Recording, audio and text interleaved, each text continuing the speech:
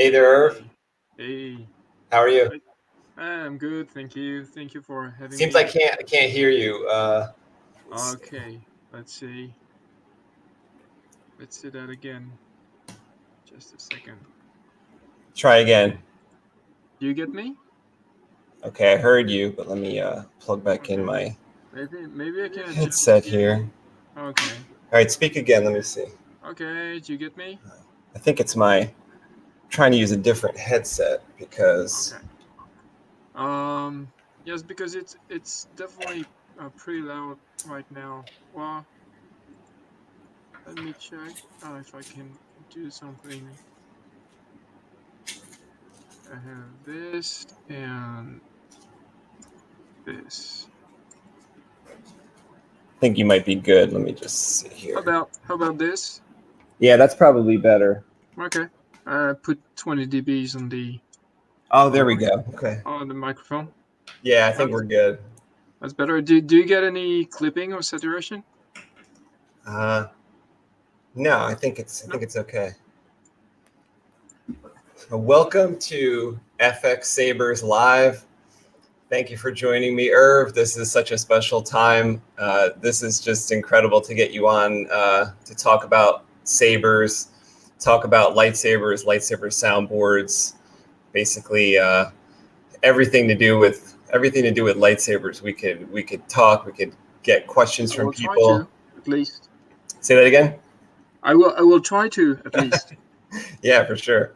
I'm sure you've got all the answers. You know, one of the cool Oh, things no. is, well, one of the cool things is like anytime someone has a question on FX Sabers or anywhere about Plector Labs products, you are there so quick to answer, you know, and it's been that way just for so many years. So thank you so much for that, because a lot of the times it was me asking the questions or I'd have to email you. And So you say that just about your own questions. Well, I'm sure a lot of people have questions, definitely. yeah, so Um, sometimes, you know, someone will ask a question but other people will be benefited by the answer. So it's like a lot of the times yeah. I will see a Crystal Focus 10 question, and maybe I didn't get there yet, maybe I didn't wire that up yet, but I always check because I'm gonna maybe encounter that situation. So, you know, and you're so quick to answer them that it's like, and then other people sometimes chime in, or they'll say,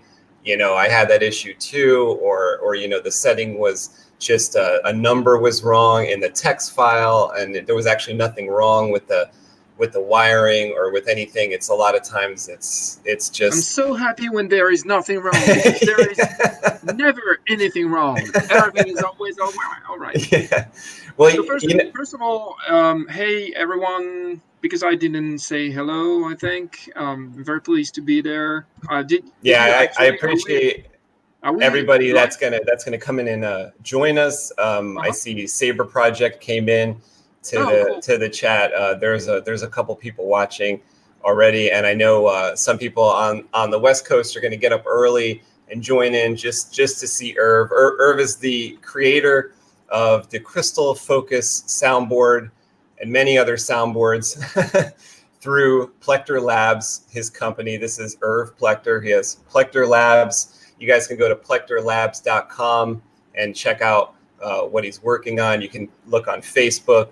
You can go to FX-Sabers. Irv is the creator of my favorite soundboard, the Crystal Focus LS for light string. So that's what I've got here. He has actually all the CFLS on the planet. He got them all. Over time, I think I managed to hoard them all. And I actually learned the definition of hoarder today, because I saw the word. It was not the first time I saw the word, but I didn't look for it. I got the overall meaning, but I wanted to be sure. So yeah. yeah, I think Now it kind of I can runs in tell. my family. You know, it's like when I walk through my grandmother's house, if the hallway was 5 feet wide, it would really be 2.5 feet wide because there's so many things, you know, on the side that try to walk through the house. So that's kind of how I am with lightsaber stuff, and especially if I really love it, like the Crystal Focus, I will go far and wide to try to find the missing LSs, you know, or maybe people are trying to upgrade. Maybe they have an LS and they're going to upgrade. So then, yo, you don't need it anymore. Call me up, you know. It's pretty much probably like Mike when Mike is chasing the vintage graphics online. Yeah. And is it vintage? Is it vintage? Is it an LS? I want an LS. Oh, is it the CFX? No, I don't want the CFX. I want the LS. Or some people will send me a photo. They'll say, is this an LS? And it's a Crystal Focus 5, or maybe it's a 6. And I say, no, that's a 6.5, but that's close. You know, we're almost there. But you know, there's almost no difference. Yeah, big difference. Lots of different pads that, you know, I need to solder to. We don't have those options on the CF5. But actually, to be quite honest, the CF5 might be my actual favorite Crystal Focus board, just because there's so much versatility with the CF5. It was like the first time we reached that level of, I mean, you tell me what changed, but it was like something changed between the 4.3 and the 5 that was just huge. Yeah. Let me see. I think maybe we introduced the new digital sensor probably in version 6, but I think that version 5 was the sort of turnkey for more flash on clash options and yeah, the interactivity with the Saber, it really became something, probably with the vocal menu as well. What the multiple font selection system was there already, but yes, I can recall quite some difference. Well, actually, you're challenging my memory. I'm just going to open the release note for that. Yeah, it was like the actual hardware became a lot different and it got a lot smaller. And then It got kind of smaller as changed. well. Yeah. That's correct. Yeah, we started to have things shrinking, and also I think that some hilts got produced at that time that required smaller boards, and this is also at that time there was a petit crouton. I don't think the Nano Biscotti was there already. No. And this is actually what drove the path for building it, not just cost-effective solution or entry range level soundboards, but just size and what you can fit in it. So let me see. So no, this is just And I electronics. think we went from like the bigger SD card to the mini SD card, which helped a lot. That's true. It might be. I thought it was version 4, but you might be right. You might be right. This is probably the moment it moved to micro SD as well. This was around the time I kind of came in and kind of became aware of all the specialness going on in the lightsaber world. You know, before that I was kind of just I was aware of the MR toys, and I was aware that, you know, people were combining sound to the lightsaber props, but I wasn't aware of like the level that people were going to on FX-Sabers. And when I became aware, I think it was around 2008, you know, we were still in the Crystal Focus 4, and maybe you had released the 4.3, and that included, I think we added the Flash on Clash came with that and stuff like that. Flash on Clash got added probably in 2.6 or 2.61 or something like this. I just want to bounce on what you said regarding you know, all the questions I get. Well, people get in general on social media or on the internet regarding the boards, and you said that I'm answering constantly things. Well, I just wanted to answer that, and in the sense that if I get notified of, obviously I try my best to answer as fast as possible. And this is the thing that I actually like with forums. First of all, because information sticks and you have a way to go through all the thread and so on. I think the forums are not dead. It's maybe something we'll see tagged on the wall. It's not punk not dead. It's like forums not dead. It's hibernating. But with social media it became more difficult because I'm not part of everything, and I, for the joke, well, this is a semi joke depending on my mood, but sometimes people will write something and get annoyed that I didn't answer, and I'm not even part of the group, or I don't get any notification or whatever. And I said, to explain, to make a joke of it, but to explain as well, that it's pretty much like sending a postcard to me in a place you like for vacation, You're hoping that not I'm there. there as well. So Or a message in a bottle that's floating. or message in a bottle, which is the iconic representation of this. But yeah, if it goes to the central hub where everything can be posted and such, and am part as well as of many groups on social media, well then yeah, I will do my best to participate and to give an answer. It depends on the moment of the day. Obviously, I live in France. I have a day job. Shall I state that again?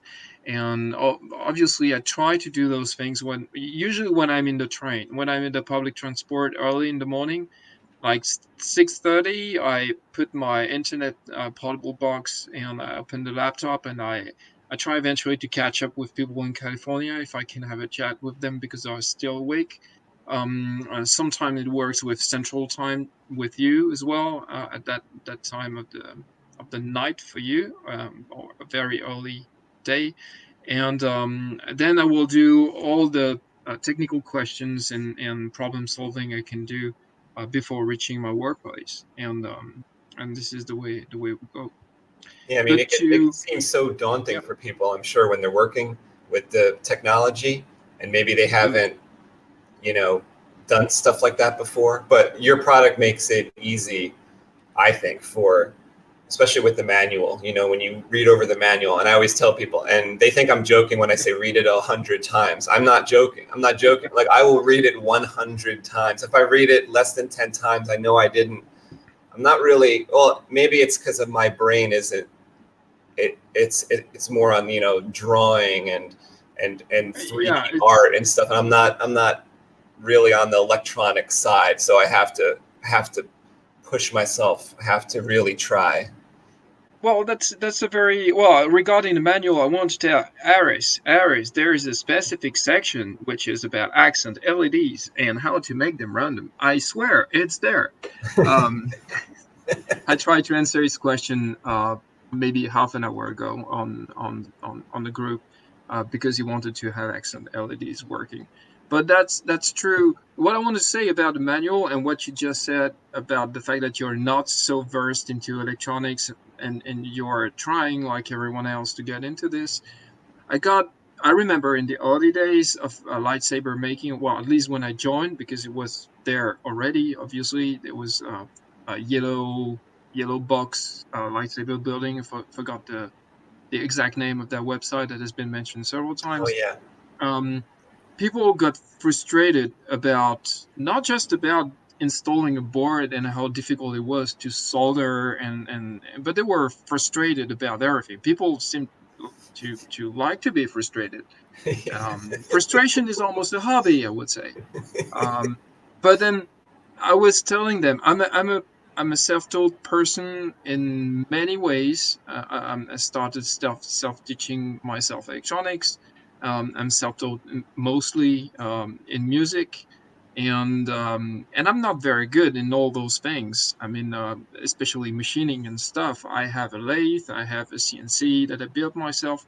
I like the project and I like to use the tools. But what I want to say is that finally, when you look at the lightsaber, it's amazing how many cumulative level of expertise and skills you need to build it, to build a lightsaber.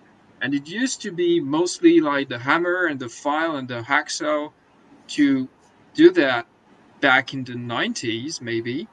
And then suddenly it started to involve like batteries and extensive knowledge of batteries, wiring, electronics, Ohm's law, um, uh, current into high brightness LEDs, and all kind of stuff. And people will like to have an instant answer about this, but this is not Kinder Surprise chocolate egg. It's not like you open the surprise and you build it with 2 clicks. It's definitely not that. And when you see the masterpieces of art that some people produce, I just have a harp lightsabers coming to my mind, but Goodman also in the past. You can see that all those pieces that didn't come together like in a minute, and sometimes it's been using the nav file, to finalize the part, but it's also requiring a very important artistic feeling, and you have to be good with your hands. You have to master a lot of tools, and finally, on top of that, you have to cram electronics inside. So basically, you need like a couple of degrees to get that thing done. If you don't have them, and if you don't have any experience, it's going to be like shrinking all those degrees into a very short time and have the accumulated frustration shorten up and package and zip into the same thing. So to all the people who are willing to build lightsabers, don't freak out. I mean, it's a great hobby. I want to say those words. I started that after building my first video projector, and I went into that hobby because it was combining many kinds of topics, and it was pretty much the same for building your own video projector.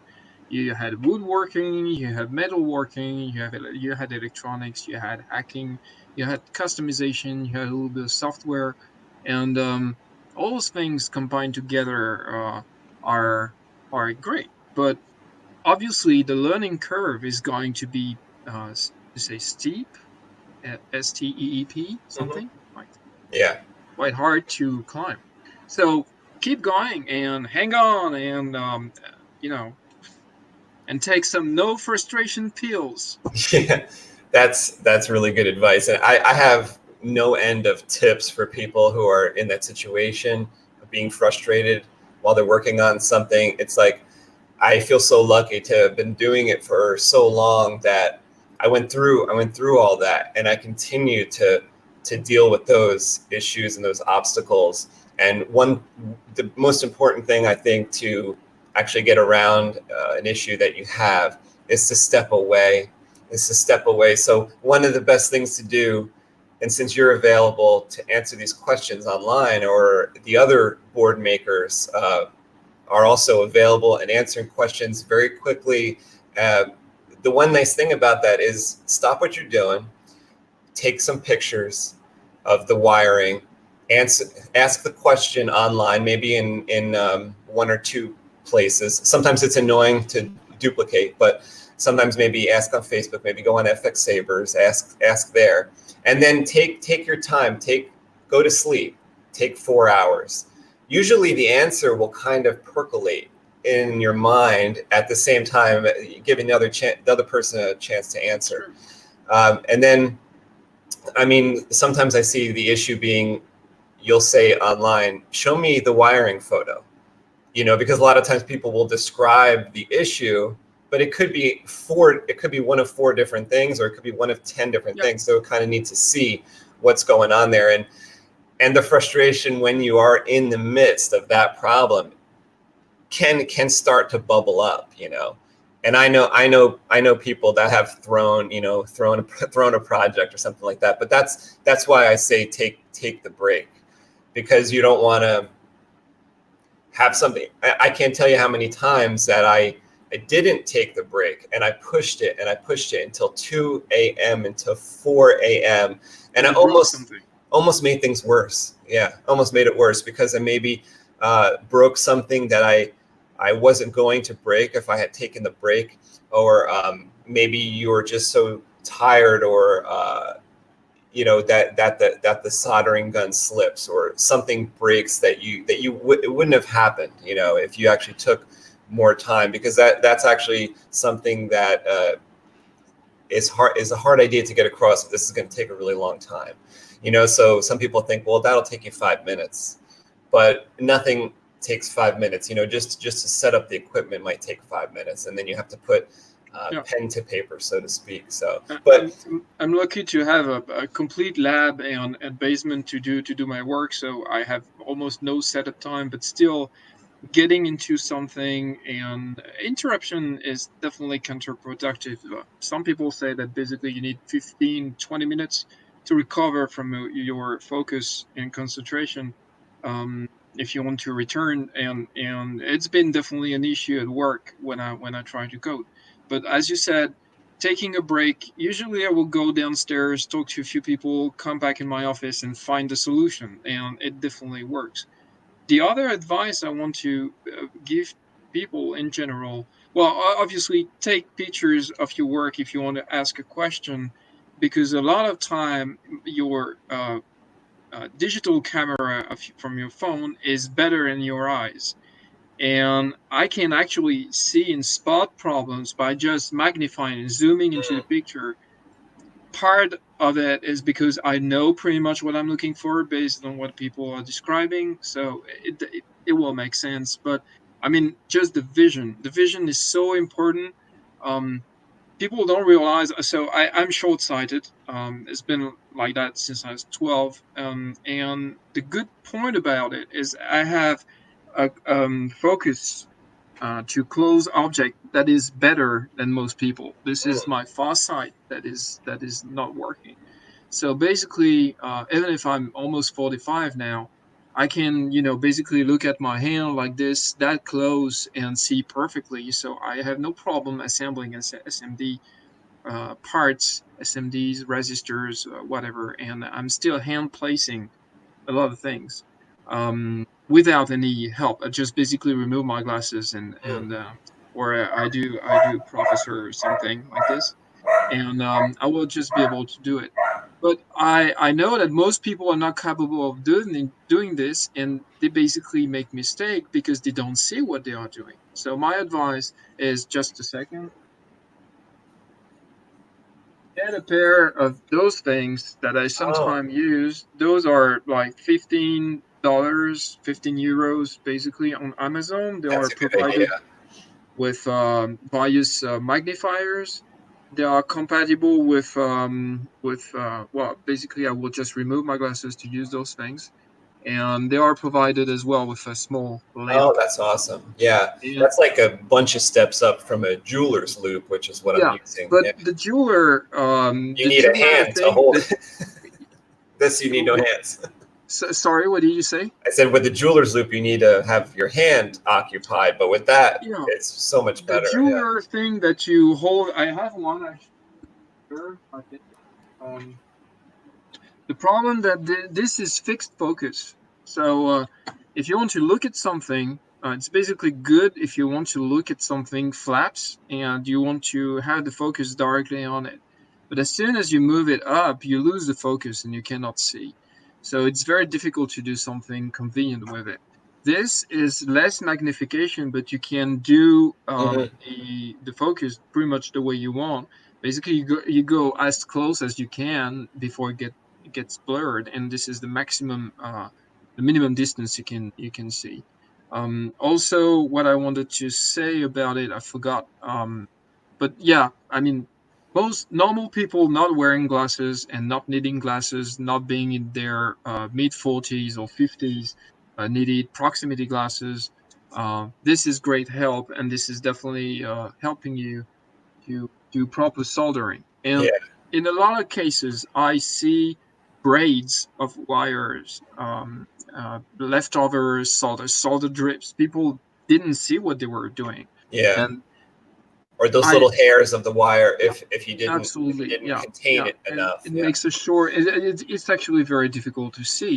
The thing is that your camera is actually good at it. So if you even if you don't have those things and you made a mistake, the good idea is to take a good high-res picture in macro mode with your camera and look at it on big screen on your computer screen and try to see eventually where on the picture there is something that shouldn't be there. And usually it's very obvious. I mean, at least for me, which Yeah. is understandable. But sometimes you will see something which is shiny right in the middle of the Mhm. board. And, That it might shouldn't be be there. crossing two pads, or it Like might be plus, linking something. minus, joined together. Bad. This is Yeah. bad. And I would say too that the smaller these boards keep getting, is the higher the likelihood of something like that happening. Therefore, glasses like that are kind of more necessary now than, like, let's say with the Crystal Focus 4, with the Crystal Focus 2, which is a little bit It was easier to kind of bigger. hold Yeah. and work with. And um, like going back to those earlier boards, I was surprised to hear you say a minute ago that you were kind of limited in your knowledge of this type of stuff before you started electronics and music and stuff like that. So how did you come up with the idea to say to yourself, I want to try to create a circuit board that creates lightsaber sounds through motion and provides the LED drivers as well, and also, did you have a toy, or did you have a prop that you were unhappy with that kind of brought that idea to life, or was it just stuff that you saw online? And it's a mixture of things. I mean, the there is the company aspect, and there is the just the hobby aspect of building that board. Um, the So first of all, at that time, to understand in what kind of mood or lifestyle I was at that time, we just purchased our first house that we sold since then to move to this place. And this is a sort of, I won't say rebirth, but since I was a lot into DIY and building things, the 3 years that I spent in my apartment, which was a small place when I met my wife, but we were not living in the same place because she was doing her PhD at that time. So we were in separate places in different cities. And I didn't do a lot of DIY or projects and stuff like that. So, and I was very busy at work as well. So I would just go home and eventually play video games and stuff, but not building per se. Mhm. And when we came to the house, suddenly I had like a new blank canvas and stuff I could do.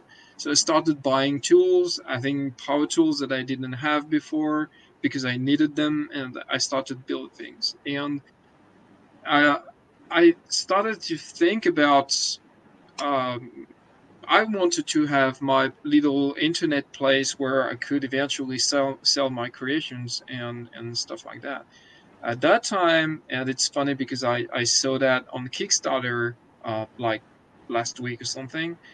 I remember saying myself, telling myself and telling to my wife as well that I would like to create something, for instance, that you put at the back of the car and you program a message, and when you press a button or press the brakes, it will say something.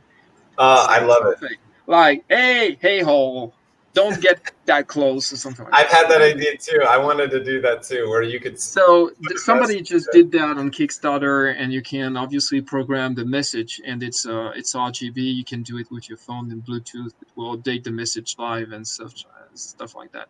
And I started thinking about liability. I said people are getting to be in trouble because they are going to put insults on it, because obviously this is the thing to do. And and I said, well, scratch that. I will do something else. I will figure out. And but I was like back in 2004, late 2004, 2005, and I had that idea in the mind that I will try to eventually do some electronics for myself and not just for my employer. So after we did what we had to do with the house, which was not much because everything was, working. The house was almost new, was 4 years old, I think. So we just had a little bit of painting to do and a few modifications. So I got into that hobby of building my personal video projector because it was very expensive at that time. So I went to forums. That was my first experience with forums at that time. And after I built my thing and it was finished and it was working and we used it just a little bit, you finish the project and what, and now what else? What else I'm going to do? And the real story about the board beginning to sort of uh, bloom or germ in my mind was me going to ThinkGeek, the website selling geeky T-shirts and gadgets and stuff, and I was looking for electronic engineering T-shirts because everything was about computer science. Um, like that joke, you have 1 0 amount of reasons to understand that joke. and only if you know binary or something like this, and all those funny T-shirts.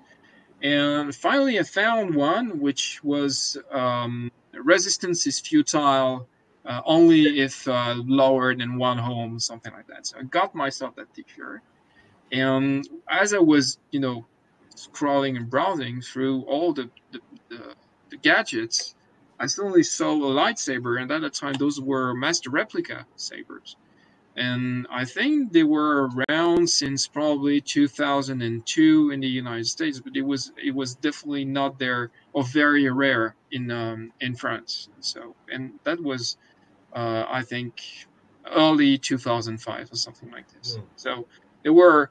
I won't say that it was impossible to get them, but it was definitely not online everywhere. Hard to find items. And I told my wife, "Hey, look now they make lightsabers and they scroll up and they have sound. That's fantastic!" And it was like, discovering something completely new. And the big, very important sentence behind it was like, "Hey, what about a buy one?" And she said, "Well, okay, but it's a little bit expensive." And I said, "Yes." And then you have the import duty and stuff. And she said, "Plus, we need 2 of those." So, Well, you so save on shipping at least. and we save on shipping. So I didn't buy those master replica thing, and I started the path to research for what what I could do to build one. And at that time, there was a pretty intense forum in Belgium with Fanwars, I think it's .be. They had a costume and props forum. It was a club or a costume building group, fan of Star Wars in Belgium. And they kind of documented pretty well building lightsabers using what's the term? EL tape. Mm-hmm. And we're building sabers exclusively with this. But it was obviously light only, very dim, and so I started with this. I built my first saber. I modified the EL inverter to have more power, modified the transistor inside to have more brightness, increase the frequency. Started to do some engineering on the light technology itself. And I built my first saber out of. So we don't use sync tubes here. It was, I think, curtain tubes that I could source as hardware store item, off the shelf that you pick, and a couple of hardware D rings and stuff like that. I think I made the blade holder with an aspirin tube and epoxy paste. And didn't have a lathe at that time, and so I assembled everything together and I got my lathe, and I made one for my girlfriend as well. So I got those 2 things done, and then what? what to What do now? next project. So I started to visit websites in the US, and the one website where basically everything was starting at that time was the LED saber or LED blades question and answer thread on theforest.net, which is probably still there. That's where um, I was first too. so that was kind of central point. There was Jedi Lorraine at that time with her former tutorial regarding EL blades that she made, and it was very popular and well described, and people were then um, trying to figure out how to do something without anything into the blade itself and with more brightness, and core people without any, you know, obvious joke about the core thing. There was Corbin Das at that time. There was Psat Keel, I think, the guy who did I think the fishing line blade. I don't know if you remember that technique. I know the Basically, name who you're saying, but I don't remember the. yeah, he returned on FX-Sabers after a while, but I don't think he's been active since then. Is, I think, if I recall correctly, if I'm wrong, I'm sorry about this, but is basically the guy who did the fishing line spinning around an inner tube inside the outer of the blade to create that core effect, with all those spun fishing line all around the inner blade. And this is what has been further replaced by the Corbin theme that TCSS maybe is still selling, to provide both a core, a white core, central core in the blade, and also to guide the light up to the end. So and yeah, so a lot of things were happening at that time. Ultra Sabers was there as well.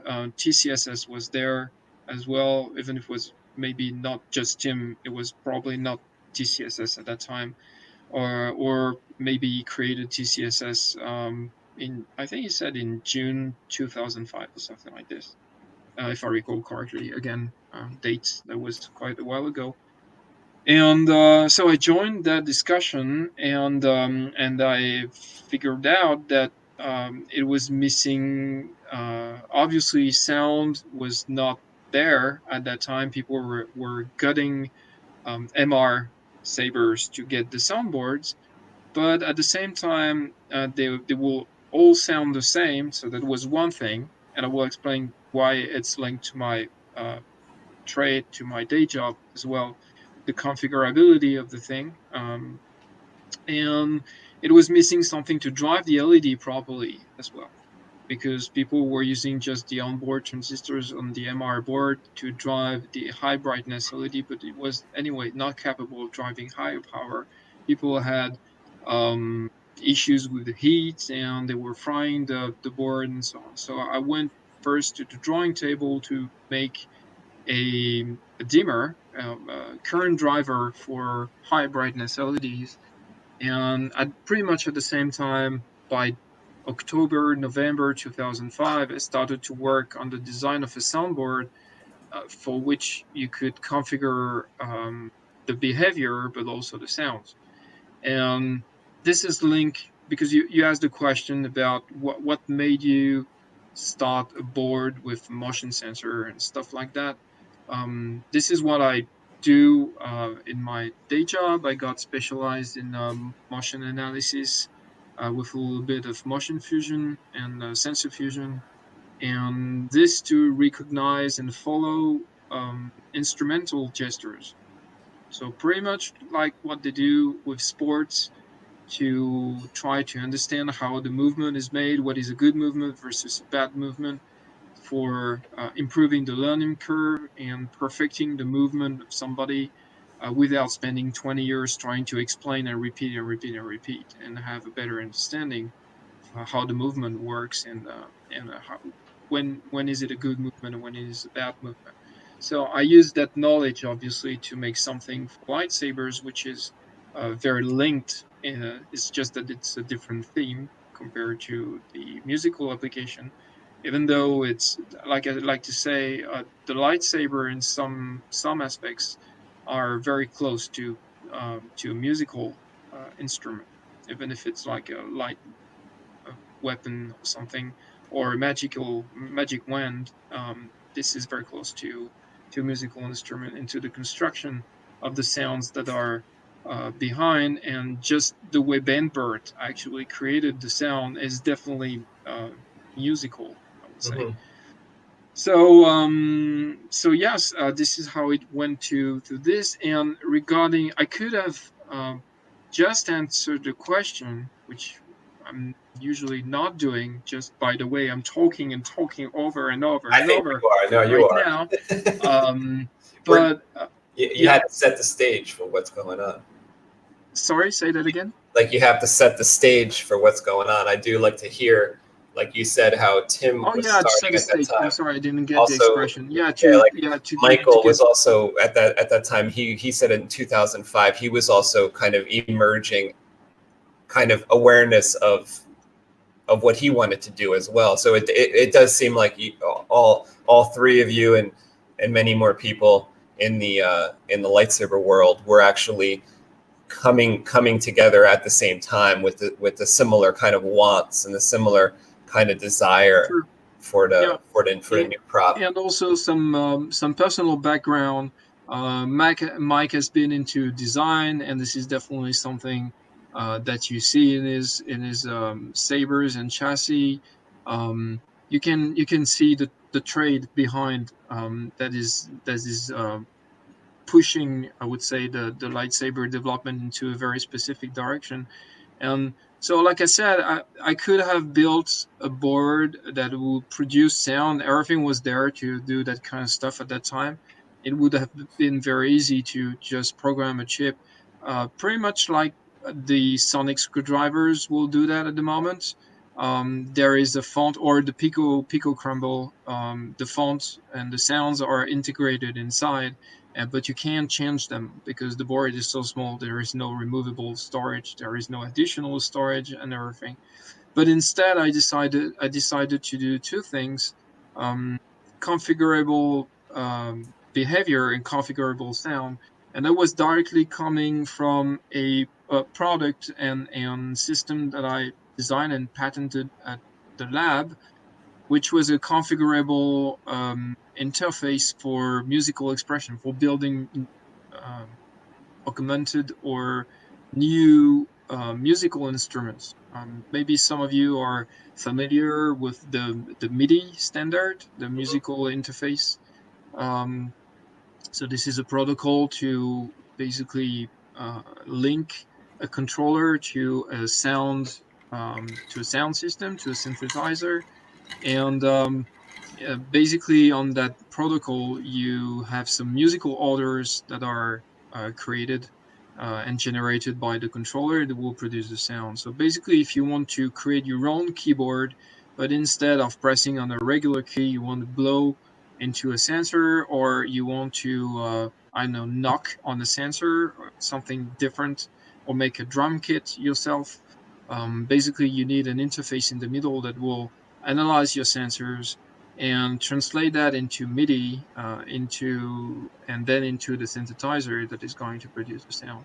And the device that I built and that we sold at the institute was designed in such a way that there was no mandatory message or MIDI message that they were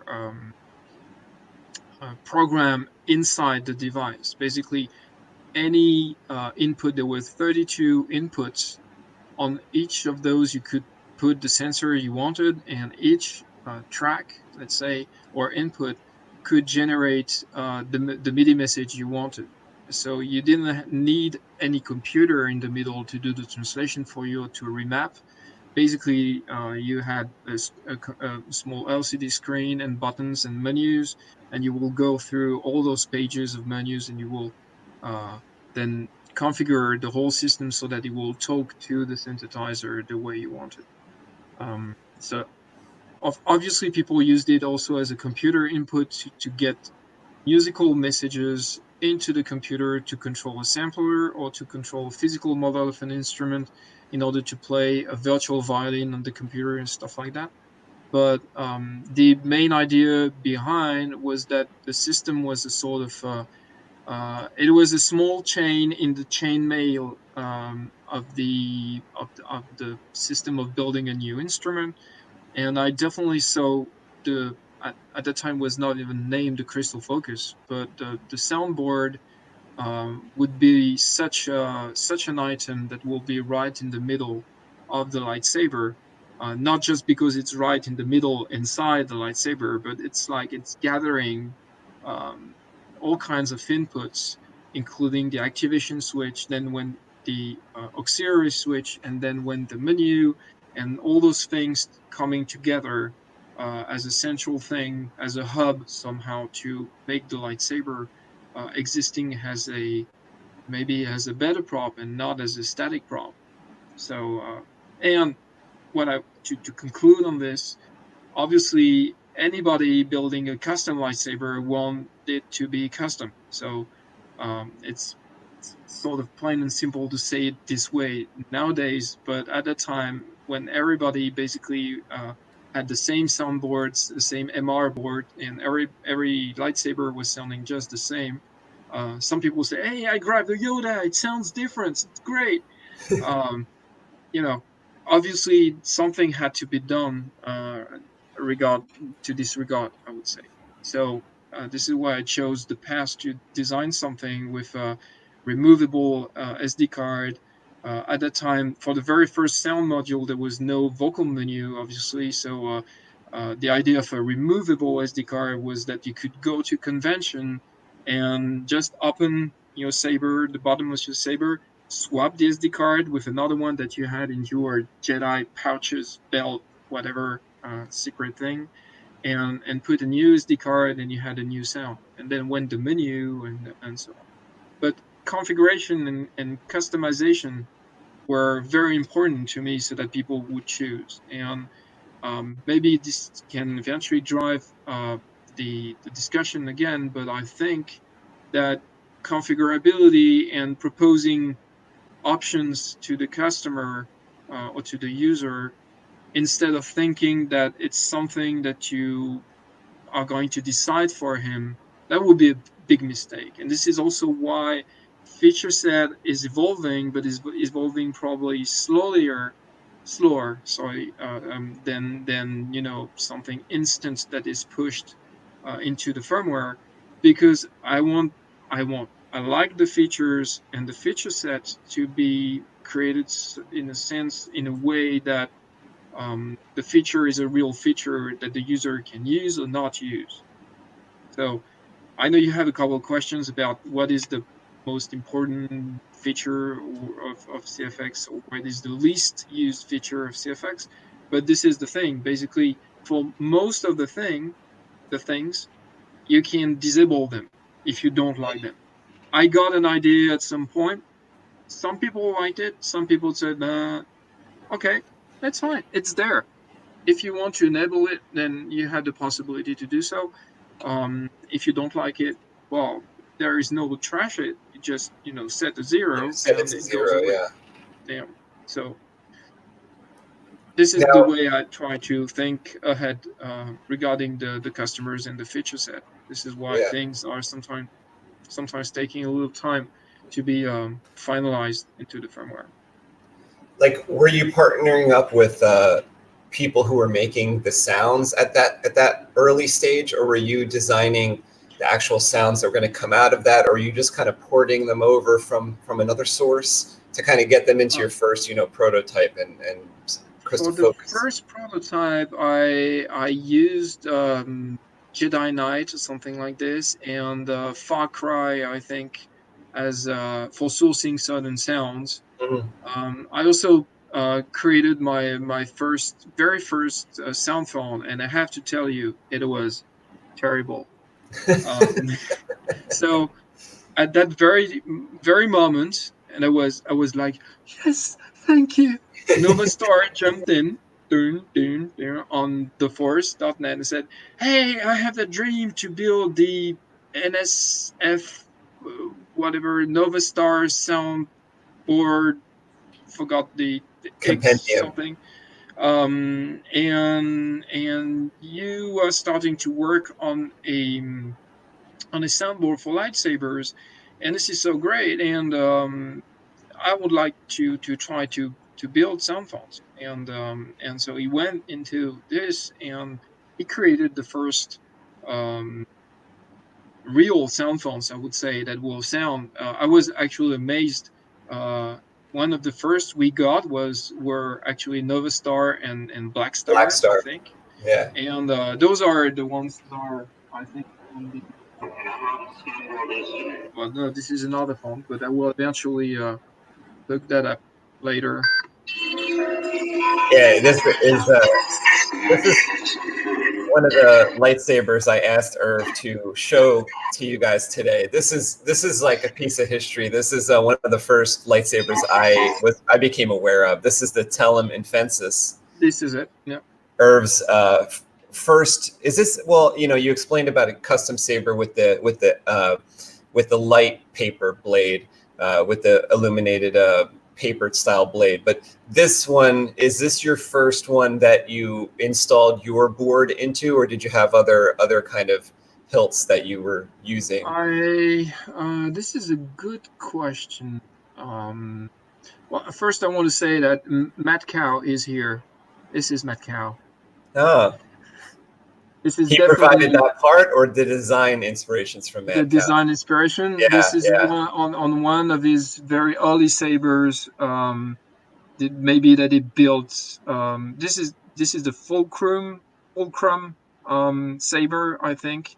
The very first version or the second version, I can't remember. Something that they built in 97 maybe, or something like this. And I so loved the I don't know how to call this part, how it looks, but it said, "Hey, that's a belt." So I got myself a belt and I did something. But I wanted to give justice to Rob's work and how inspirational it's been over the years. That Oh wow, was so many things in Rob's work. It's like the that's one thing, and then there's the chassis. I feel like he came up with first. So many different so things. I many mean, even things. some of his designs, like the Koran horn Genesis design, is custom just sabers. over and over copied. Yeah. So This is actually the first saber I installed electronics inside for real. This is a saber I machined myself, but that one didn't have sound, just to make the difference with the aluminum fences. So this is it. I'm going to go find the back. So this is the saber I started machining with in 2006, I think, probably in February or March. I decided to try to build a hobby lightsaber, and it's been quite a pain in the ass. that But looks like a great size obi though. yeah, That looks it perfectly absolutely sized it and was very difficult difficult first to machining. build the shroud. The Yeah. shroud, I think, is now 0.25 millimeter thick. It got actually a couple of marks because unfortunately the part tried to escape and bumped. But now I kept it. This is my relic, and I'm very happy with it. So this one only had a current regulator, current driver inside, and no sound, and just an IMH battery. But then you are correct.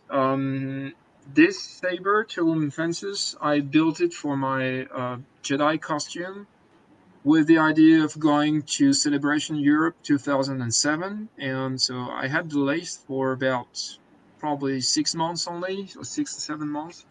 And I decided to try to do a saber from scratch with my design. So my design is just basically this is a glorified flashlight for sure. I mean, it's a plain Jane thing for which I grabbed Rob's design, which makes it definitely good. This is Rob's part.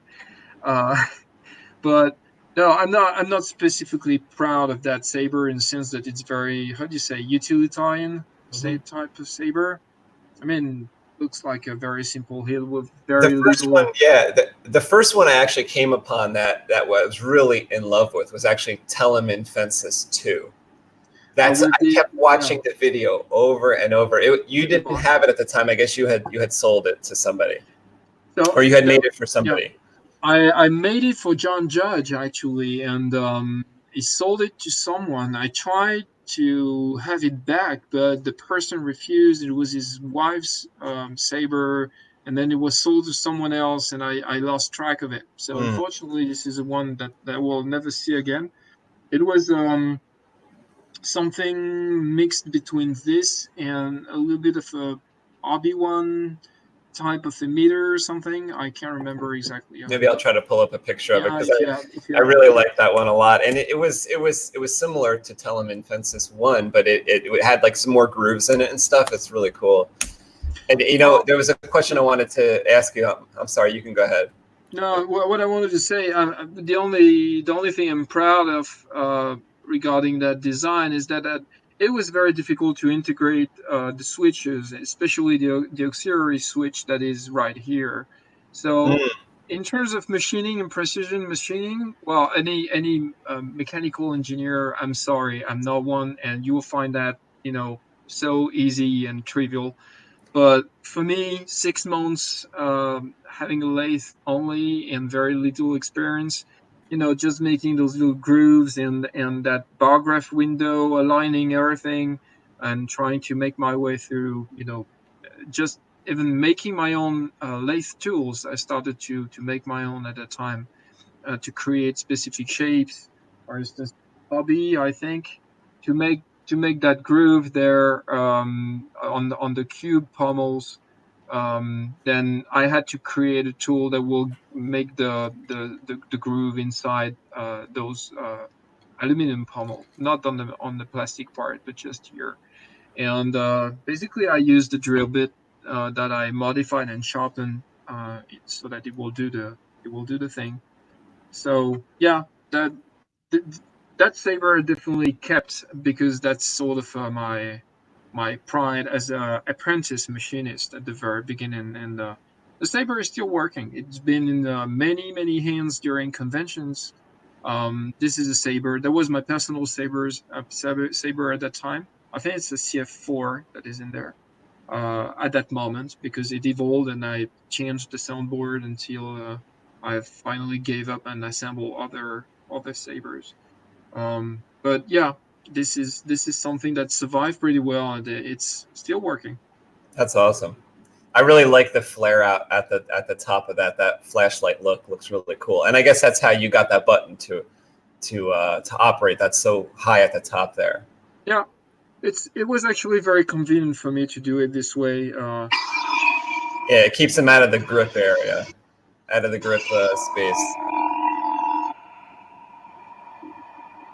Oh, I like that. Yeah, and that was one of the things I noticed when I watched the video the other day too. Is and I want to steal that idea, by the way, which is the the chrome tape over the bar graph. This is the Mylar. Yeah, I love that. I love that because you know what? I want to do that, and then I want to put like a piece of plastic over it too to kind of protect it and to keep fingerprints away. And I think that would be really cool as a to hide the bar graph. you hide it, and it's revealed only when it's powered. Oh yeah, okay. You can see Telemann fences here where it has this bar graph or accent LEDs that goes around the collar, and I really love that.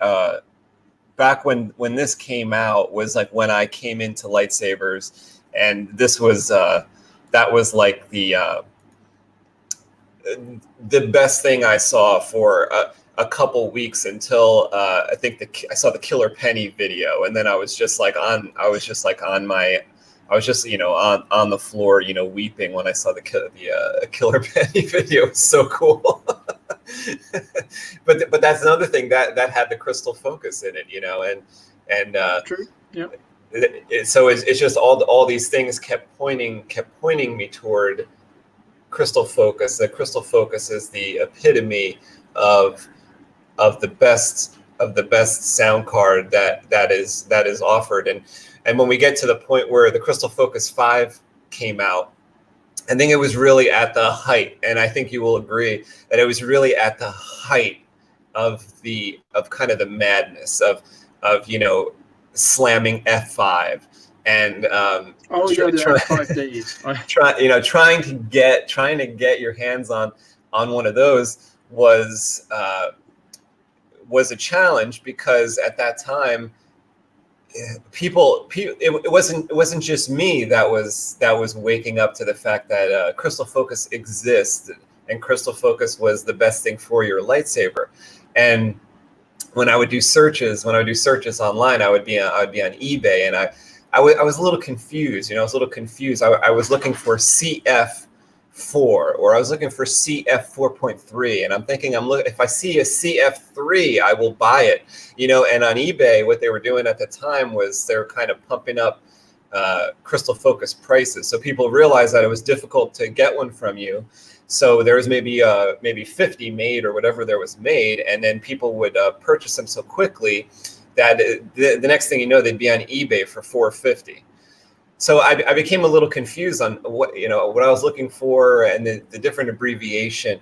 So I think I said it on a previous podcast or something that I bought a US 2.5 because I got confused. I think, I got the crystal focus, but that was a US 2. It wasn't a CF 2. I got a deal. I got the crystal focus. But at around that time in 2008, 2009, I think the Crystal Focus 5 was launched, and it became very, very difficult to get the Crystal Focus 5.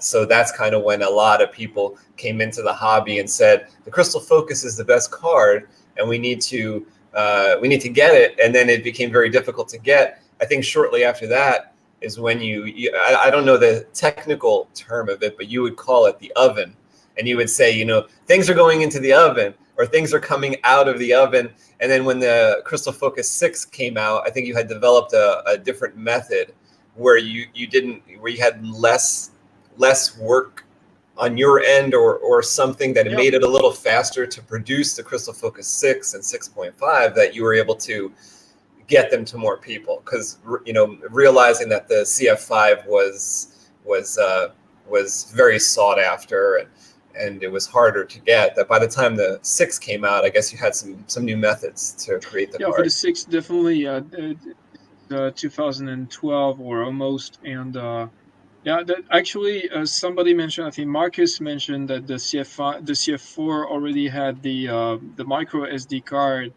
But to echo what you were saying about the CF5 and what it sort of brought, it was the beginning of using the wave file. I had more CPU power and optimized library to read the sound files, and so we moved to the wave file instead of the raw format, a raw format that nobody understood, and people would just use the sound fonts provided. It was hard to make a sound font because you needed to understand what was the raw file format, which is basically a WAV file without the header. I had so little CPU power left on the earlier boards that basically everything I could save, I would save. So basically, I didn't use a complete WAV file. I will just use a file with no header, and it had to be the right format and so on. So it has this, and it became compatible with FAT and FAT32. I had it says simplified gesture recognition settings, which is a lie, because people kept complaining about the fact it was too complicated to adjust the settings. Anyway, there was a 3D motion sensor, so improving motion direction. Any direction you moved, you could have some sound played compared to the 2-axis system. And actually, the PLI and now that I'm reading it, the bar graph sequencer, the accent LED sequencer, which was not there before. So like you said, it's kind of a rupture into the design, and also a rupture into the manufacturing process, because that's the thing. Until CF4, I can't remember the numbers and how many I was assembling by hand. But even the motion sensor was hand soldered, and the boards were whole hand soldered. And for CF5, I think this is the moment, and I invested into a reflow oven that I built myself at the time. I bought a kit to transform a regular toaster that some people are using for powder coating, for instance, into a reflow oven, and I was producing the boards this way. But I was still hand populating each board and placing the parts on the solder paste after screening the paste. So that was definitely technique taking a lot of time. And before that, until CF4 or the 3 something, the boards were hand soldered, which means that there was no paste. There was no paste, no oven, no reflow process or anything. It was all about pre-tinning the tiny pads on the PCB individually, PCB per PCB, and pushing all the parts with tweezers in one hand with the parts, and wow, and the soldering iron, and attaching all the parts at least on one pin, and then doing all the other soldering. So that explains somehow why I was basically just only providing, I don't know, 300 boards a year, 300 boards a year in the best years. But at the same time, the market was was that. I mean, obviously, I would have sold more boards if I had produced them. The problem is that it was very difficult to find a suitable manufacturer in France. It is still difficult. I wanted things to be made locally. I wanted to have the the roadmap. This is kind of funny because this is just a thread on FX-Sabers that it took place. It was a long time ago. Okay, this was like you were developing the Crystal Focus version 5, and this was what I found funny, which is at the top. It's Crystal Focus 5 discussion thread. I guess you were taking some. You were taking suggestions, basically, like what do you want in Crystal Focus 5? I'm developing it, and then it says not for asking when they're available because people don't understand the desire, the want, the need for I could for what you totally were making. understand it. I mean, it was like people had builds that were sitting on their desk and they were saying, I'm waiting for the Crystal Focus. I want to put a Crystal Focus in here and I need the Crystal Focus. And it became the hot topic because it kind of became the point of contention on the forums because it was very exciting to kind of say, well, I just got 2 Crystal Focus. And then people would say, damn it, I didn't get it. It says 0 when I log in. I'm laughing about it, but it's been a source of stress at that time for real. Just hold on a second. I'm going to send you a link of a video that you probably already know, but it's so long ago. This is a video during which I explain how hard those things were based on the free time I had. That's the difficult part. I mean, it's been always difficult to fit my schedule, my family, my house. So we've been there for 10 years now. I'm ending the renovations, and people sort of most of the people I talk to, until eventually they visit us, they don't really understand why it take 10 years. The thing is that I got many projects I built and from scratch, many things. When you have a house, it's a lot of stuff to do, and you have kids, and you're setting stuff up, and this is the same process as the Crystal Focus. Finally, it's difficult to find a reliable person and have the matching price of the subcontractor to do the thing. If I had like tons of money at that time, I would have hired somebody and say, yeah, do this, and I got this new idea, and here's 25 grand, and there you go, and do the thing. But I decided to do it ourselves instead because I like to learn how to do things, just like for machining and such. It's been a very great life investment as well to do those things. Some of it have been like packed frustration, so I can't rely. I mean, I sometimes argue with users and Crystal Focus users and RTFM and stuff online and with people, but I got my own lot of frustration when I did masonry or carpentry and painting and stuff like that, and fail written on the wall everywhere. In bold red letters. So I had to redo a few jobs, and I yelled a few times as well.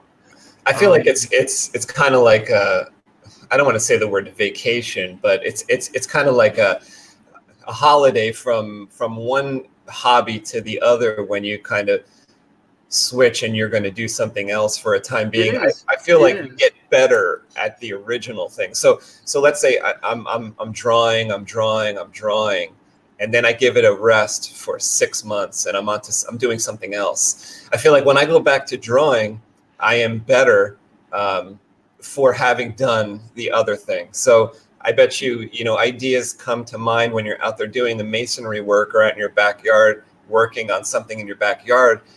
It's weird how the mind works. So you'll be doing something. I got actually a lot of ideas. You're right. Yeah. When I was doing something else.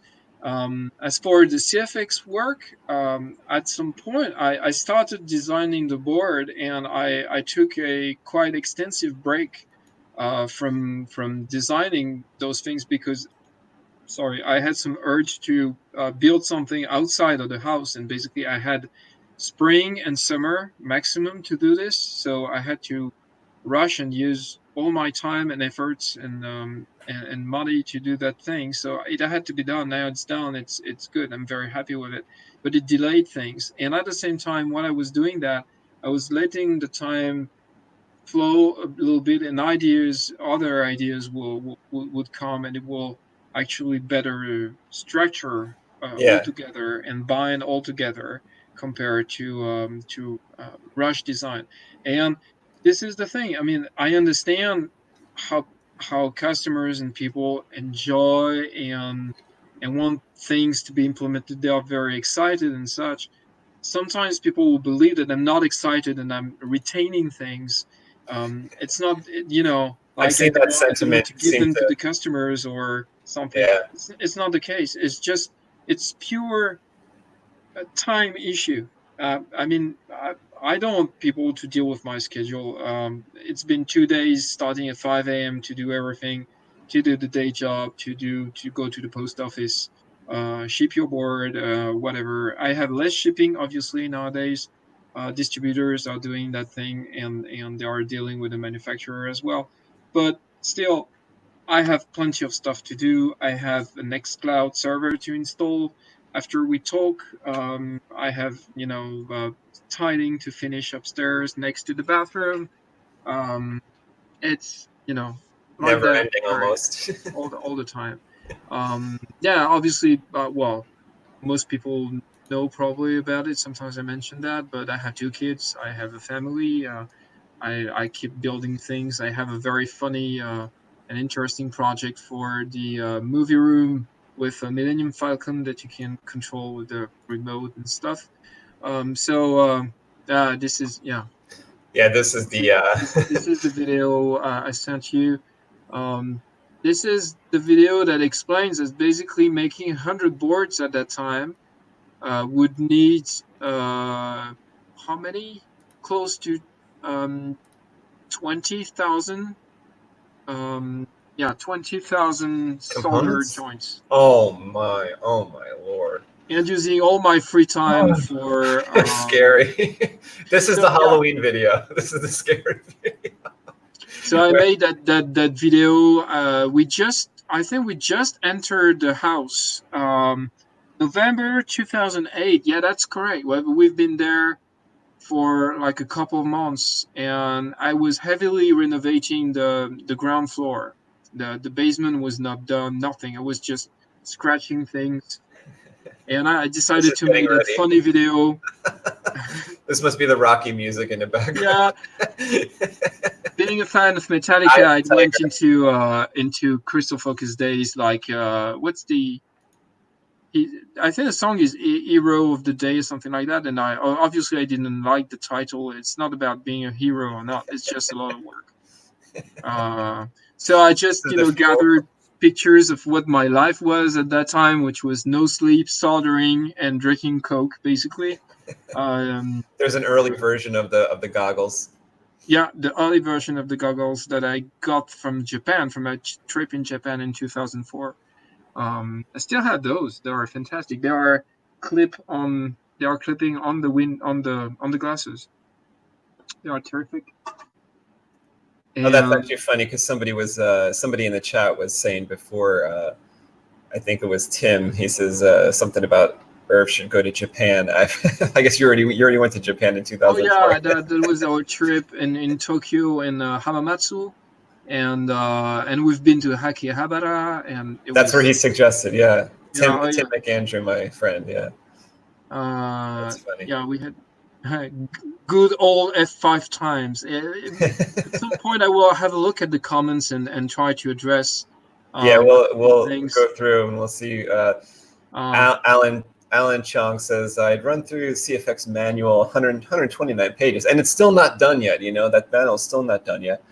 Several times, but I cannot find a full wiring diagram with all the components for the LED strip. Well, I think the wiring diagrams are kind of split up in a few different pictures.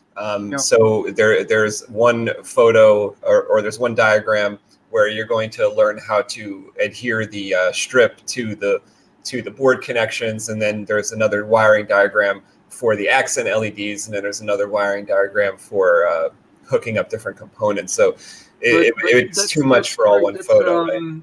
That's actually a good point, and it's for real. It's on my to-do list on line maybe 3 or 4, so that's coming.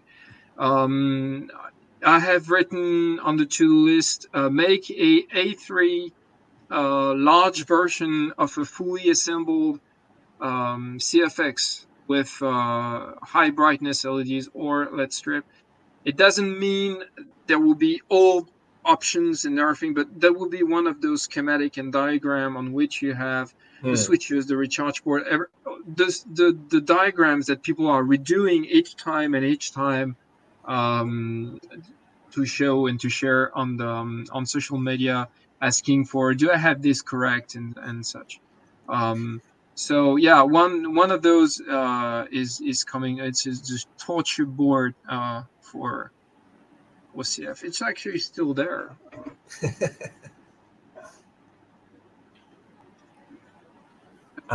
There is the Prism Fakir thing just here, and you have blue painter's tape. Otherwise, I would be blind already, because there is a true high brightness LED just behind there. Yeah, fun stuff. So yes, I'm trying to add and make it as complete as possible. However, it's difficult to make a generic schematic when you have something which is fully optional.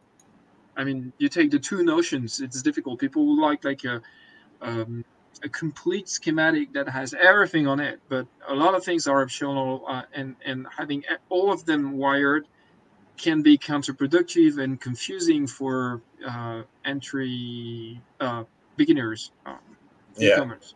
So, but I will make a schematic that is grouping what most people are using, which is a rechargeable battery, a recharge port, the 2 switches, the LED strip, and the RGB. Yeah, I think it would have to be kind of 2. It would have to be like 2 complete wiring diagrams, one on one page one for LED strip. Yeah, absolutely. Because otherwise, they're components that are taking up. If you're using RGB, you're not. Those pads are soldered already for obviously, yes. Yeah. Let's see. I don't think I'd be able to use a microscope for soldering either. Well, that's Scarecrow's workshop. Actually, it's less. It takes some practice to get that right, because obviously your hands are not in the same field of view as your eyes, not in the same focus plane, I would say. Yeah. So it definitely needs some practice. This is why the goggles there are extremely convenient, because basically you just use your eyes normally. But I can tell you, my wife is a biologist doctor, and she definitely had to learn how to use a binocular or a microscope, and each time it's doing, it needs some practice to know exactly what you put your eyes and so on. When you're doing some extreme soldering, which is very, very tiny, sometimes you need the microscope to do something. I rarely use that. I do that a little bit at work sometimes. I had to do some crazy reversed SMD work, for which, for instance, you are going to solder a BGA or a LGA package, which is the size of the motion sensor of the SFX.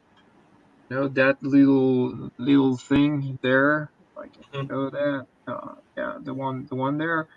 Basically, you solder it upside down when you don't have any printed circuit board. So you flip it, and you will solder manually a tiny strand of wire, like what you used to see on EEPROMs. When you were looking inside an EEPROM, you had all those air wires coming to the silicon bulk. So I did that a couple of times on some sensors, because I needed to test them right away without waiting for a PCB to be done. So I will just do that. But this is a rare case. Otherwise, I will just use the glasses. I have this as well, and I have a couple of pairs of surgeon glasses, which is pretty much this attached to glasses. So you still have to get really close to what you are doing, but yeah, this is heavy magnify manufacturing.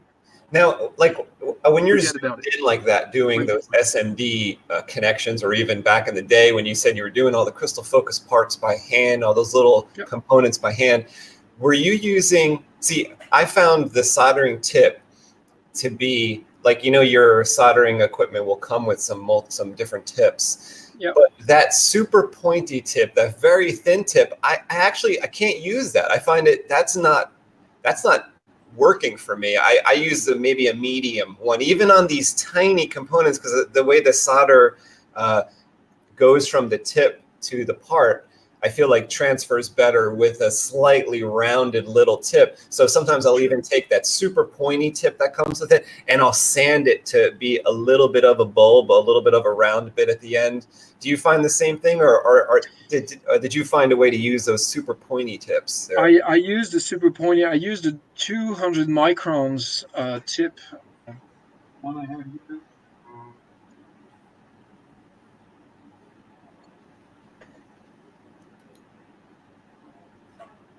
Where is it? Oh yeah. This is the one. Maybe I can show it against a white wall. Yeah. So that it's a little bit dirty. It has some solder residue. It's not new, but the tip is definitely stingy, and this is 200 micron. I use it in a way that I don't use the tip per se. I use it slightly angled, like you would do pretty much with any tip.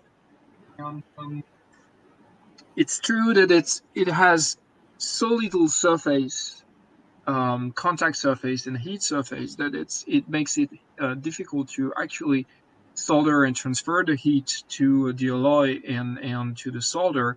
But this is what I'm using for SMD pretty much all the time.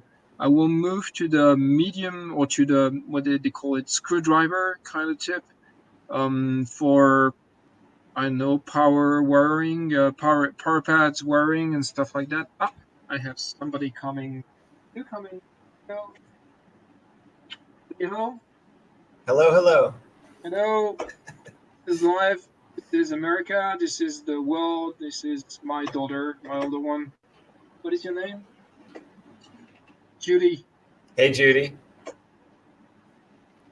Ça va? Je vais chercher. Okay, super. Parfait. She's in charge of getting my other daughter at school. She came earlier, and I was having the chat with everybody, so she's doing that. Anyone else in your family Star Wars fan? Well, they became. They had no choice. They had to join you. One of the fun thing I like to say is like, what do we watch tonight? And Manon, my second one, says, well, Star Wars from the very beginning. I say, oh no, that reminds me work. So we joke about it.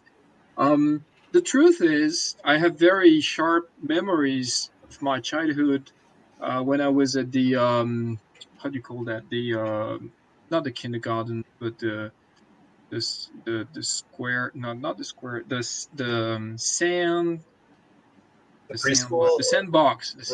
behind the building where I used to live, and we were playing there, and I have many friends who had like the Millennium Falcon or an X-wing. No, they had an X-wing, I think. They had all the Star Wars figures, Kenner, and I didn't know those things at that time, and so I barely heard about Star Wars at that time. But my parents didn't take me to see the movie, and so my parents are definitely not into science fiction, but I became a really bold fan of science fictions, and I like to watch, all those invented stories and stuff. I also like what I call life slices movies. Movies are going to talk about very specific relationship between people and stuff. One movie that we went to see with my father in Boston during a trip. I took my father on a road trip. It will be pretty much like, I just learned that there is a TV show called Travels with My Father, I think. And I did that in 2007 so that he could see his friend in New York City. We took a car, we rented a car, and we drove to Boston together. And we went to a movie theater at that time, and we watched Reign Over Me, which is a very sad movie about a guy who's denying the fact that his wife is dead. And so I'm not especially interested in dramas or stuff like that. I mean, otherwise I would be very happy because of all the dramas in Saberland. I mean, this is a complete movie and TV soap opera by itself. Oh no, this is not the best board. No, this is the best board. Yeah, the Fantastic. dramas in Saberland have been going on for many, many years. But Yes. you know, it's kind of part of the fun, and it's kind of part of it's okay breaking up the time. It sucks if you're in the middle of it, or if you're involved in it. But it's more amusing if you're on the outside and you just read through you're just reading through the thread of people arguing. You know.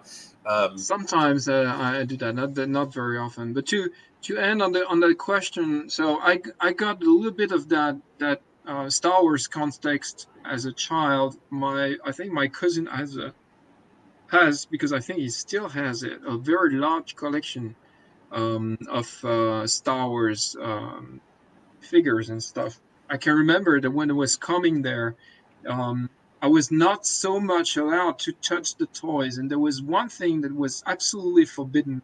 It was the Darth Vader lightsaber that will come out of his hand, of his forearm. I don't know if you remember those Kenner toys on those figures. The lightsaber was hidden inside the forearm, and you had a small lever that you were pushing, and it was extending the lightsaber. It was very fragile. So that is one thing that she shouldn't do. It was extending Darth Vader lightsaber. That's only for the special occasions when he's and when he's fighting Luke or something. Something like this. So I didn't have those things, and I think I reconnected with Star Wars and started to watch actually the movies in integrity at that time in 96, when I was in engineering school with some friends, and there was a retrospective organized. It was Star Wars Reunion version 1 at the Grand Rex. The Grand Rex is a big ancient movie theater from the 50s in Paris. And they're organizing concerts, and sometimes they will do movie marathon and stuff like that. They will play several movies like Harry Potter now or stuff like that. And in 96, I went there, and what I think I remember is that Arcos Sapiens Stellaris, hello Pascal, if you see me, if you watch this video, Pascal that I didn't know at that time, Arcos, that guy actually, I want to do justice to this guy. That guy actually introduced me into lightsaber building and making to a certain extent. First of all, because he was the creator of the Rebel Legion French base, co-creator and co-director of that base at that time. And I think in 96, he had built his own lightsaber out of stainless steel tubing that he, sanded with not a nail file, but he did that all by hand. And they made that choreography. They were hired, I think, at that time by the theater or by the costume group they were part of to do some choreography on stage before the screening of the movies. And I attended that, and that was my first contact. So I'm stating that again, that's 96. I would start building a lightsaber like 9 years later after I finished my studies and everything. But that sort of planted a seed at that time, because when I went to the theater, I watched all those people costumed, and I thought they were professionals. But they were a group just having like fun. the 501st or the Rebel Legion, and they were all fans, and they had invested like many hours in building, crafting their costume, because you didn't have costume base at that time. You had to craft everything. You had to find a shoemaker to get your boots and stuff like that. It Remind also me to sounds tell you like, the story when I got my boots to go to Celebration Europe. I have a very good story to tell people about, buying boots. okay, yeah, like, seeing that performance that you said inspired you, it kind of sounds like that idea was in the back of your head for the performance aspect with these props, because like I True. see out of the bottom of the Telemann fences that you're Yeah. holding up is a little wire. And is that a Bluetooth antenna, or is that an antenna? Yeah, that's the OmniSaber version 1, the first thing I designed. There is still OmniSaber dongle in there for live performance. But that's definitely correct.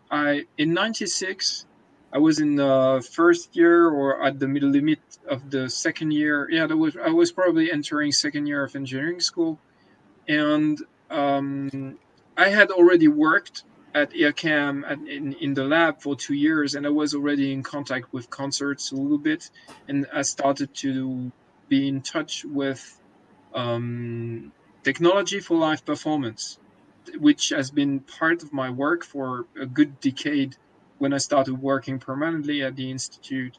And this is when I definitely connected the thing. I mean, I realized that people could do their own costume just for dressing up because they were a fan and watch the movie dressed up as Leia and stuff like that. But those people also would go to convention. I didn't know about the conventions at that time. It was totally unknown in '96. I mean, some people knew about it and were part of it, but I totally ignored that.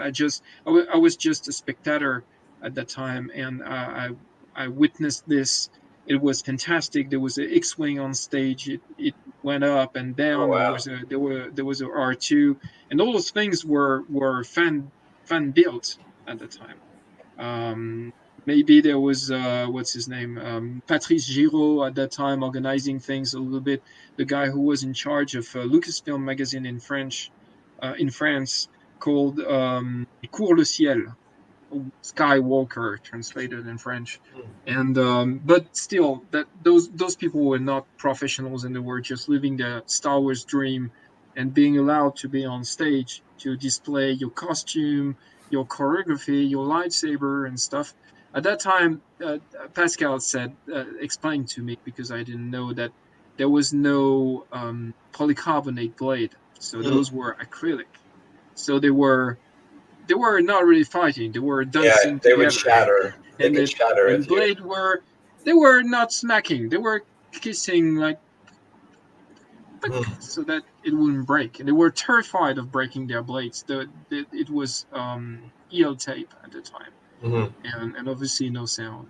So yeah, that's good memory. And but like you said, it planted the seed, initiated something related to performance on stage, representation of costumes and stuff like that. And when I started to design OmniSaber first generation, it got initiated by people who wanted to do live performance, and it was directly connected with what I was doing at the institute. We actually one evening I went to see a sound engineer and said, "Hey, what about how hard would it be to take a mobile system and take amplifiers and a mixing desk in the concert hall downstairs?" And because it was totally empty, no seats, nothing. The whole uh, concert hall was empty, and to install sound so that we could make a lightsaber combat choreography with friends to test the wireless system. So we did that in the institute. I hope nobody from the lab will hear that. Anyway, hello, we did that. That was like a decade ago. Yeah. No skateboarding in the espace de projection, I swear. No skateboarding, just lightsabers. That kind of brings to mind other props too that you develop boards for, soundboards for, drivers for, such as the little board for like the Doctor Who uh, wand screwdriver, Screwdriver, yeah. and also like the blaster core for people that also, Luke Skywalker carries a blaster. So if you're in a Luke Skywalker costume doing a performance, or you're in a Han Solo costume doing performance and you have a blaster, you have a board that can work with a blaster, and even like the Stormtrooper type of E111 blasters, you have the board that has a little screen that you sell with it, that you could see, you know, how much ammunition you have left, different graphics, and even the Crystal Focus 10 now offers the screen that people can attach easily to their Crystal Focus to actually get the different graphics. And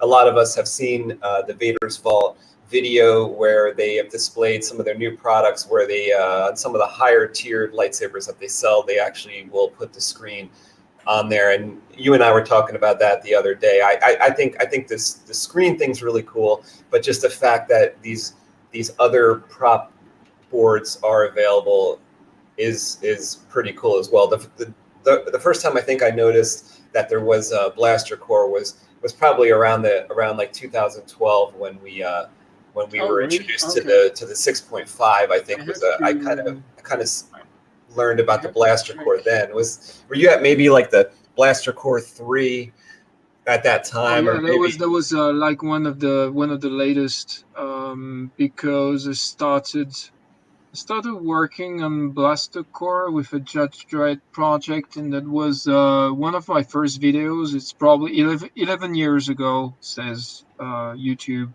So actually, I went to Blaster Core quite quickly because I wanted to do another kind of weapon. I did a pulse rifle. I did a couple of blasters, and the screen, like you said, it's going pretty much with that's the exact question, because I have no boring slides, but I wrote a couple of things on a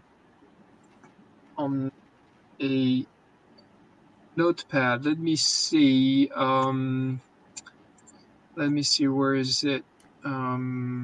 Oh yeah, you mentioned about where is it going in the future? What kind of features you're planning to install and so on.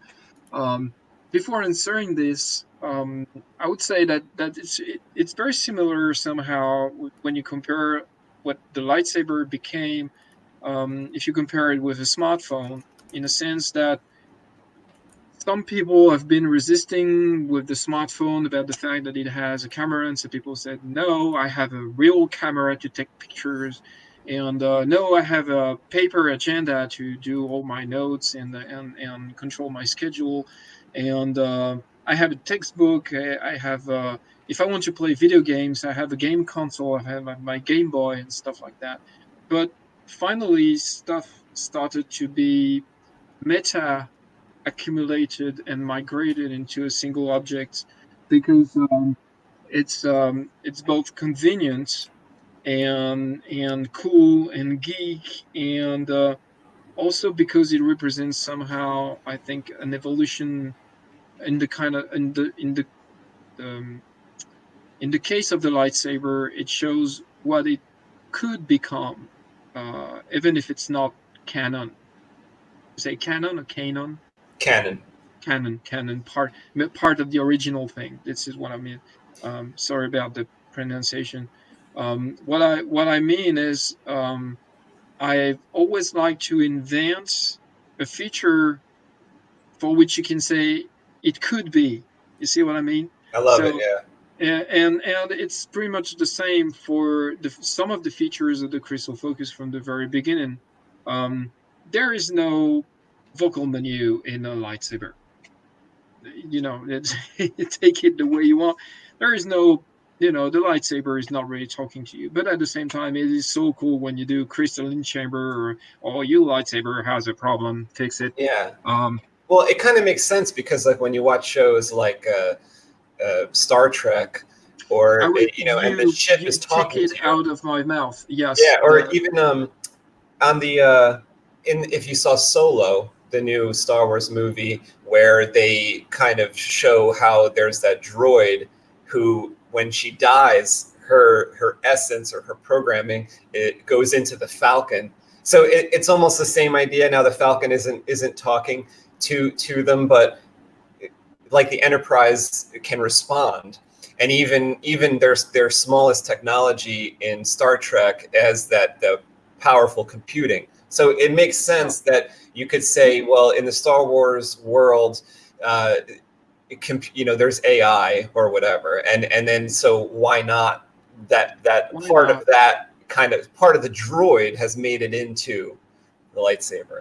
It's a difficult take because some people will say, well, it's just finally the lightsaber is a very basic weapon in the sense that it might be difficult to construct, to build, to assemble, but it's made of a crystal you pick and select, and a battery, and it produces that thing, and it's something by essence which is simple, like the Jedi is or are. And we are turning this into well, a glorified flashlight, but it's something that says it diagnostic and behaves more like a droid and less like a lightsaber. But again, I'm not the kind of person, like I said, I wasn't raised as a Star Wars fan. I became a Star Wars fan, and I'm not a person too much into arguing, like I was mentioning about the drama and such. I don't read those too much. I don't want to be too much affected by this. And yeah, I had some people who in my neighborhood who enjoyed talking for hours about the fact that the graphics, stating over and over that the graphics is so bad to have a duel because it will hurt your hand, it's big and so on.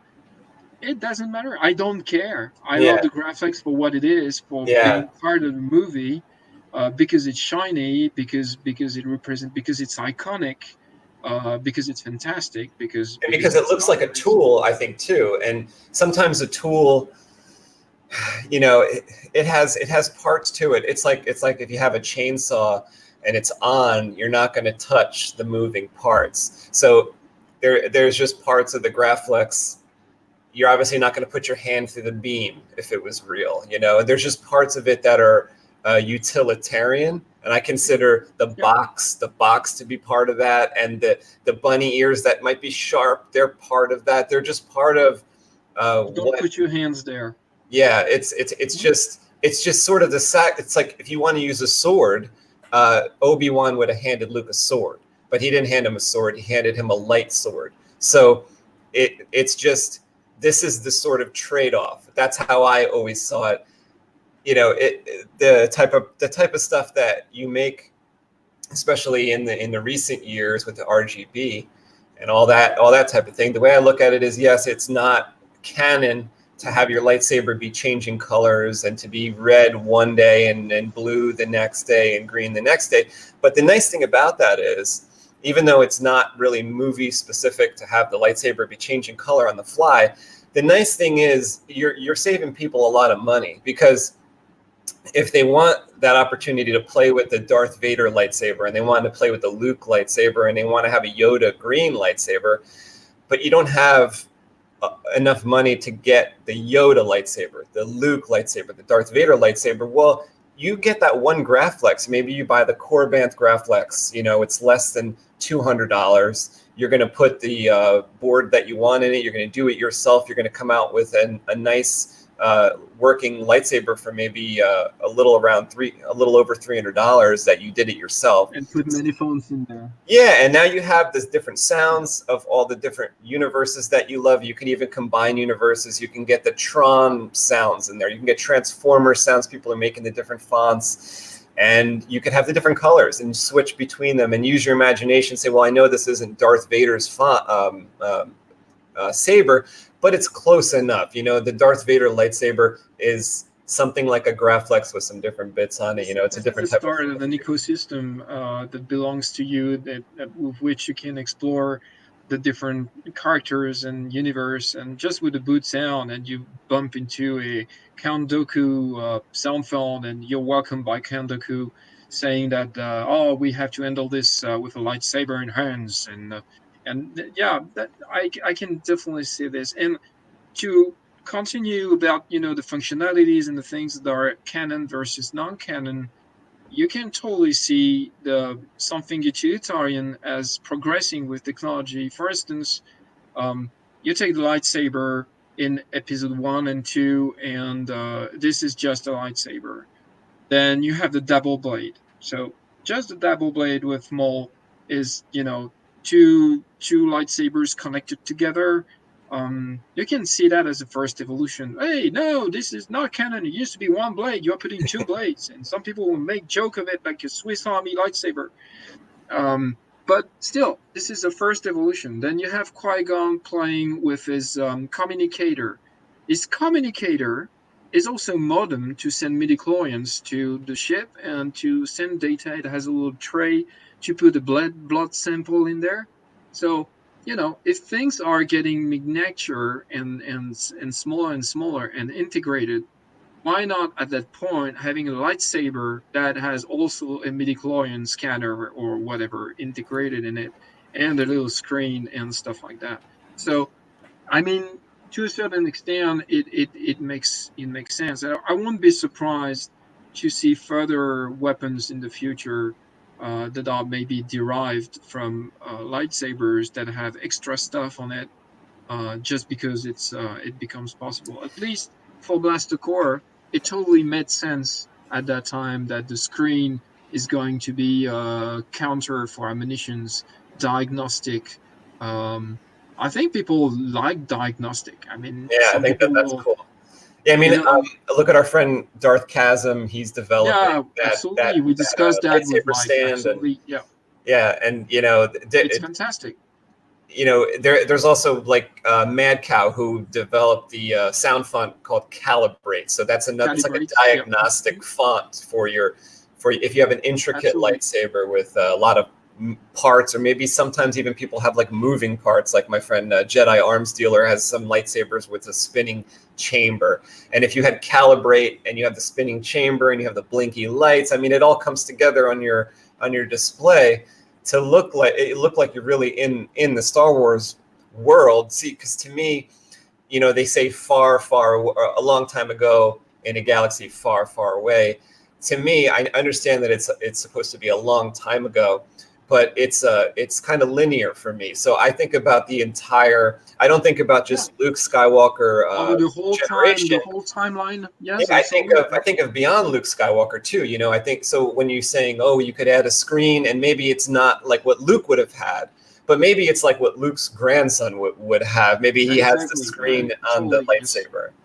You know, there's all these different screens. I was asking you the other day. I figured I'd bring it up here too, which is this is the Adafruit website where I'm on the little mini screen section under their products, and they have. I think that these are. I mean, you could tell me. Is this the type of thing that we could buy that is compatible with the Crystal Focus 10, like these type of screens, like a monochrome, a little 1-inch display. They even have one that is supported right now is the 128 by 32 monochrome OLED display. okay. Similar to what the Profi uses, and we are porting things for the Blaster Core edition with a larger screen as well to return to what the Blaster Core was proposing formerly. The issue with the screen, I mean, I'm talking about the Blaster Core, is that it got discontinued. So they changed things in the firmware, and suddenly it was not possible to order with that firmware. Oh, this is my second one. Hello. Hello. This is Manon, and this is Deva, a friend. Tu fais bonjour? Oui. Bonjour. Hey, good morning. Oh, this is live show, on fait un peu comme à la télé. Tu vois, il te voit sur Internet. Tu peux dire bonjour. Allez, je continue. Vous remontez? Oui. Vous allez prendre le goûter? Vous allez prendre. Super. And so this at that time I was developing CFX, and I decided to not spend more time trying to recreate something that will work for Blaster Core and version 5. I mean, and focus on CFX. And that was a good idea in the sense that all the infrastructure that I developed into that new Saber board is going to be very easy to port and adapt to the Blaster scenario, including everything related to the screen. So we will probably have that by the end of the year, I hope, or earlier next year. Have the Blaster Core version 6 or version X, I don't know, made out of a special firmware of CFX, working on the same board. Yeah, they had these cool screens that I saw the other day that were like the Kindle, they describe it. So like that Amazon Reader or e-paper. Yeah, so it's like e-paper where the image, and there's one coming up here. So right here, this is a 2.9-inch one. The image that you program in will actually stay on the screen when you cut the power. So that's why I think that those in particular are pretty cool for lightsabers, because let's say you have it for, like, let's say your circuit clamp section of your lightsaber, and you could have it look like it's a circuit clamp when it's off because of the graphics, and when you turn it on, all of a sudden it's a screen that's displaying the battery level or whatever logo. Yeah. So I think that's kind of cool. And then obviously for the future, they have already these full color screens, and even available on eBay for a while now. You could actually get it's something a little different, but you could actually get a touch plate that's a touch activation to replace your button, let's say. So you could have a little part of your lightsaber that, instead of being a button there, it looks like it's almost nothing, but when you actually touch it, it's your button. And so maybe those two things are going to combine at some certain point, like they have in our smartphones. So they are actually a little bit too big, in my opinion, but this is something I wanted to test. I have a couple of those. I wanted to make some Wi-Fi alerts in my kitchen, displaying information from live information, for instance, about public transport and people on strike, no train. Something like this, because strike is a national sport here. But you never know what your Monday is going to be. So yeah, I wanted to use those for this. Unfortunately, they are a little too big for now, for lightsabers, unless you use some Hasbro's. You never know. Plenty of space there. But I'm going to play with them if I can fit the controller somewhere, and maybe as well for the blasters. For the blasters, I want a rectangular screen with a different aspect ratio to be fitted. So I will reuse all my infrastructure for bitmap pictures that are stored on the SD card, and be able to display them on the blaster as well. But I have also some multicolor screen options that I'm reviewing at the moment. The problem is either supporting a large number of screens, then how you define the size of the graphics that you put in there. Do you create a package variant, a default package variant for each kind of screen, and so on? So for now, for the sabers at least, I'm just following the path of that thin stripe type of OLED display, which is perfectly fitting the lightsaber. The aspect ratio is absolutely perfect. And even if it's a small screen, I'm trying to explore all the kind of possibilities that it's offering. One is scrolling. The other one is animation. So I got animated boot screens that are working now. So you have basically what would be a black and white GIF playing during the boot. There was the window scrolling that was already working on the stock firmware. So basically, even if you have just a small window that is displayed, this can be seen as a viewport somewhere in the picture, and you can do quite a bunch of things with this. So yeah. Yeah, I mean, that kind of brings to mind another thing I wanted to say earlier, which I think is just super important regarding the community. the lightsaber community. I think there's a lot of room here through what you've been saying for kind of more help for you. Like it's like if we could get, I remember a number of years ago, if you recall, I'm sure you do, my friend from Japan, Naoki, he translated one of the crystal focus manuals from, I think maybe the CFLS manual or the CF something manual to Japanese, just so, you know, and he kind of did it just as a favor, just to contribute. And same thing with the early font makers. You know, a lot of people that make the fonts, they are making it for fun. They're maybe offer it for sale, but I think a lot of the idea from doing that is to do it for fun, or to get to something that they don't see out there already. So if they want to, you know, maybe Nightstorm saw that there wasn't a Thundercats font, so he went and made one, or Voltron, or whichever one. So I think there's room here when you talk about the wiring diagrams in the manual. I mean, if there's anybody out there that wants to take a stab at it, I know that's one thing that helps me when people post a wiring diagram in the Plector Labs section of FX-Sabers or anywhere that I see it, and they say, "Hey, Irv, is this the correct thing? Should I wire it this way?" That's a really good thing. You know, they'll draw it out, and then they'll ask you, "Hey, is this correct?"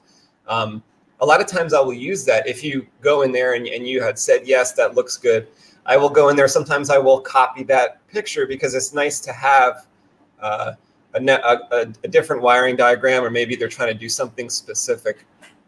And then when you're talking about these LED screens and developing graphics for them, this is like an opportunity for people in the community. If you want to get involved, if you want to contact Irv, sure. You know, do him a favor. You know, if you know a different language, translate one of the manuals for the community. If you're interested in making a sound font, take a stab at it. If you don't think it's going to end up being that good, offer it for free. It's your first one. Get the name out there. Then maybe the second, third one, you feel like you want to put it on Saber font. You know, if you do graphics and you want to develop a little Star Wars graphics, a little Plector Labs graphics, a little Saber graphics, get the stats of what the size is, develop the graphics, send to Irv, see if you know, and these type of things can be incorporated. It would take a lot of it would make things quicker, because now you could, you know, have a bunch of artwork to kind of choose from, to say, here, you know, this is going to be on the default I do have a bunch of collaborators that are helping with those things, in particular Proton Gamer, Enzo. Let's call him by his name. Enzo has been truly enjoying programming for CFX, and is the kind of person I'm very happy I've met that guy, in a sense that is much younger than I am, but at that time he was looking for options in his life and what to do, and he saw, you know, electronics applied to props making, and he wanted to jump in that. So I got him his first Arduino box and starter kit when he was 16, and now is programming in C++ and is doing all those things. So that's definitely something I truly enjoy, and I'm very proud of the person. I want to thank him publicly. Hi, Enzo. And also because it definitely represents what I've been through when I was a kid and when I was young. I met a few people who were definitely milestones, who gave me good advices, taught me very important things, and got me started with electronics in particular. So yeah, I have a bunch of people who are doing those things. The graphics, Enzo actually likes to draw those, you know, 8-bit type of graphics for the CFX. I've been doing a few myself. They have been very, very fun to make. It's true that it's time consuming, and yeah. you are right in a sense that people can feel free to contact me. I might not be the perfect social media person people would expect nowadays, because I have no time and I'm trying to sort of make not a barrier, but a limit to a certain extent to my investment, to my online life, because otherwise I will do this all day long. I mean, Yeah. I have a friend who says an answer calls an answer. So, if you answer, you're dead. So sometimes I will not answer. Not in the wish of not helping people, but sometimes I will leave a little more time, and maybe somebody in Someone the else. community has the answer and will do the job, and because it will just be like an answer similar to I don't know. Oh, you forgot your Yeah, ground or wire. Okay. it's a repeat question maybe, or it's just like one of those things where we used to say on FX-Sabers, it's like first do the search and Yeah, then ask sure. the question, because a lot of times now when something comes out like it's the CF10, you could It's actually pretty see new. It's pretty new, so in, it's yeah, worth in like real time, you could see, oh well, there's 6 posts about this, I'll check those 5 or 6. sure. My question is in there, so now I ask. But for something that's been out for longer, you can usually find someone asking something similar. I know when I was working with the Profi board, I was on all the different forums, kind of not asking anything, because I figured I was late to the party. So I figured, the Profi's been utilized for a year or whatever it is. And And there people was like got the 30, issues yeah, and there the was like problems 30 and need pages for on there. answers already. Yeah, yeah, Yeah, so I just absolutely. read through the 34 pages. Finally, I got to maybe page 32. Oh, there's someone that has my issue. And then that's what they were doing. So I'm not bothering Andres overly, or Frederick, not bothering them too much. Try to find the answer first. One of the things I wanted to find out is, you have the I saw the Tron disk from a couple Yep. of years ago. I've seen some of your other projects, the screwdriver project and some of the other non-lightsaber projects. What is I have some projects here that I've been working on for myself, and they're kind of on the back burner because there's no time for the things for myself. I will What? do the customer thing You got no first. time. Yeah. How come? Like for you, what do you have, either whether it's already started or it's just in your mind, but what do you have that you want to do for you, that whether it be a lightsaber, like a build that you want to do for you? What's that? That little bitchy droid that is there. Oh, I see it started. Yeah, that's cool. It's it's started. Oh Is that going to be yes, an R2? absolutely That's going to be an started. R2? Well, this is one of the thing well, if you want a story about it, I wanted to build an R2. I got into it. I got a lot of parts. I have a lot of parts. And then I said to myself, what a wonderful world. And what about building a CNC? Because you will save a lot on machining. So I decided then to put the R2 on the side and to build myself a CNC that I've barely used, but I learned CNC machining, building and using with that process. And then I returned to designing soundboards and stuff like that. So there is not a lot of time to work on this. Usually, the projects will get some kind of step up each time. I have a tiny amount of time, well, a reasonable amount of time that I can allocate to the project, and eventually new parts are going to step up the wish to do something with them, and you promise yourself that it's going to work in one afternoon and it's going to progress, big deal. But no, but still, things are moving a little bit, and so I have, well, for that project that's not true. I kept gathering the parts because the runs are pretty similar to the early days of Crystal Focus. And just for the people who got sort of punished in the past for not getting the Crystal Focus, despite the fact that they were waiting with a coffee cup, that big, and waiting, pressing F5 and so on. I'm getting punished for not being the perfect student, staying in front of the computer, waiting for the run of the Astromech forums parts and so on, and I've been missing some runs and so on. So I'm getting my own, punishment for this. That's, that's karma is a bitch. I was going to like say Gus. that. Okay, No, you don't deserve that. I'm paying my debts somehow.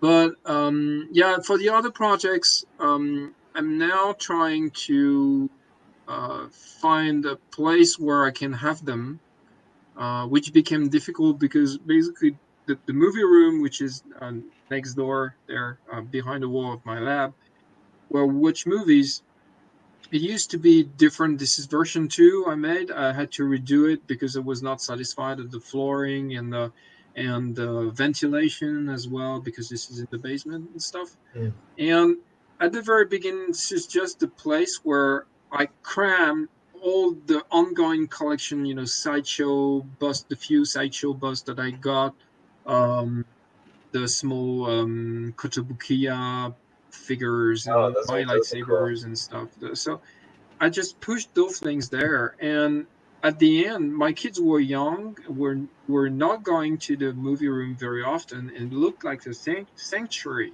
somehow. Like the place you enter, you turn on the light, you say, "Oh, I have a lot of things," and you shut down the lights and they go away. Hoarding. You call it hoarding. Hoarding, hoarding as well. You're right. And when I redid the room, I decided that it should be totally different. It should be a real place to enjoy a movie with the family, with a few visible artifacts of props and stuff like that. So I designed it this way. But this is definitely not a Star Wars room in the sense that some people have a huge collection crammed into the place, and basically this is just a museum, and this is not the case. So now, when I have a project, it has to fit in glass displays and stuff like that. So the fun story about it is that I started with a bunch of sideshow 1/4 scale, like the Leia, which is probably that big, that fits barely into the glass cabinet. And now I'm buying things like um, the smugglers, the solo um, dice. Oh yeah, The from what's the the Falcon. yeah, from the Falcon. So you see the size has slightly shrunk. It moved from a statue that is that big and moved to some lightsabers which are that long. And now I'm buying props that are that big, so that it keeps fitting. I bought a KR thermal detonator. It fits. Eh. So everything, it's like a Mikado game. Like, not about removing a needle, it's like adding a needle without making the thing crash. Yeah. And so the story about my latest project, which is the Millennium Falcon coffee table, it started with the fact that I bought the Hasbro, the big one, the not the Lego, but the Hasbro 80 by 60 centimeters, Mm. huge thing. And it was installed on the wall like this, for display, but it didn't look good. It looked like a big, I don't know, pustula on the wall, and it was definitely not the way to display it.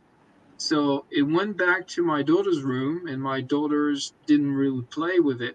So I decided to do something else with it. And the problem is that it's so big, there is no place to actually install it. It doesn't fit in the ceiling neither, because the ceiling is too low in the movie room. It will fit, but it will look quite close and not look good.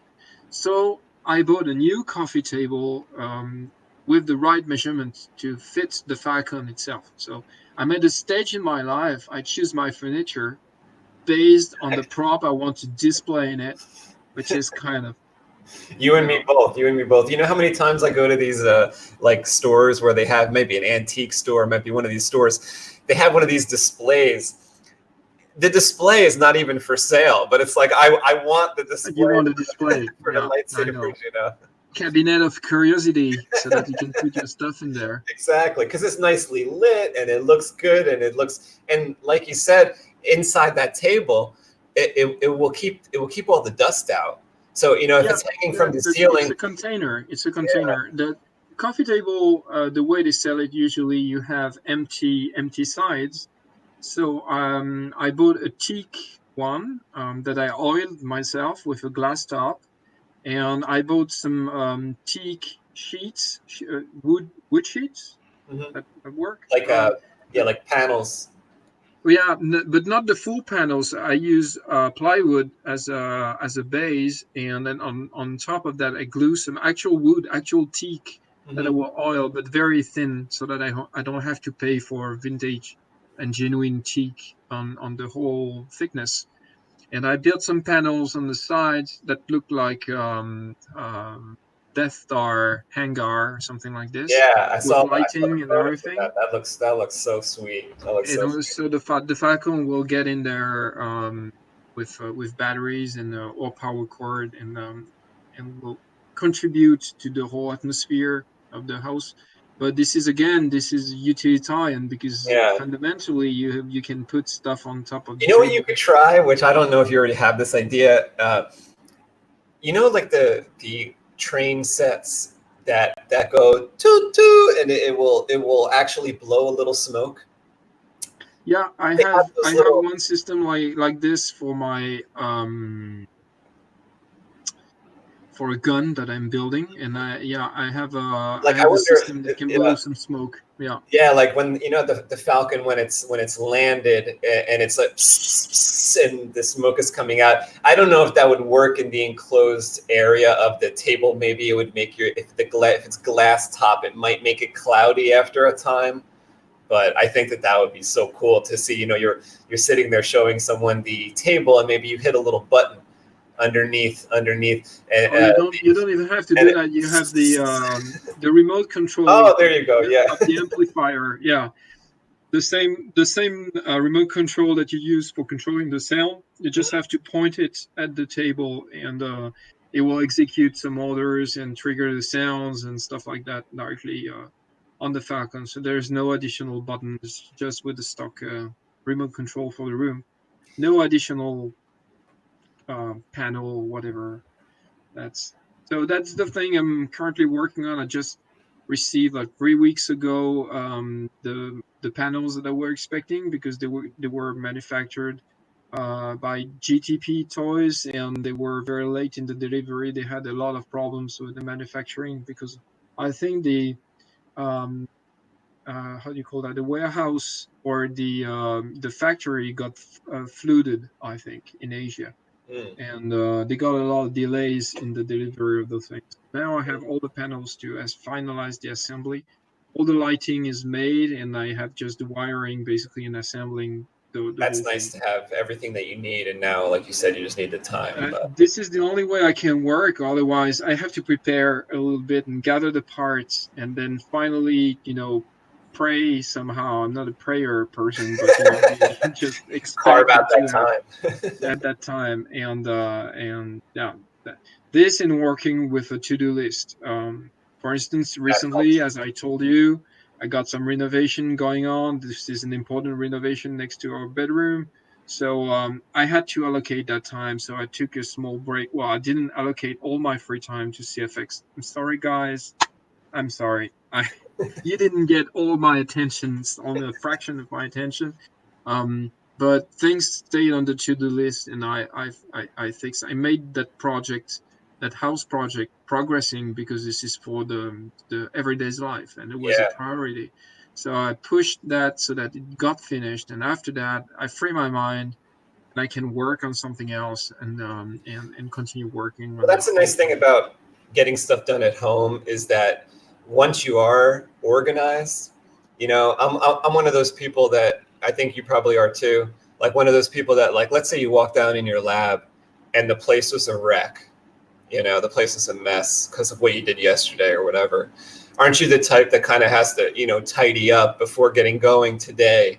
Because it's like your mind has to be organized. Everything has to be organized so you can kind of roll with it. I can't really work in like a pigsty of a scenario. Normally when I'm finished building a lightsaber, the place will be kind of a wreck because I'm focused on just that thing. So I go through, I sure. clean everything up, clear every surface, and now I can do the next thing. So it's kind of like that in life, where if something next to your bedroom, or your bedroom's under construction, or your bathroom, once that's all done and your lab is clean and the kitchen's clean, as well. yes, and now you will have the Yeah. the kind of time, and maybe it's not right now, but in 2020, you might have more hours per week than you had in 2019, just because all those things are kind of wrapped up and organized and settled, you know. That's true, and I'm definitely that kind of person. I enjoy going to the lab and basement if it's doesn't have to be perfect. I mean, there are, if you look at the behind, there are plenty of stuff on the bench tops, and I have parts, but overall this is just, you know, clean, and I enjoy being there. This is my little space. I feel comfortable working in there. It doesn't, you know, it doesn't stick under my foot. It doesn't stink as well. I have fresh air, I have my coffee machine, and I can work and I can do the work. It's true that if I have plenty of stuff like this, it feels like I have an infinite to-do list on my bench, and I don't like it. I mean, the essential thing and the best moment in the to-do list is the moment you remove something from the to-do list somehow. That feels good. That feels really good. This is a mental thing, and this is the way I get organized. I have my little, you know, post-it notes and stuff, and all day long I will just, you know, I have also electronic to-do list. I mean, on my computer and stuff, but the post-it is in a way some kind of warning. It stays there, you know, and it's a true reminder of your fail of doing things. Yeah. So it will monitor your lack of capability of doing the thing until you can finally remove it. Because writing it down helps to actually set it into your memory anyway. So if you write it down on that Post-it, sometimes you don't even have to look at that Post-it. You will just do it. You'll look at the Post-it again. Oh, I did this. I cross it out, because part of it's writing it down. If you don't write it down, sometimes someone will email me, hey, you didn't forget about me, did you? It's like, oh, I may have forgotten because I didn't write it down. Usually if I write it down, like I said, it will kind of be written in my memory as well. It's just some kind of pen to brain connection. Absolutely. I try to do that as much as possible, and this is why I try to split activities. If I go in the train and I try to answer people in the morning, I will just do that, and do that exclusively until I reach my stop, and then I go to work. I will eventually talk or chat with someone who has problem in Canada on my way to the institute. Actually, I did that the other day with somebody in Canada. But yeah, most of the time I know that my brain works better if I'm not interrupted, so I'm trying to allocate as much time as possible to a single activity. Amazon has been a problem for this, because basically now I have a lot of people delivering things to my door and interrupting, but this is this is okay so far. The 2 days I have at home, I try to be very, very efficient in what I do. Usually it will be about saving on the public transport because I don't have to use them, combined with the fact to get up even earlier compared to the other days. For now, I'm in good shape. So I've been able to get up at 5 a.m. and do a complete day of work until probably 7 p.m. And at that time, I spend some time with my family. But I have a complete day during which I can, really focus on what I'm doing, especially if I've prepared the day before what I'm going to do for the current day. That's so awesome. I'm so glad you're healthy and you feel good and you can do that. Well, that's both needed, and but it's it's not fun to be in the middle of that. I mean, it's a lot of effort to try to fit everything, especially fit 2 sessions of workout and running a week 3 or 4 times. No, 2 or 3 times if I can. But actually, if you look at the Crystal Focus days, when I was a cheeky bastard on the video, I probably look better minus the hair thing, but it's probably better now. Mm-hmm. Tell us the story with the boots, because after that I want to go Oh, the through and boots. read So some the of the boots. comments that people. That's a good. But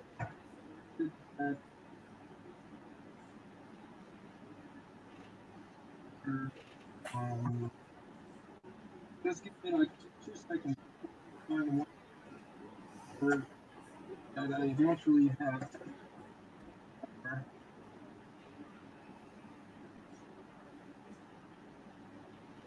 Yeah, this is the one.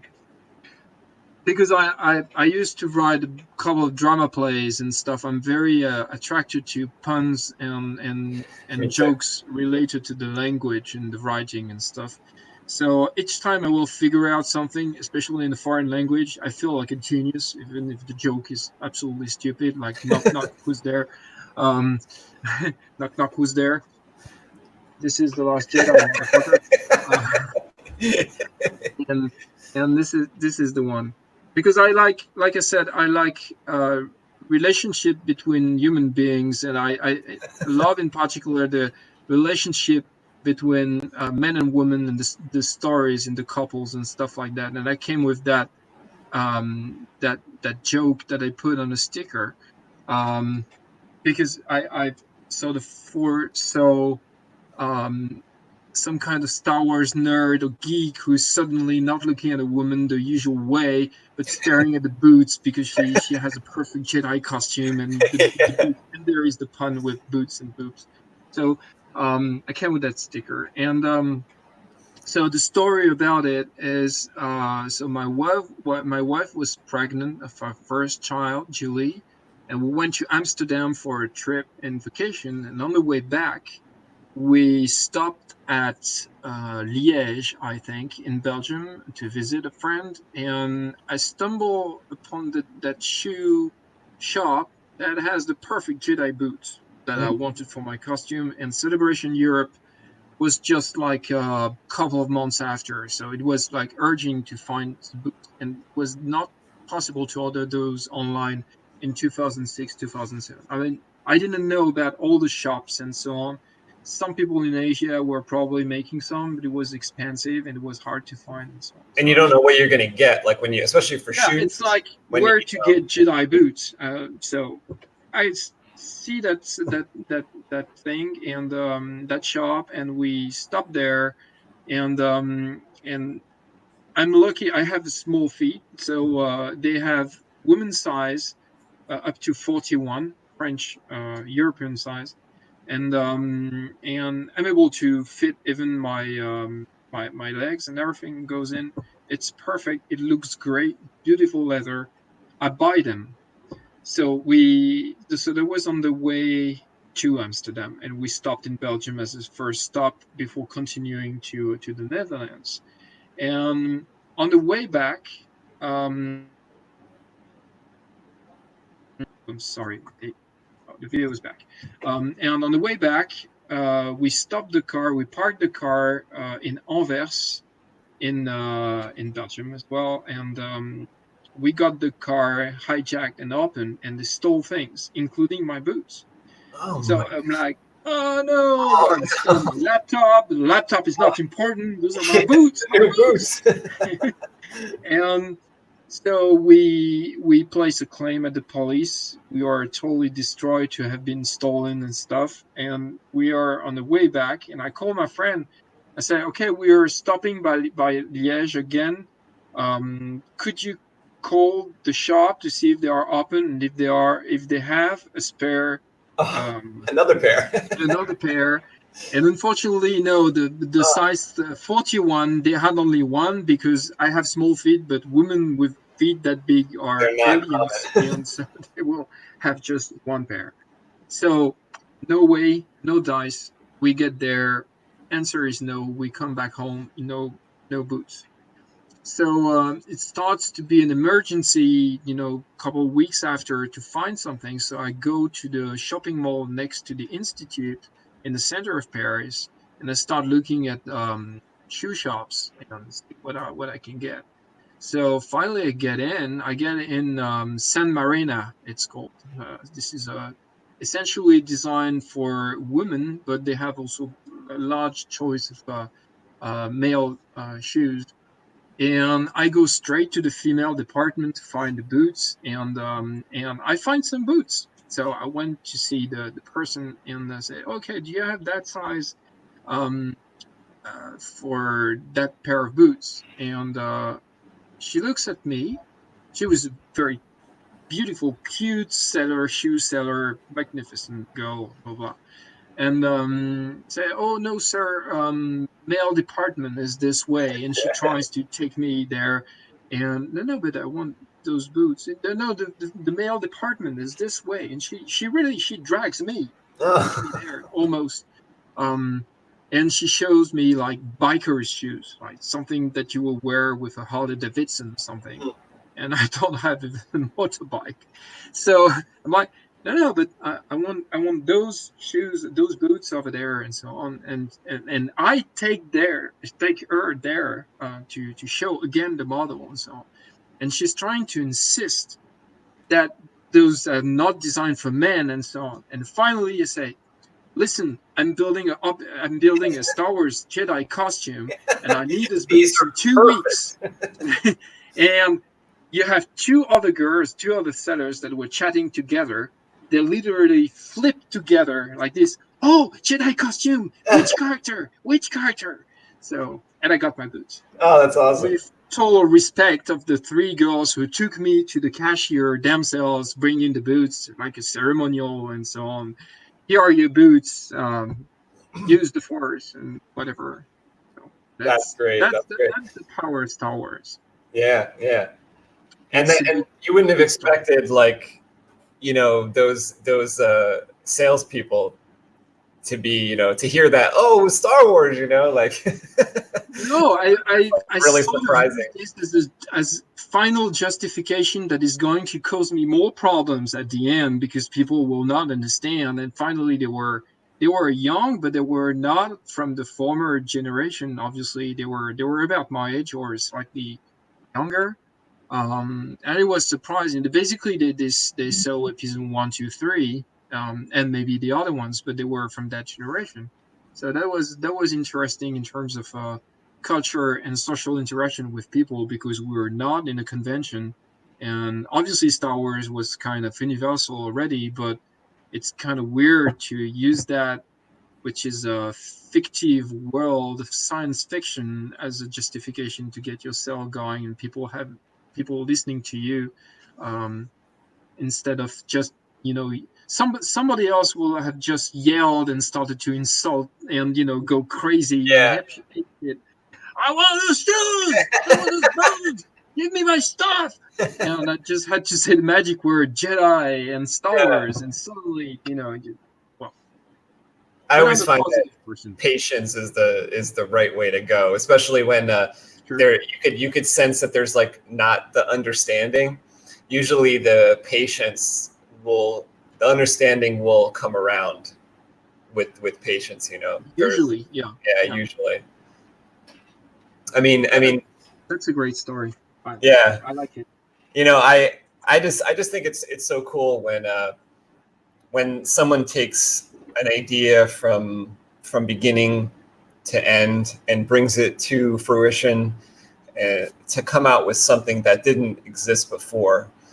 And that's exactly what you did with the lightsaber soundboards and stuff. And I mean, you're one of my heroes for that. And I have you up there with Bruce Lee to me, because Bruce Lee to me is martial arts hero, and you are a Star Wars real life hero to me. And I just think it's so cool that we were able to have this conversation, and we can. Thank you very much. I will say humbly that I'm very happy. It's sort of proud of creating those things.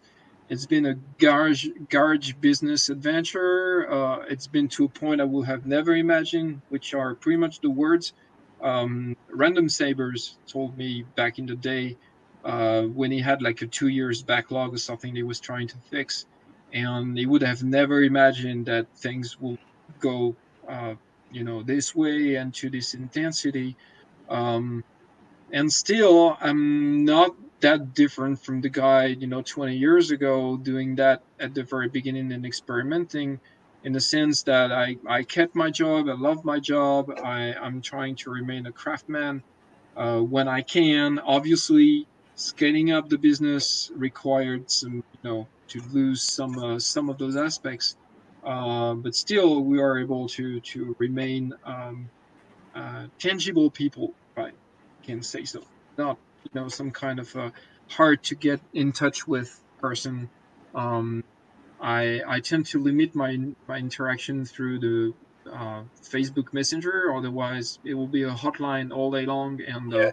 this is one of the things I don't do. But aside of that, I mean, I get emails quite often, and just to bounce on what you said before, that people can contact me and stuff. This is one of the skinning thing with CFX. I put a lot of things that are configurable on the board. Again, with the whole backstory that I explained before on what I did on the previous development that I did for the institute for my day job, and I do hope that people are going to create new packages with new voices, new user interface sounds, and so on. Pretty much everything which is in the extra folder / extra folder, and the UI folder, and make different packages. And I'm happy to host those things on the website, make them for download, put a readme.txt file with the contributors, increase the amount of contributors, and so on, as long as it's good and so on. I think what is a shame right now is that those things are quite often going online through social media and not even through um, forums, and so it doesn't stick and doesn't. I'm not saying my website is just a pool old websites, and it's not very appealing, but I think that having a source and a place for downloading things, and this is the place to go, and this is where you have the latest version and stuff. You can have the social media for instant notification, get in touch with the new things, but then for the permanent links, I mean, if you can find some of my posts of um, the force.net forums, most of the pictures I published at that time using my own website, not using Image Shack or whatever, um, are still visible there. Mm. I deleted a few things, true, but a lot of the things are still accessible on the internet because it's sticked. And I think this is sometimes what is missing. It's important, I think, that packages and zip archives and stuff get linked to a place, not necessarily my place, but I mean, Saberphone is a good example. Yeah. Saberphone became a hub, and even if it's not the only one, this is a place where you can get things and stuff for your lightsabers. Um, That's a great so point. That's a great point because the way I kind of do things is the way and of course there's always a better way. I'm not saying this is the best way to be, but the way that I like to do things is I like to be on the forum, because on FX-Sabers, not only are you there to help answer the questions, other people are there to help answer the questions, but things are archived. And that's one of the things that I like about plecterlabs.com, is because I have these things on my toolbar. Because what I like to do is if I'm working on the crystal focus, I open up that manual, I have the manual open, I have it available on my screen, but I also do like the fact that you can go back in time. So I have a crystal focus, like a 3.2 or whatever I have in the drawer here. When I finally get time to utilize that in something for myself, I like the fact that that manual is available to me. And it's all in a list up there on plecterlabs.com under manuals and support. So if anyone has a hard time finding the answers to these things, there's a couple simple places you can go. The first place is plecterlabs.com. Go to manuals and support. You can also go to downloads. You can download the different packages for an old board. Like, let's say someone sells you a Crystal Focus 5 board, but it doesn't come with an SD card. go on plecterlabs.com, go to downloads. You can download the specific Crystal Focus 5 default package from 2010, whatever it is. So you are sure to get what people got at that time. There's nothing changed. There's no wrong files in there. The thing about the Facebook, that's a good place for showing your pictures, for, you know, going there quickly, interacting with people in real time today, getting this sort of news of the day. But always be, you know, have FX-Sabers on your toolbar. Always be able to quickly hit that button to go back, see what people are saying there. Also, if you want that faster answer, the experts are on FX-Sabers. It's not just Irv that's answering the question. Sometimes it's a moderator. There are a lot of experts on FX-Sabers. Yeah. I use both. I try to be on both platforms as much as I can. I'm guilty of not publishing enough updates, I would say, on FX-Sabers as I would like to, but I've been slow with updates in general, and I mean in updates in terms of communication, not necessarily in firmware updates. But yeah, it's important, I think, to make knowledge and questions and threads stick, because otherwise it will get flooded with all other topics, and gets difficult to find anything. It's actually impossible to find anything on Facebook if you want to find something like 2 days after. Even this you're scrolling back for you know, for hours trying to search through all the muck or all the dramatic things that might be happening that day. But you know, that's why I think FX-Sabers is going to be there. I think FX-Sabers is going to be there. You know, your website's going to be there, and that stuff's not going to go away. When I look down at the bottom years ago, there's a stat that says how many people are online. And when I looked years ago, you know, sometimes there'd be 30 people online. Now, when I look as far as users, there's 7 people. But I look at the guests. There's a guest number. The guest is 389. What's going on here? You know, so I will email Master Yoda. I say, Master Yoda, what's going on here? You know, there's 500 guests, but there's 9 users. So it's just things are changing. You know, people on Facebook are bouncing in. Probably bots are bouncing into, but people on Facebook are bouncing in as guests. Checking things out. So I know it's getting utilized. It's just not getting utilized in the same sense as it was 5 years ago.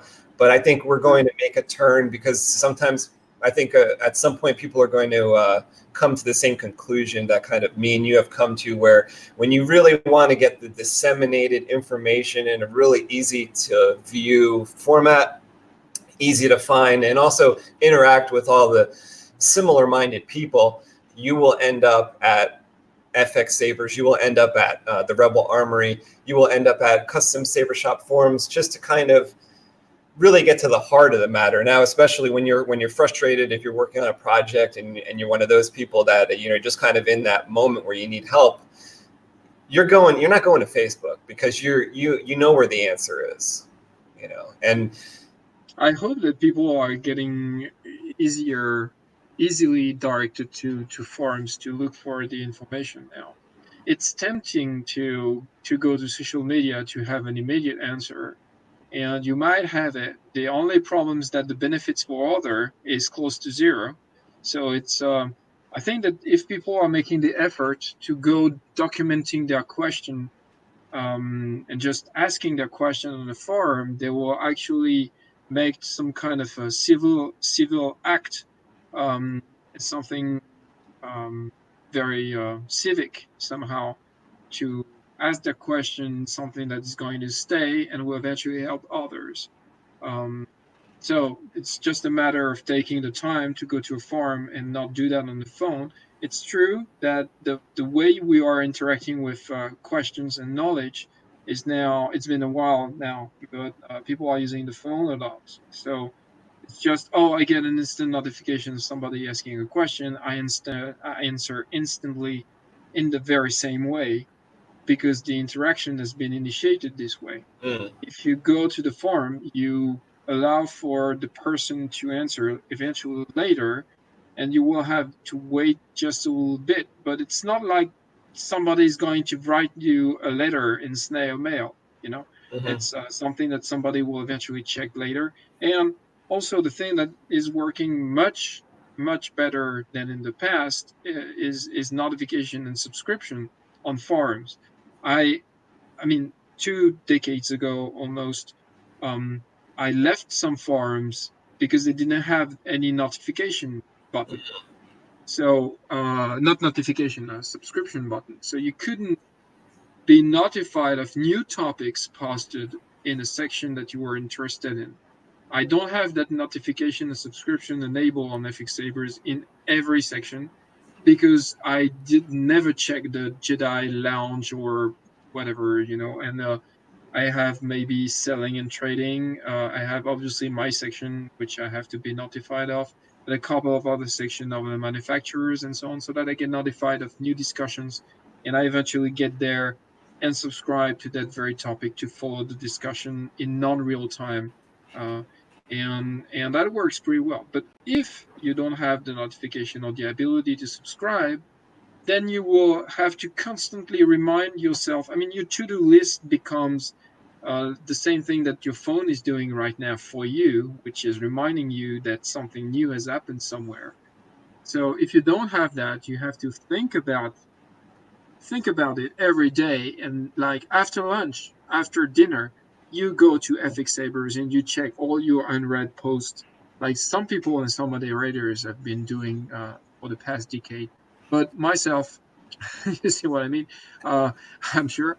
But then for me, I just want to be notified of the new things to eventually contribute. And I know that if I contribute, I'm going to be automatically subscribed to the topic, and it's snowballing in the good way. But I don't want to have to think about going there. I would say religiously every day after dinner, or to check all the things. I want to be notified. So with the new forums and the modern forums, that's definitely not an issue. It works just the same as Facebook is working. You can specify what you are interested in, and when you get a new topic, you'll get notified. Some of the people are commenting here since we started talking. Saber Yeah, I'm Project. just looking at some of the Hello from comments. Germany. I'm glad actually a few people are correcting my English. So thank you people for correcting my English. Sandbox and slice of life. I have to I have to be focused to pronounce things properly and to be in a proper English mode. Hopefully people can understand what I say. But yeah, positive reforms to bring the community together is what I'm about. Vickers. Okay. Blah blah blah. Mr. Iris says my graphics works $1,000. Trying so hard to take care of it. Okay. Interesting comments overall.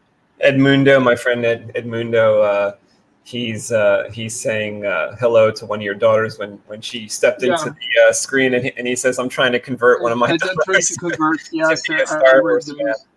Yeah, it was not difficult to convert them. Honestly, they enjoyed Star Wars first place, and yeah, that's nice. That's nice. Solid Saber says, "Good morning, fellas." DC Saberhood Darth Chasm was in here earlier. He says, "What's up, guys?"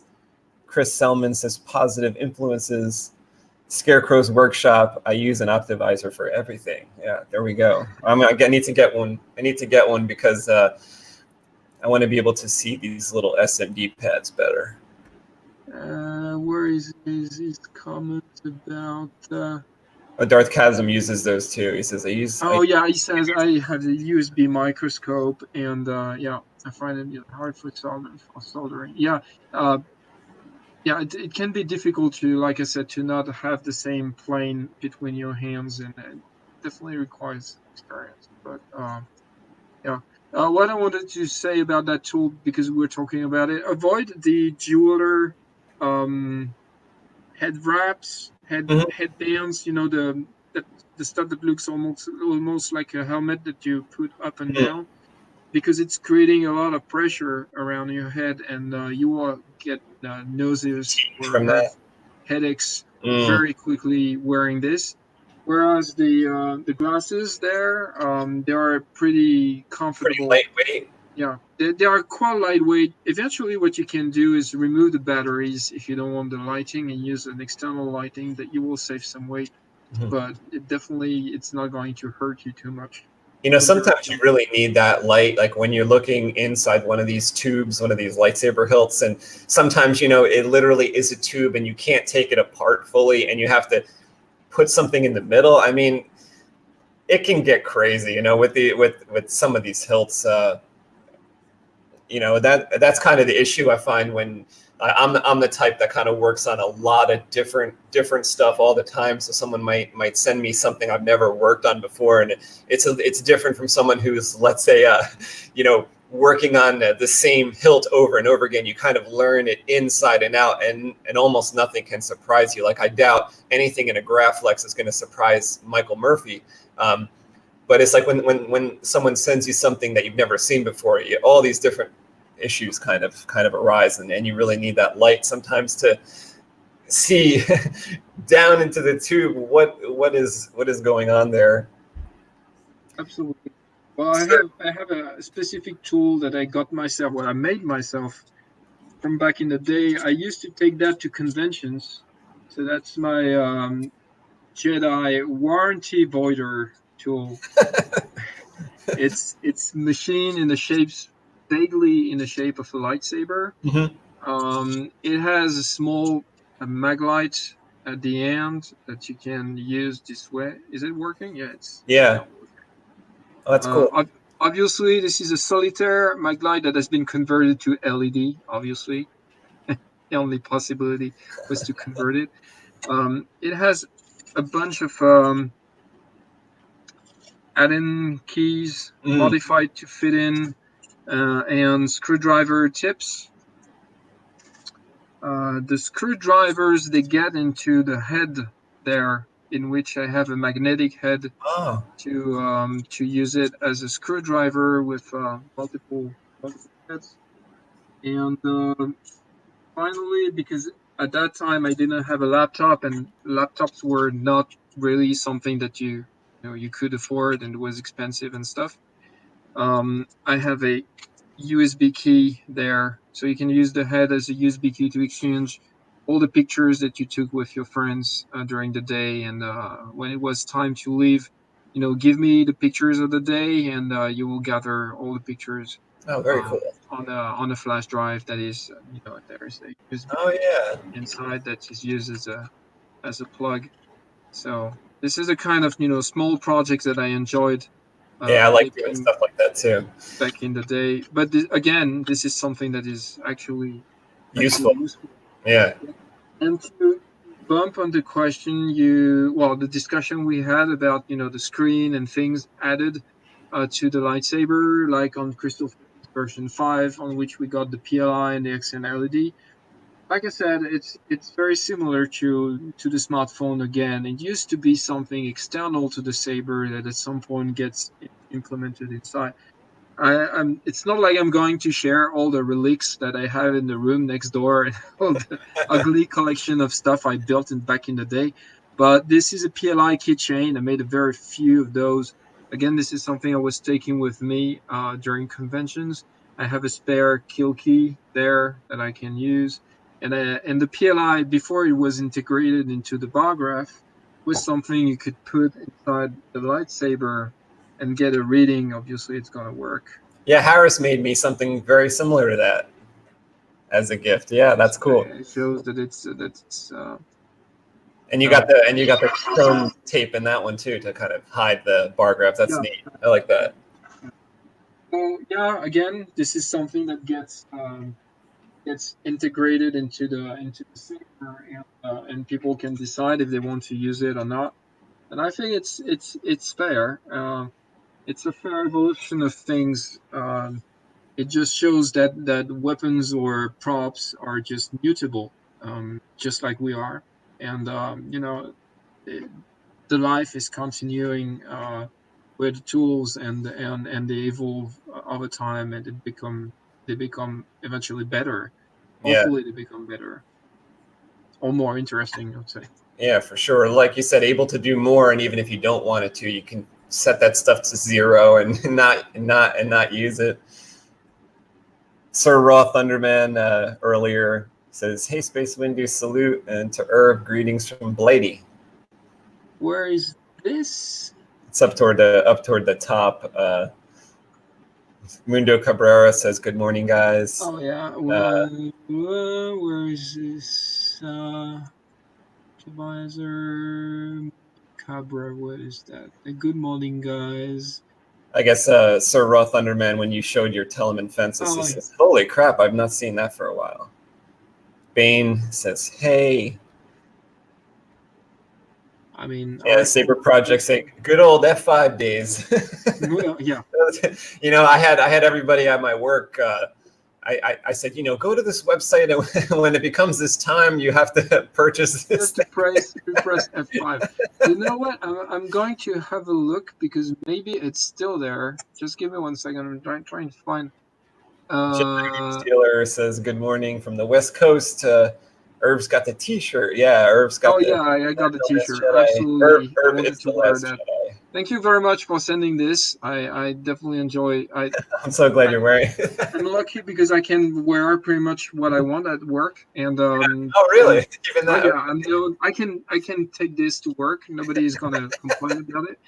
And I have a lot of coffee T-shirts as well, like low on coffee, need coffee, stuff like that.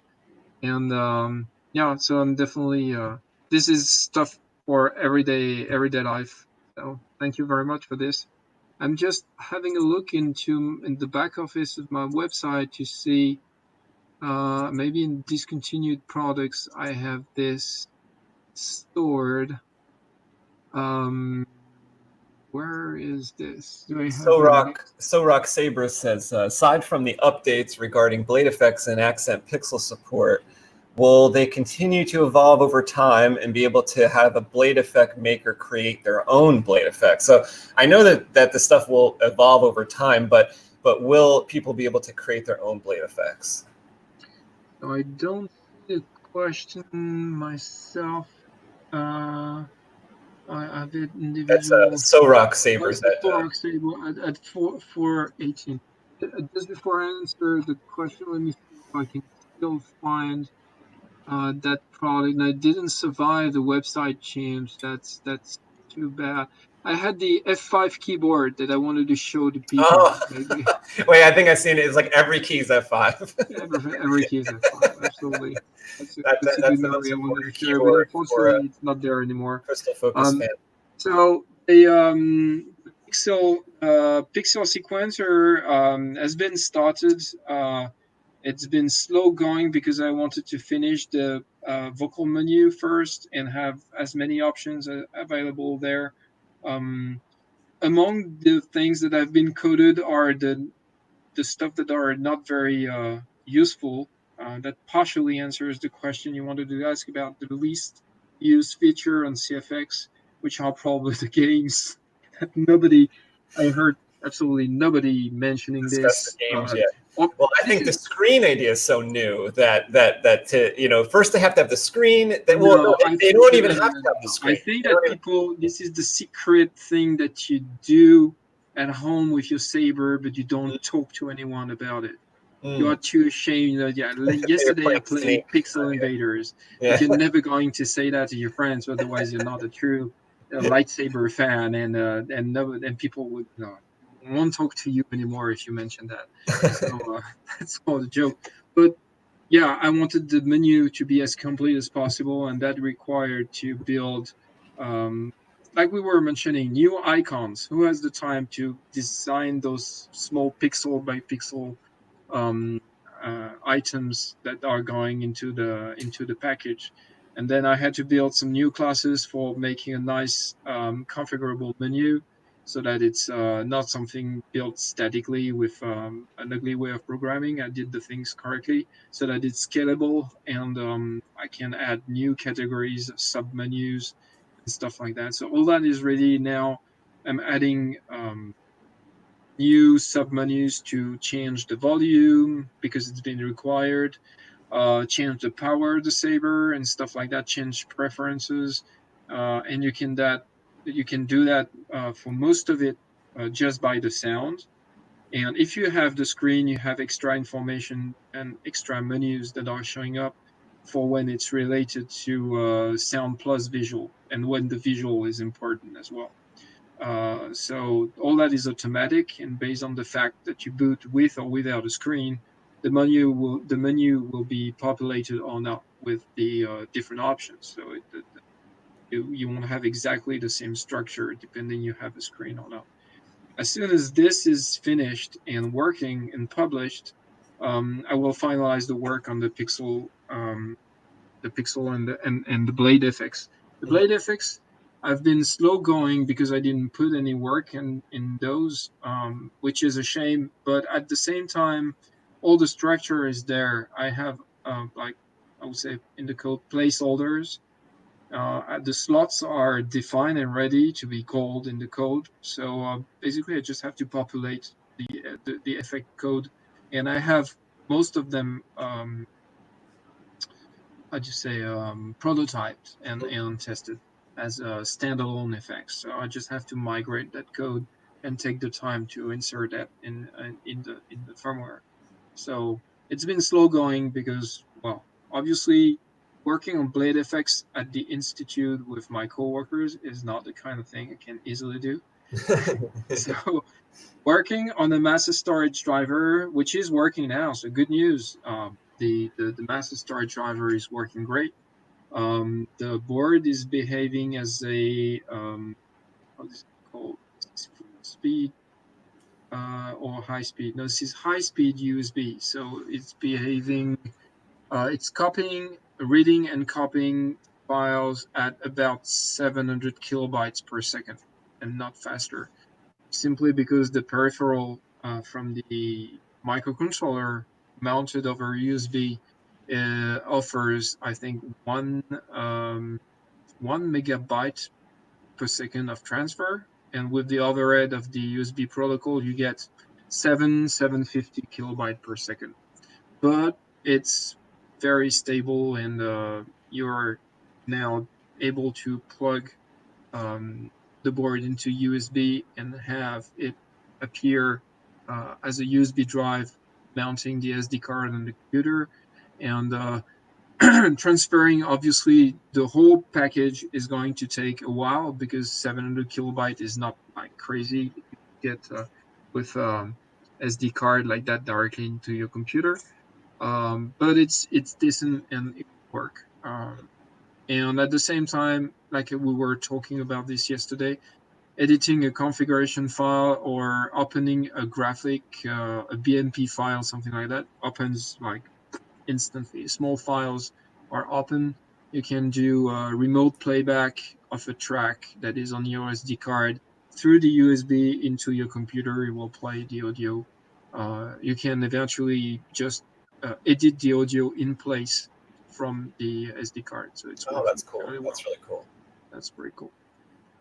So all those things have been taking time because of the lack of time I had to work overall on the firmware. But now that things are tidying up at home with the renovation ending and stuff, I'm allocating more time to do all those things. Even still, you say how much time everything takes. What's surprising to me is that it seems like this speed at which not only you, but others as well, Scott at NEC and Frederick and Andres and Jake Soft and everyone involved in making new lightsaber tech seems to be accelerating, despite the fact that there's so much more that goes in to the new technology. If you were dealing with the same configurations as you were in 2006 and you're making the Crystal Focus 2, and you just want to make it better, and you just want to put new components, and it's just the size is going to get smaller, but it's going to do all the same stuff. That's one thing.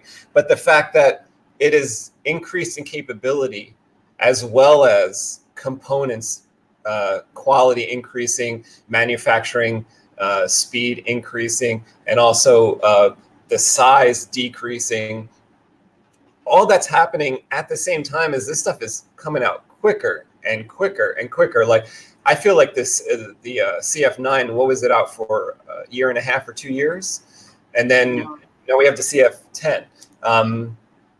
So, you know, I guess from your point of view, things are happening slowly, but from the outside looking in, I feel like it is moving faster.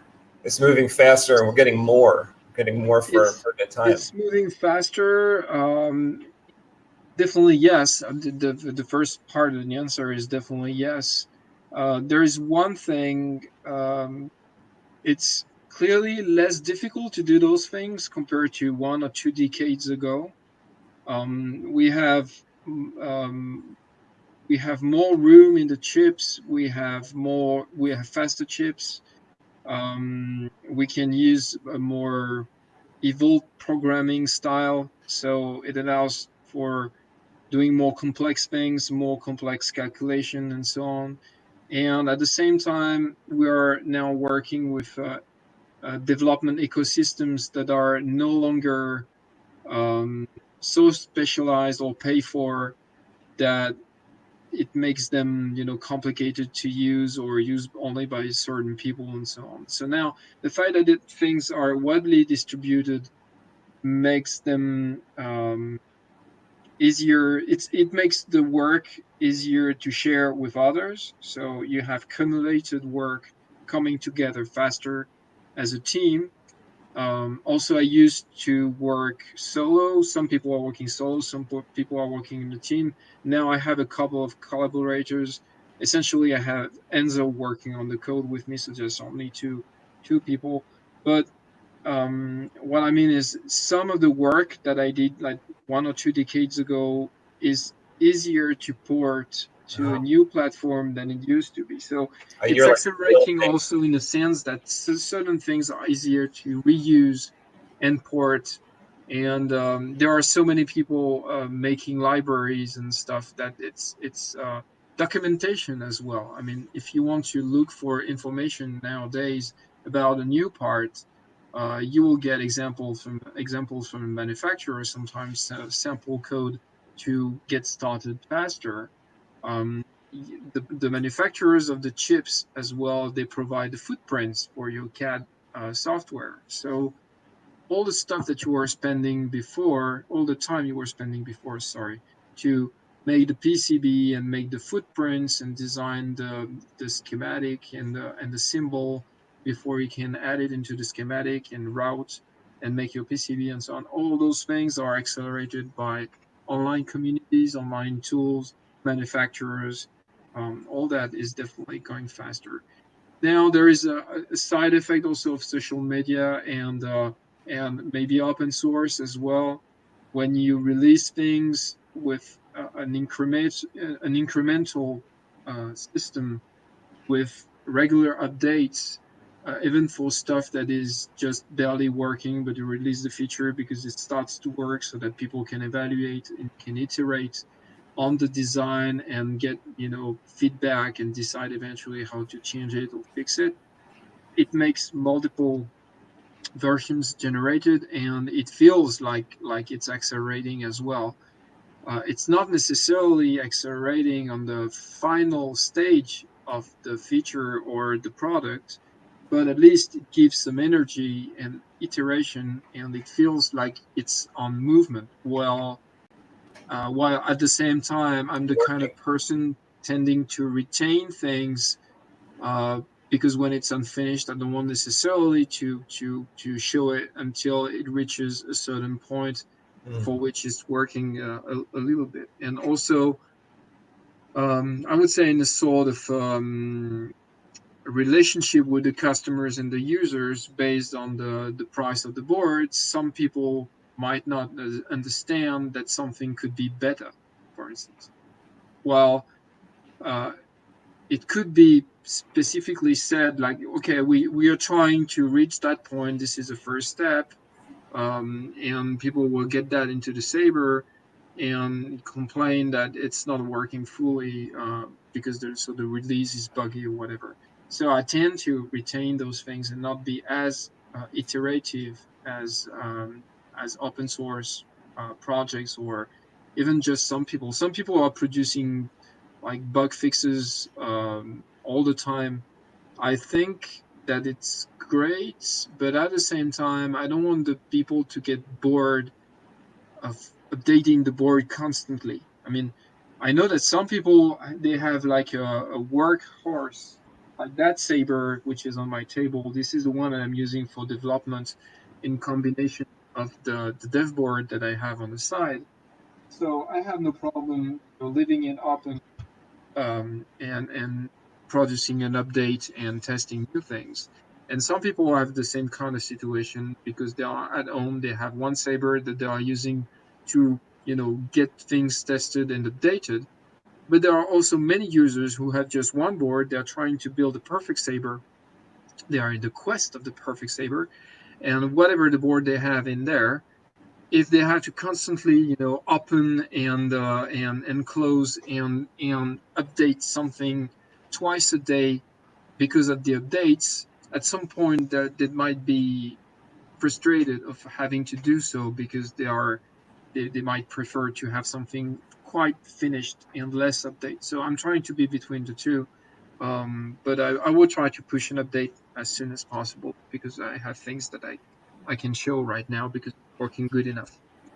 Yeah, I like all those different options, that we have now, where certain people that want to really get into the programming, want to really do their own stuff and get really into open source and have that platform, have that ability now. And for the people that want to, let's say, just get a starter type of board, they can get a Pico Crumble, they can get a Nano Biscotti.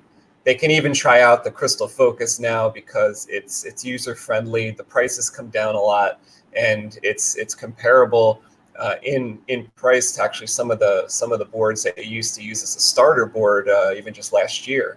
So it's pretty cool that way that it has that option for the simple wiring, or go through the whole manual, get all the features that you want, and like you said, wait for the updates, get even more features in the future, which are going to be downloadable or which are going to be uploadable to the board itself.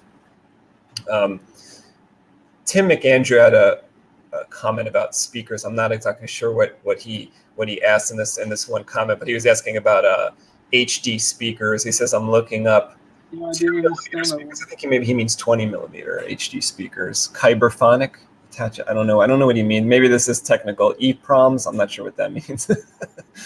But let's see. So you were mentioning the configurable blade effects Yeah. at some point. Um, yeah, that's a trade-off, I suppose, between a compiled version and source code. I don't see myself integrating some kind of user programming language into the CF so that you can meta build an algorithm or something like that, but rather probably gather eventually the wish of somebody to create an effect and implementing it so that people can just have to recall that preset Mhm. and call the effect. Obviously, the way of programming is not so different from the Profi or any kind of Arduino board or the stuff from Andros. We are all using pretty much the same kind of tools. We're using the C language and C++ and a compiler and so on. The thing is that at some point you will get an algorithm to produce a blade effect, and you will integrate it into the source code and into the core of the soundboard.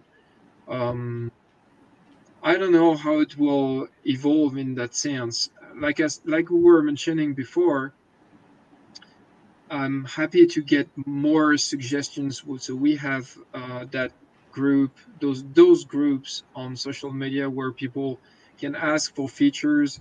I already have obviously on my list, just like you guys, no, I didn't forget about the one button support. This is on the top of the list. I have a couple of things to do as in addition of that thing. As usual, it required to do something quite extensive into the code to make sure that it's going to work and that people won't complain too much that it's a beta feature or whatever. So yeah, it kind of sounds like it's going to be like the way you've treated sound fonts in the past, in a sense, where it's like someone develops a sound font, maybe Lord Blako makes a sound font, he sends it to you, you really like it, and you put it in the default package next year. Is that kind of that's what? one possibility. Well, I've been I won't say careful about the default package. Not careful in the sense of the quality or whatever, but I know that fonts are also a way for people to be appreciated and to have financially contribution to their work. So I've never wanted to be a beggar um, and to ask for, oh, give me the fonts, and so on. I think it's great that people can be retributed for the work they do if they want to sell the font and so on. So I humbly asked a few people if they were okay to donate, to offer the fonts to the default package to be known, or well, most of those people actually, well, not most, all those people got a board at some point so that they could actually produce the fonts with the boards in And test it. hands Yeah. and tested them. So this is also the way it works. We trade some of the work, and I'm happy that they make fonts for Crystal Focus, and at the same time they get known because they are in the file, and they have their font used by thousands of users, and they get known this way, and it drags eventually traffic to their sound fonts on Saber fonts, and it makes them money. So I think it's a nice ecosystem in that sense. And I mean, yeah, if somebody wants to add fonts to a default package, and there is no reason it shouldn't be okay. At the moment, I created the package. Well, you were mentioning that my website is the place to actually get the from the older boards.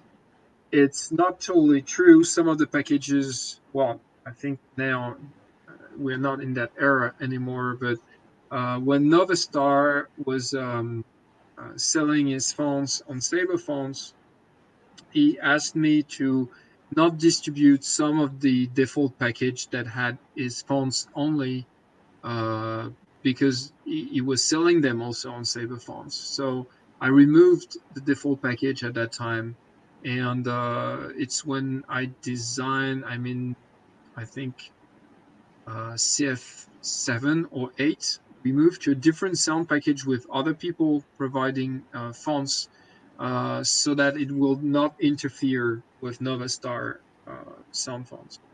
But now, history has been through, and I think it's probably the moment I can put them online again.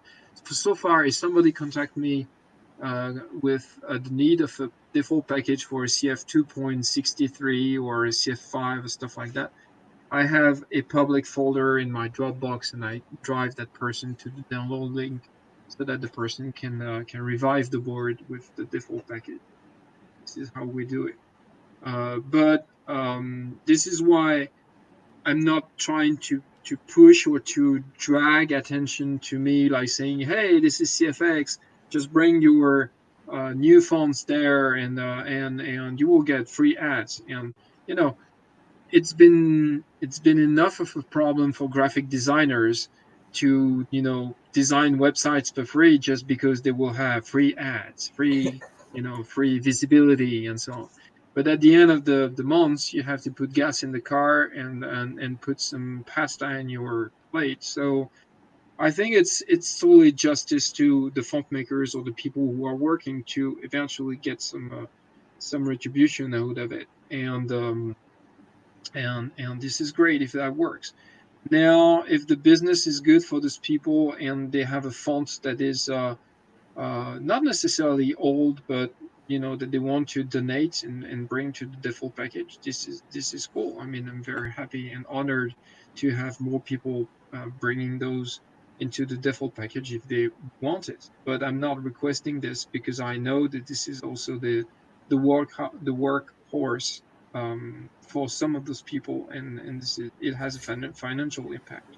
Like as far as blade profiles, like let's say there was a really cool blade profile that someone developed and they send it to you. Would you consider including that, assuming it worked perfectly and all that? Would you consider including that in a future update? And Yeah, then would it's people actually with quite it's CFX actually get quite that? easy to it's actually quite easy to do. Cool. There is no difficulty behind it. The thing which explains eventually the relative slow speed regarding my work is that it has to work for everyone. So it means that if I touch something in the firmware, I have to make some proper modification to Rise so that people don't have any surprise selecting an effect that isn't supposed to be there, or that they can't actually select the effect from Rise. I have to make modifications to the configuration files and to a certain number of things, which is not technically difficult. Again, this is time, which is the issue to do this properly. So I tend to gather needs, put that on my to-do list, and eventually release that in an update. Right now, this is what I'm doing. I'm taking a lot of the suggestions that I got and that what people are wanting to see into the release, and it's going to be release after release, providing new things. Mm. But Yeah, like a yeah. like how the iPhone comes out and then it's like the iPhone 11 comes out and people are already asking about what the iPhone 12 is going to be like. Like, I don't know if this is what Edmundo is kind of asking here, but he says, will there be an end to the evolution of the board eventually, or will there be new component to keep improvements going? So I'm kind of thinking he might be asking about, like, is he asking about CF11, or is he asking like, how long Hey will you guys, try this to is keep? all your fault. All your fault. I was totally happy with CS3. You wanted tons of additional things. Okay, I did what I could. Now, joke aside, I don't know what the future is going to be. I have a couple of improvement in mind and stuff that I want to put in. Somebody asked about the charger, for instance. It's a Yeah. tough call. Um, Yeah, Jedi Arm Stealer, he asked about, he says, I had a very intense dream about it. Will we ever see a CF that will charge through the USB port and use Rice as well? so basically, if you want to do that, you can use the Vader's Saber, which is providing the option. So and it does relatively fast charging as well.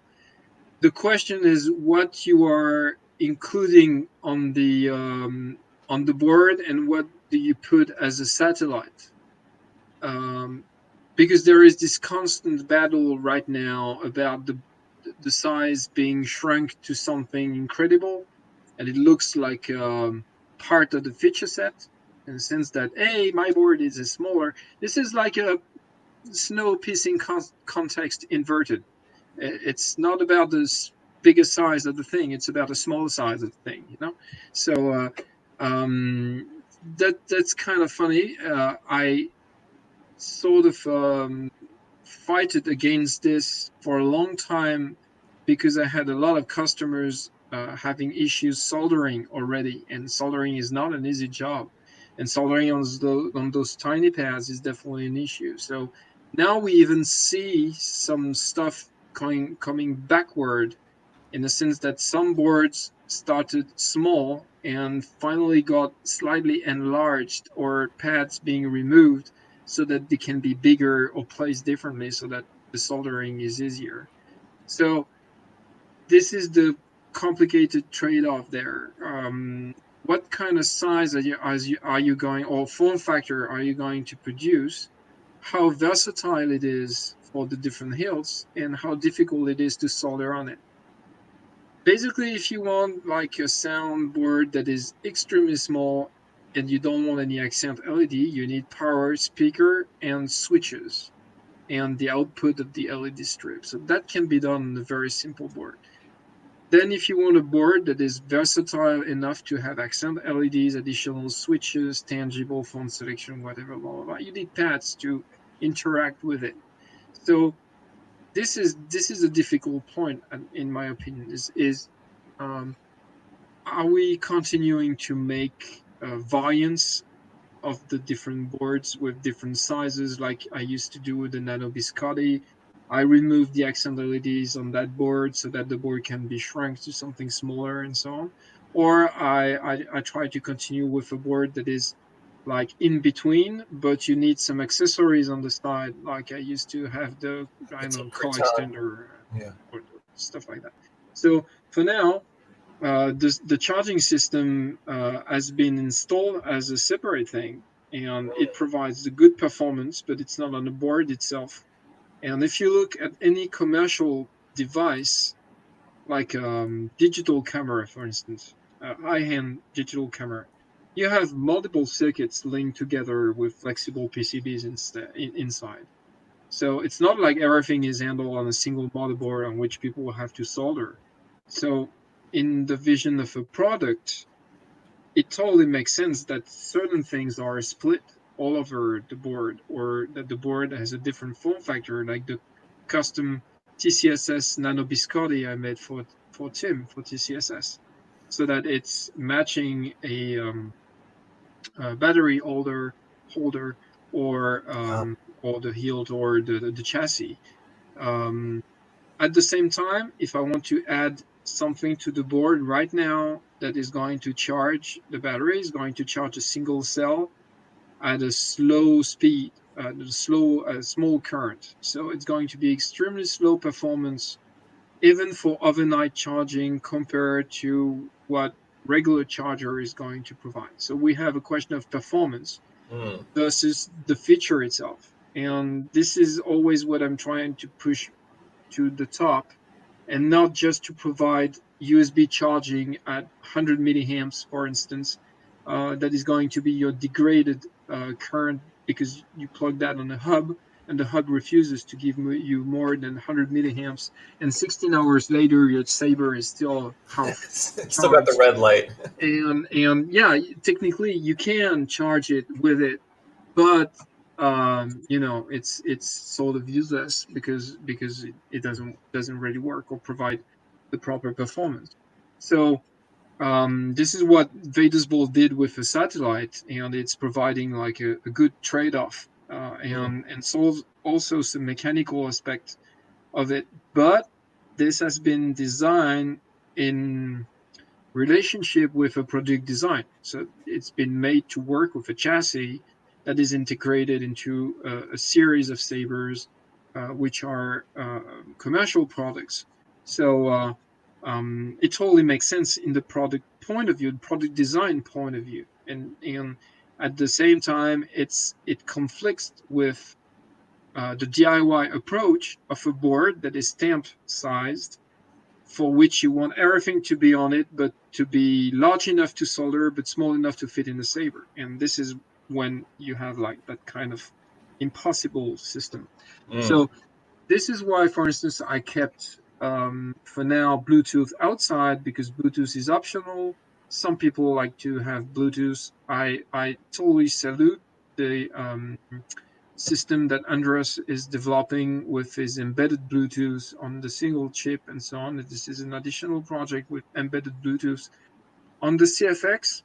Yes, I could technically, without any problem, put the Bluetooth on the side, but then some people who would like to not have the Bluetooth will have eventually to remove some bridges to isolate the Bluetooth, to use the legacy rice port on the board. Then I don't know, if the people don't want to pay for Bluetooth because they're not going to use it, I have to make specific production of the board without the Bluetooth, or a specific PCB without the Bluetooth, and then you reach some kind of chicken and egg situation. Well, at some point the product has to come out, so Yeah. that's another thing too. So we can't fund right now so many variants for everything, and I think, I'm not saying like it's the Ford T and we provide any color as long as it's black. I'm not talking about It's one of my favorite quotes. It's not like I'm saying, there is CFX, you have to use CFX. You have plenty of options. It's made into a versatile board for which you can have accessories hooked to it. But at some point, if there is how can I say that, a converging of a design that requires specific shape or form factor, then the board is going to be adapted to that product. And this is everybody making a series of sabers is going to do it this way. Mm-hmm. So again, this is not something new. This is something I did for TCSS. I remapped and refactored the shape of the board to match a chassis or a mechanical design. Oh. So it's just the current difficulty to make I won't say one size fit all, but something a little bit like this, so that both the hobbyists and the installers and the saber designers can still have some use of the board. Yeah, they all could have a success with it.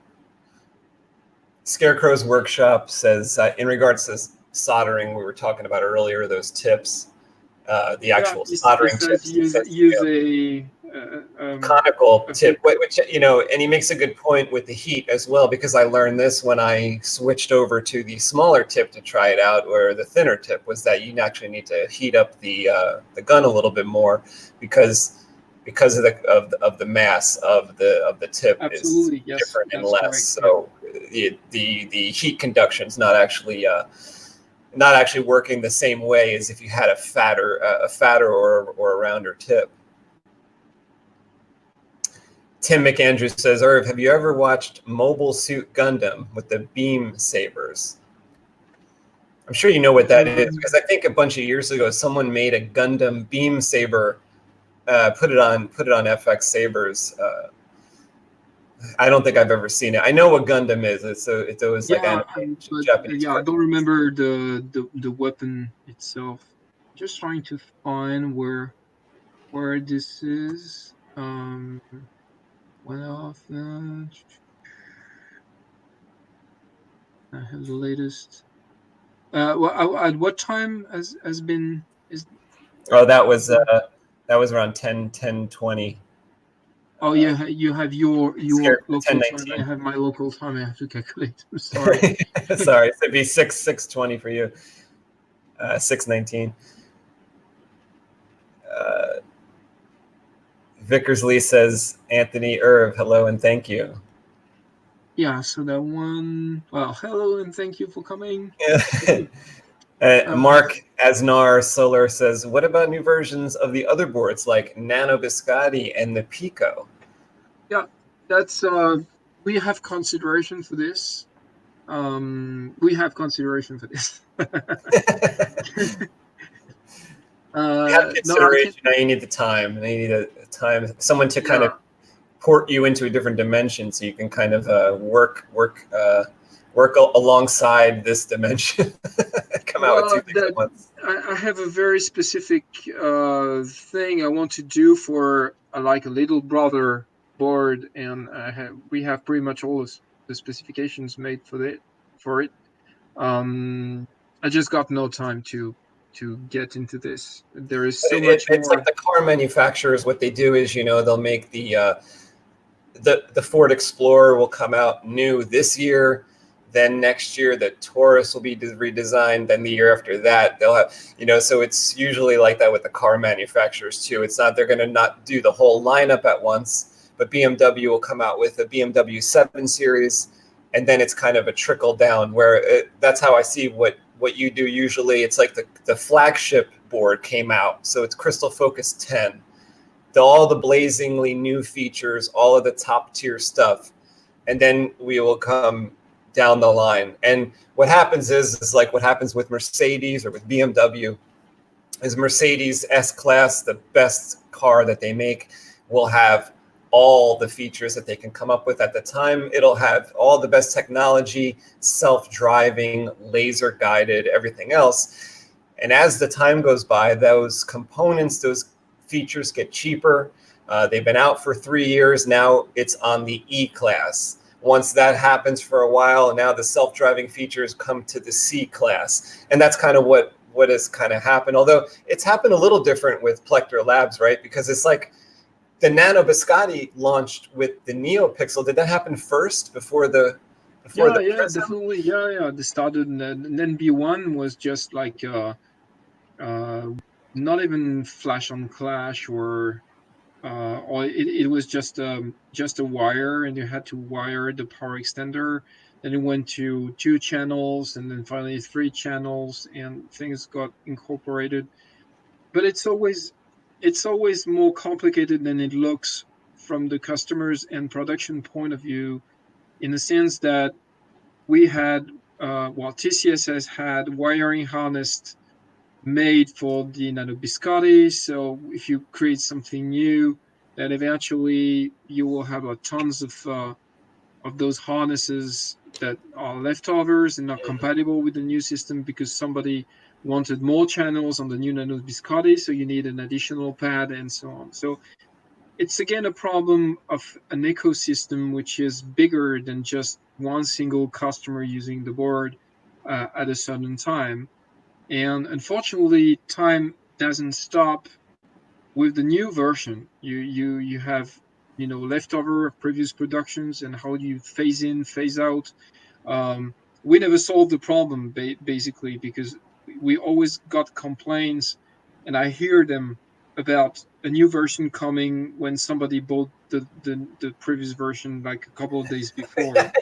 So You probably got a few complaints at CF9. I just bought the CF9. Does it do Neopixel? Sorry, it doesn't do Neopixel. Okay. No, it doesn't do Neopixel. I got without about the phase in, phase out. I got a bunch of complaints about the Neopixel.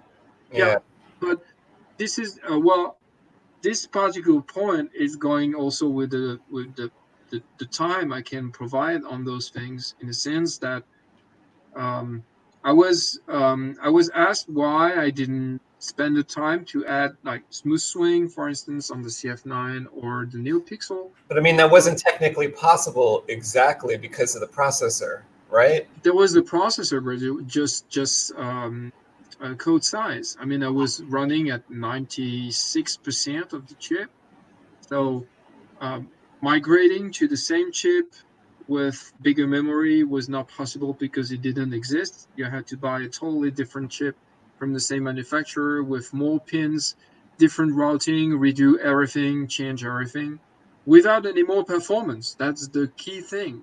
You're trying to do more, because I needed more audio players and more polyphony, and without changing radically. I could have made a patch, something, trying to make so-called smooth swing, so-called Neopixel with one effect, or something. It wouldn't have reached what the Prism would provide.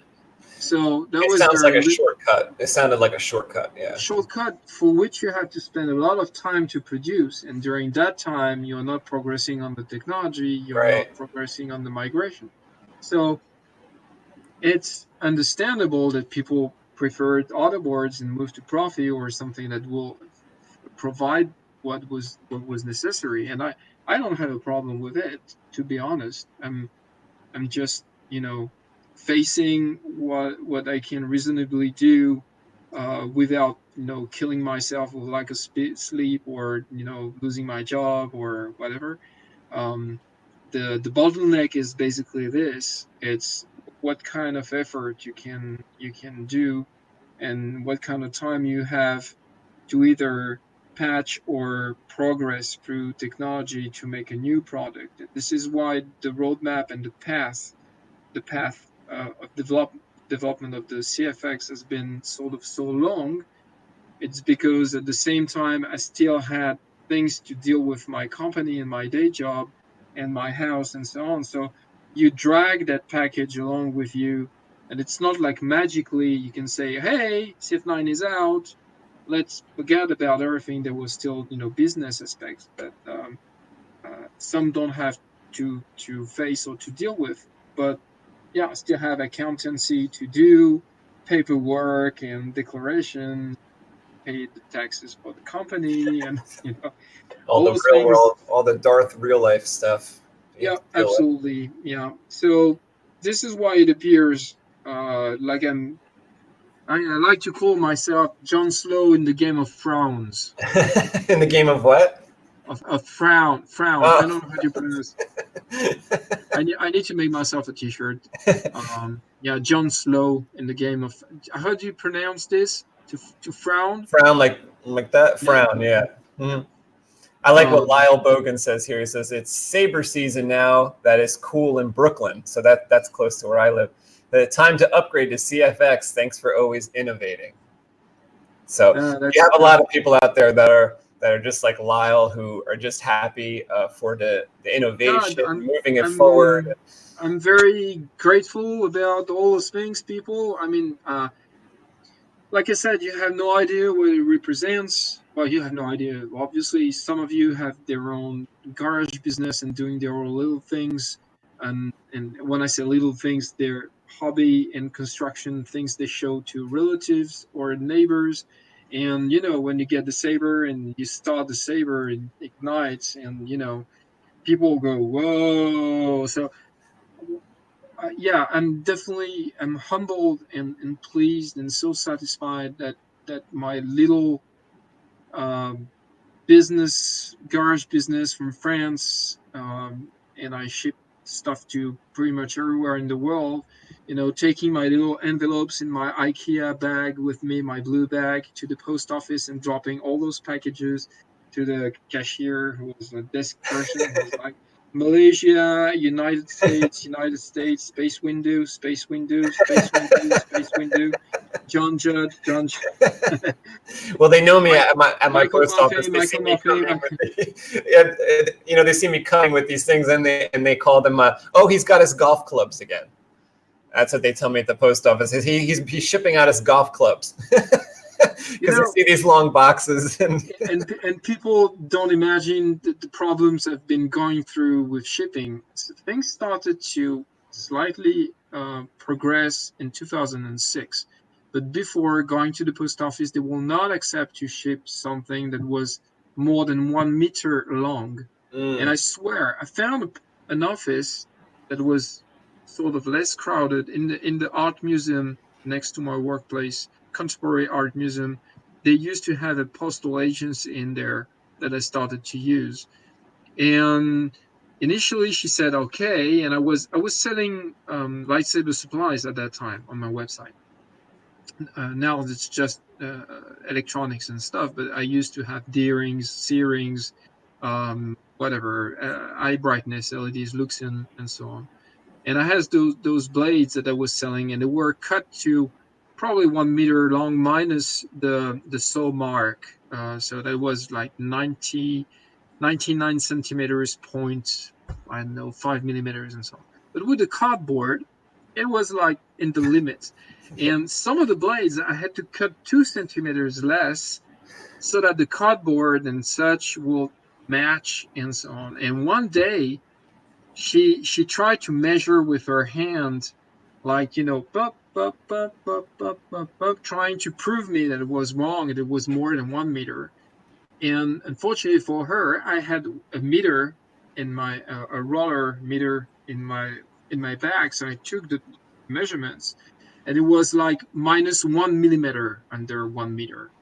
So she was like, she was frowning, and she didn't want to take the package. And finally, she took it, and everything is against you in yeah, terms of business. I live in a yeah, country that's in true. which it's, I mean, even those things, shipping and packing and getting packing supplies and stuff, Well, can be even look at that. I mean, complicated. you turned that negative into a positive though, because from the customer side or from the client side, you would never know that you had any kind of heartache at the post office, because when now I don't know if everyone out there knows this, because some people might be newer and they might not have ordered Plector Labs products directly through Irv Plector's website like a lot of us did back in the day, and you would get the order 2017 it's been the yeah, case. and you would have to personally ship out all the stuff.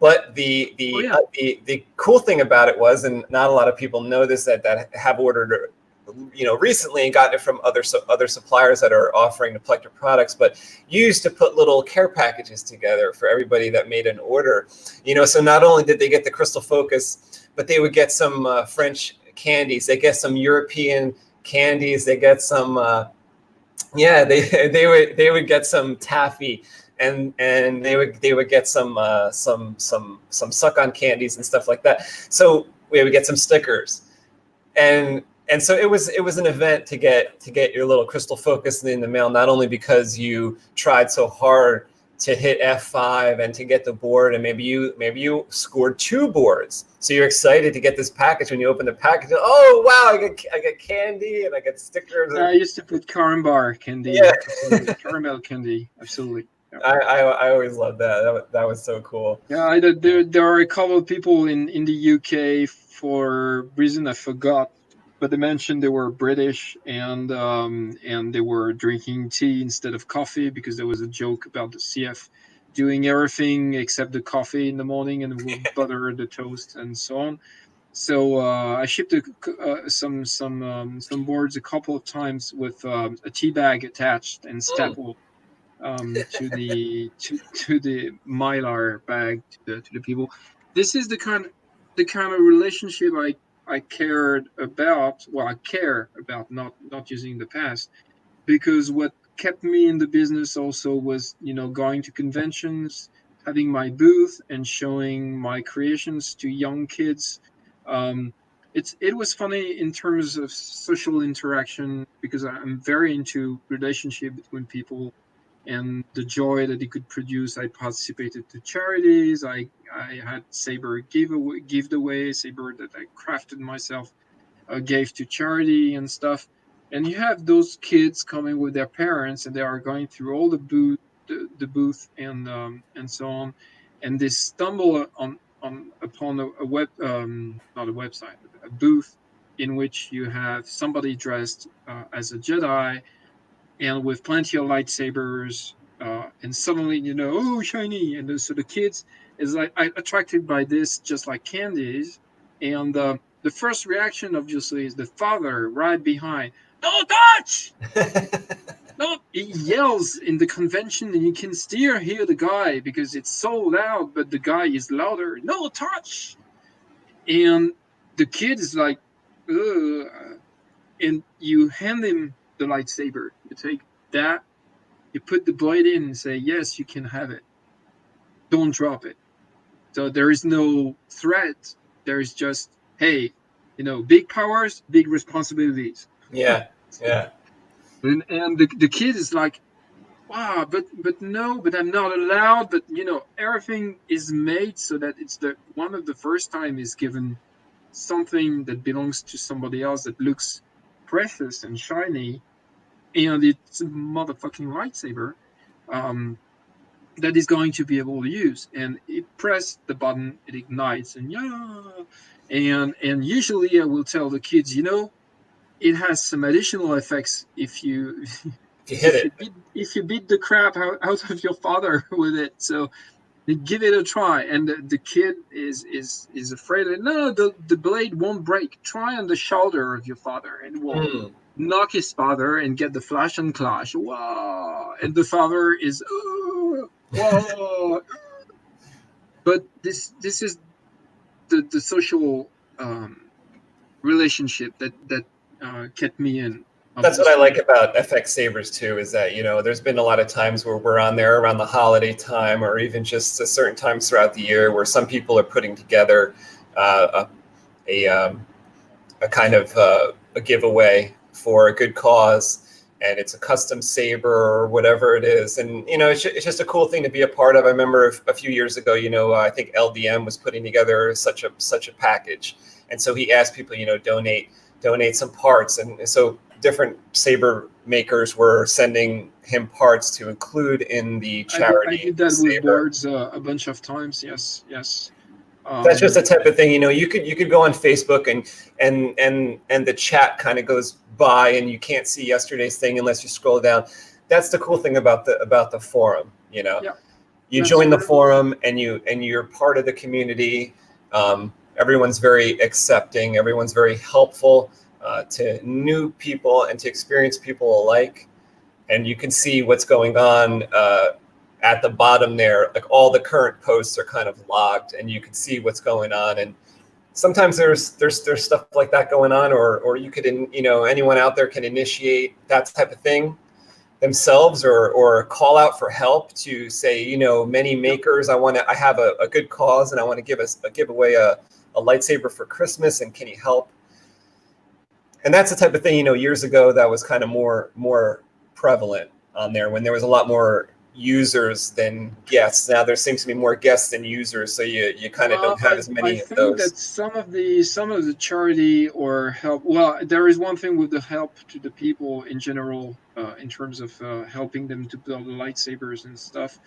Regarding charity, I think that people are humbly doing that on the side and not necessarily mentioning. Yeah. I'm not talking much about what I do for charity or what I do for helping people, because this is not my type. I don't want to be specifically rewarded for it. I don't want to be stigmatized, or I don't want to be an iconic representation of charity, whatever.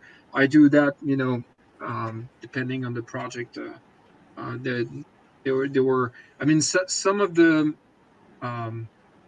public charities that have been often represented with actors going to hospital.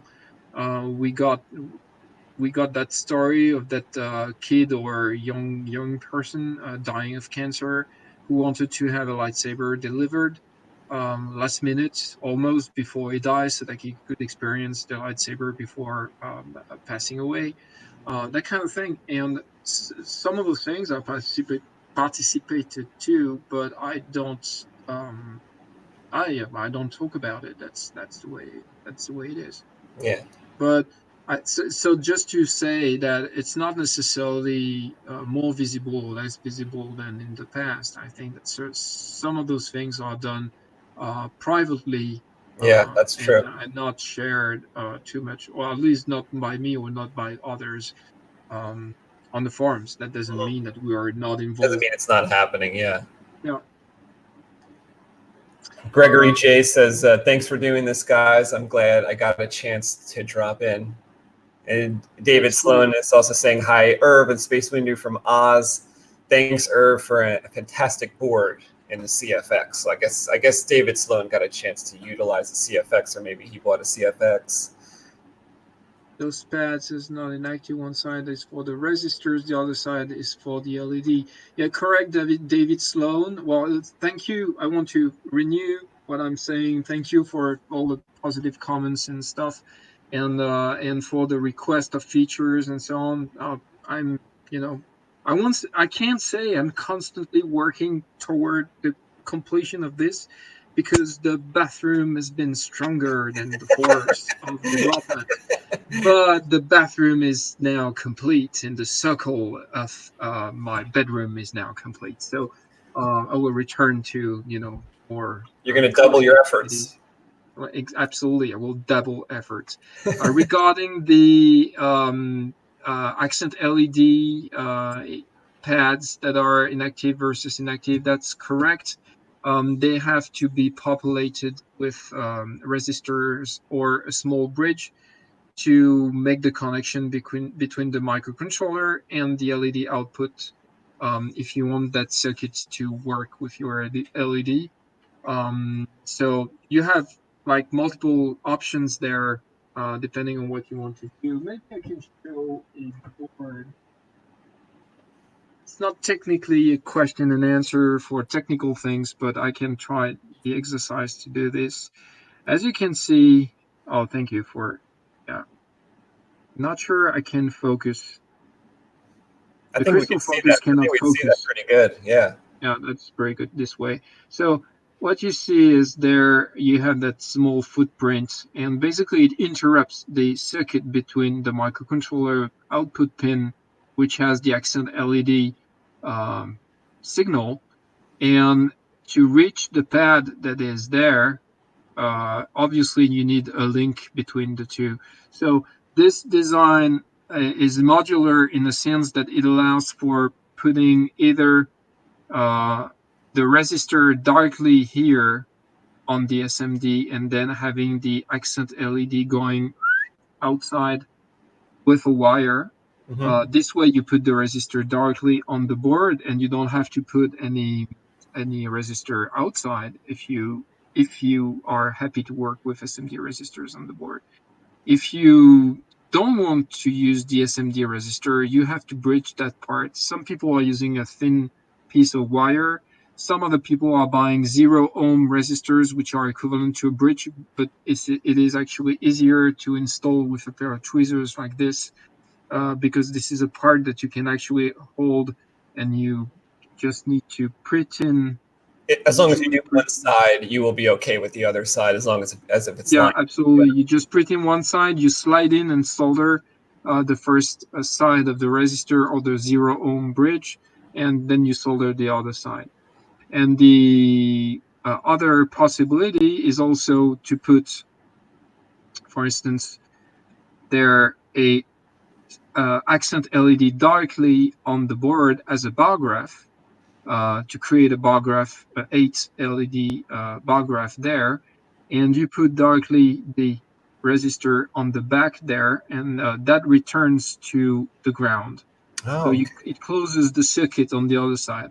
And conversely, you can do the opposite if your board is flipped upside down in the Oh, hilt, and you want to do the bar graph this side. You put the accent LEDs, SMDs this side, and you put the resistors on the other side, and you will get a complete circuit. that's Um, great. That's a great idea. and you can reach Nice. Doug Chasm, DC, because he's an expert on doing those correctly, as he's been showing and bragging on FX-Sabers, displaying his very cool bar graph. I'm just joking. This is very precise wiring of the accent LED that has been displaying on FX, and it's a good tutorial and example to see what is possible to do with the board if you want to have an onboard bar graph, just like Rob's and Matt Carroll has been doing that for several years now, doing his small projector. He has a Yeah, system that he can project the light on the through like a hands. little bubble Yeah, window in his absolutely. hill. That was actually one of the extras Vader's Vault gave to me in the when I ordered the Star Killer from them. Is they said, look inside. There's a special present for you. And when I looked and opened the bottom, they had a blue SMD LEDs on my Crystal Focus 5 inside the Star Killer, which is really nice. A really nice touch. On that I really love that's it's not going to take up any space on the board at all, and you could add those SMD LEDs, rather than running all these wires out, which Yeah, could take that up space. space saving. There is not only SpaceWIndu, there is a space saving as well, Yeah. SpaceSabers. Yeah. Space isn't just outer space; it's very important for inside the lightsaber Outer too. space savers, yes. DC Saberhood had a good laugh at my comment. By the way, Mike, I think it's Mike. The saber that you demonstrated recently with all the pipes, and some Uh, of it that has been made with I think a guitar string, something like this, hmm. is just brilliant. Yeah, I love it. He's just an Thank you excellent very much. designer. Whoa, that's so nice. He actually, I don't know if he's here anymore because he said, "Great show, guys. Gotta hop off, but I'll speak to you both soon." So maybe he had to He step away, but returned. He he'll. say, "Hey, I'm Uh, back." and Mark Fiala, one of my friends from Instagram, he says hi. He says, "Will there ever be anything like the CFLS again?" So you could imagine I'm probably controlling Mark. Yeah, I was about to say so. I mean, this is definitely out of my mouth. This is my second account that I'm. This is your puppet. Yeah, your puppet account. No, I don't think so. I got the question a couple of times on FX as well. I don't have any will or any need to return to the segmented strips, in a sense that it's not. I mean, it has some interest, I think, in the way the string blade is built in terms of maybe mechanical resistance and so on. But I think that those questions can be probably solved for LED strips, pixel strips. I mean, to bring a sufficient strength and still provide all the multicolor aspects and what they are providing right now in terms of maybe brightness is a concern, because it was possible to obtain like huge brightnesses with the LED strips, but at the same time with very bad diffusion. Diffusion was more difficult probably, and corn and cob effect was more visible on some of the blades. I'm not saying the blades that you've been making yourself, but that was probably one issue. Yeah, I think kind of the problem there kind of lies where, like, from kind of doing it, kind of making like a whole lot of blades, kind of realizing that what I did early on was, I made one blade, then two blades, 3, 4, 5, 10, 20. Those 20 first ones, can't sell them. They're just not good enough. You know what I'm saying? So for someone to come in and decide that they're going to make a light string blade, and that's going to happen to the first or second blade that they make, it's probably not going to look fantastic, and that's kind of there is a huge time component to the string blades, which, although there is maybe a brightness increase there on the various colors, ultimately it's not worth that investment, because to have to make 10 blades or 15 blades before they start to look great, it's just not so. And the time that it takes to even make one blade, I mean, we're talking at least an entire day, if not 2 days, to actually put together properly the blade, 6 segments, all the diffusion, the wrapping, shoving it in the foam, getting it to look great, getting all the segments to operate properly, all the wires is correct, everything's fine.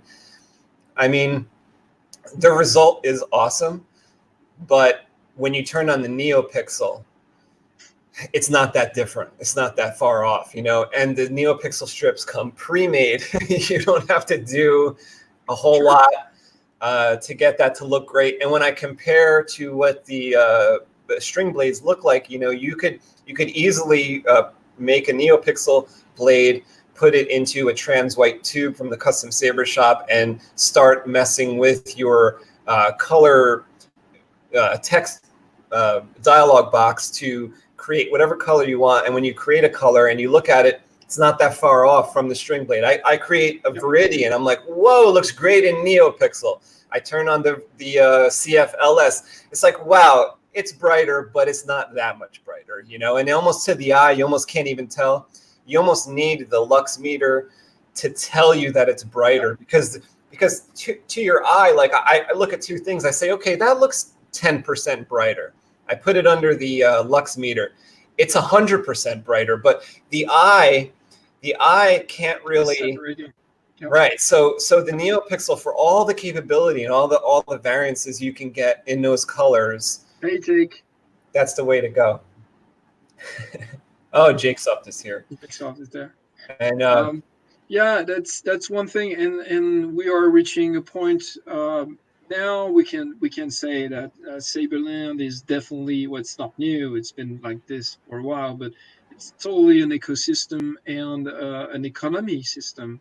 So you look at systems for which you you want to get something in the form of a product at some point.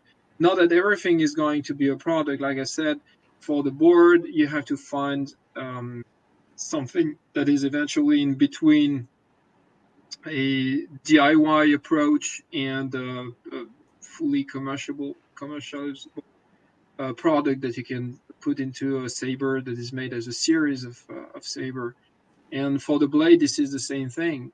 So there will always be a difference. If you take, for instance, Wilson, I think it's Wilson McDermott, a guy possibly in Canada. I'm sorry if this is not exactly the right spelling or name. The string blade experts. The string blade that was made, the brightest thing that was made with light bulb filaments, LED filaments that he created, and then before he crafted the blade, the crazy blade, there was a stardust blade maybe, or stellar dust blade. It was incredible, but at no point this is coming to be a product or something that you can make maybe 10 units. So it makes it very complex to decide. It depends if you want to build something crazy for yourself or if you want something to be used for somebody else. And it goes back. I mean, we can say that Circle is complete in the way that we were talking at the very beginning about the motivations of making Crystal Focus and making a soundboard that reacts to motion and so on. The configurable aspect is very important in that sense, because if you want to build something just for yourself as a hobbyist and eventually showcase it or brag about it and share with the community, put it on YouTube and so on, say, hey, I made this, I'm very happy with this.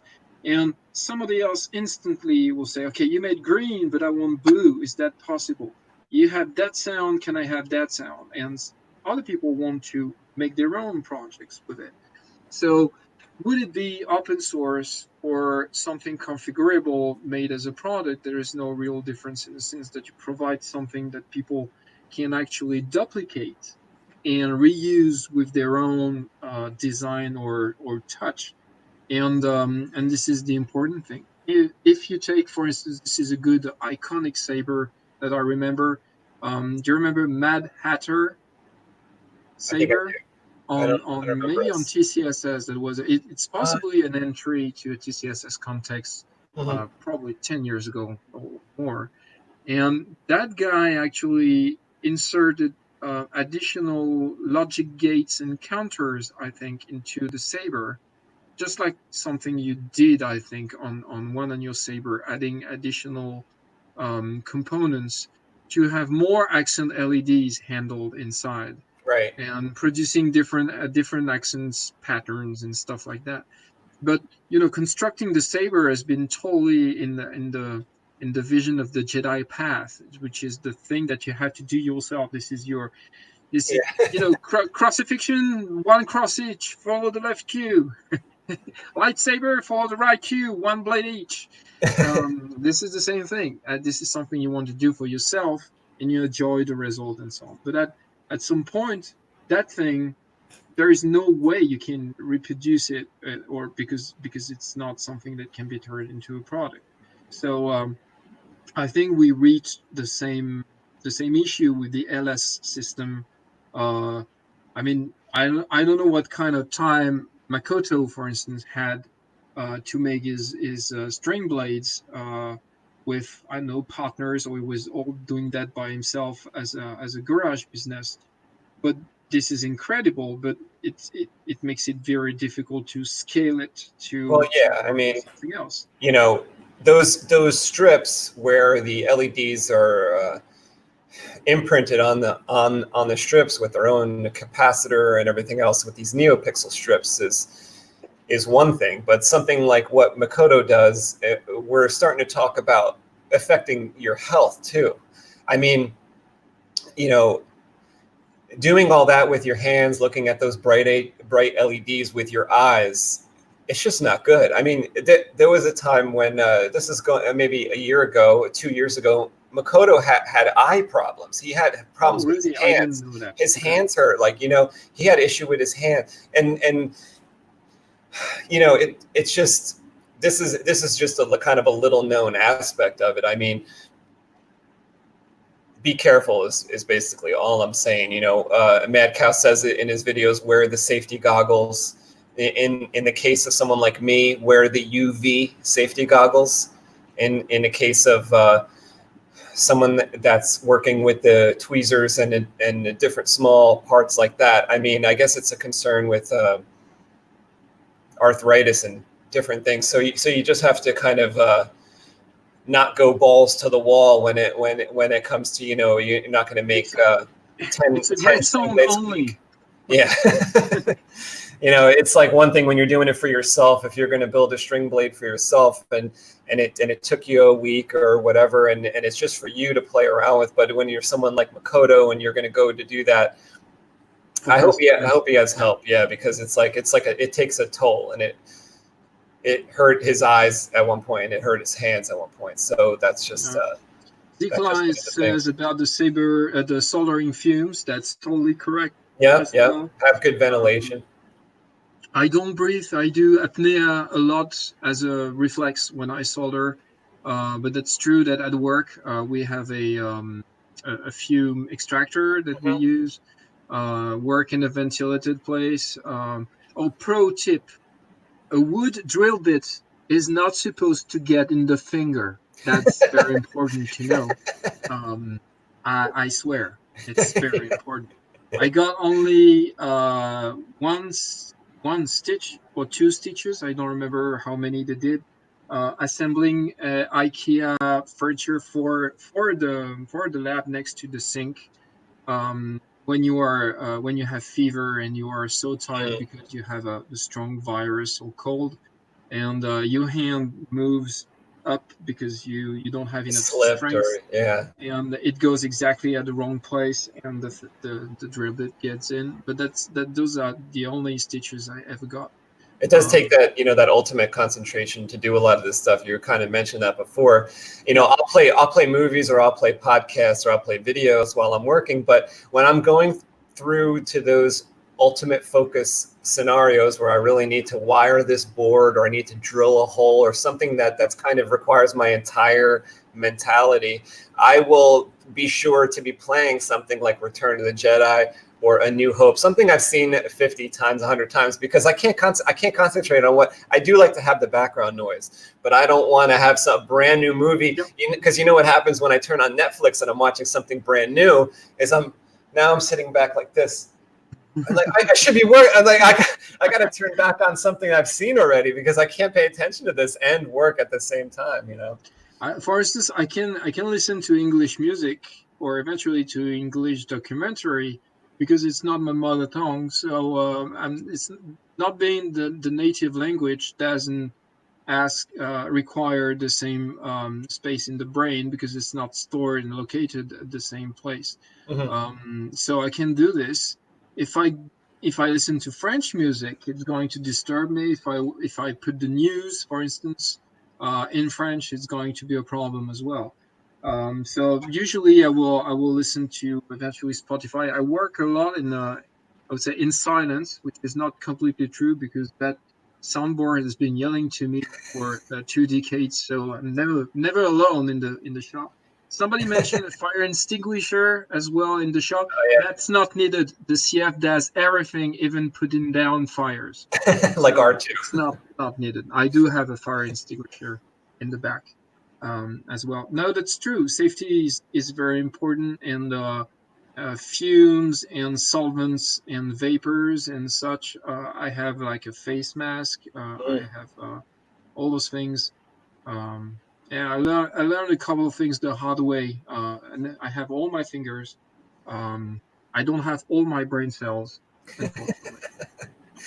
Well, I'm going to let you go pretty soon, because I don't want to take up all your night, but I want to just go through a couple more. No, that's fine. It's 7 p.m. there. We're going to have dinner with the family.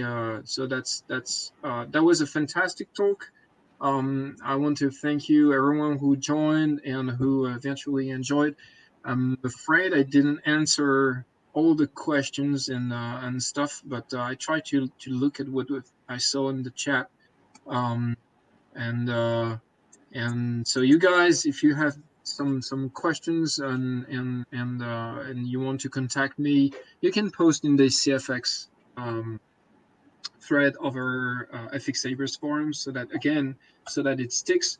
If you want to create a fun font package or user interface package for the board, create graphics, or want to translate the manual, again, I'm kind of humbly and shy saying that I'm not, pushing people and asking workforce to be donated, because I know that a lot of people in Saberland are trying either to build their own saber, they have families, they are trying to get their business going as well when it's a business.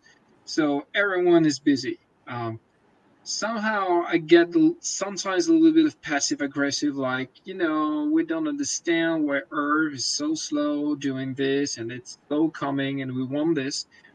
I take this with distance, but I know that everyone is busy. That includes me, unfortunately. So I try to do my best for progressing, and keep one thing in mind is, as a positive note on this live chat, is that it's not because you don't see new things coming every day that no work is being done. I mean, in the way of publishing things nowadays, it's all about instant things pushed over Facebook and so on. I'm not so much that kind of guy, but it doesn't mean that I don't work. And then not a I slacker. think when you're the man like you are, that's the type of comment you're going to get sometimes. That just comes with being the man. You know what I mean?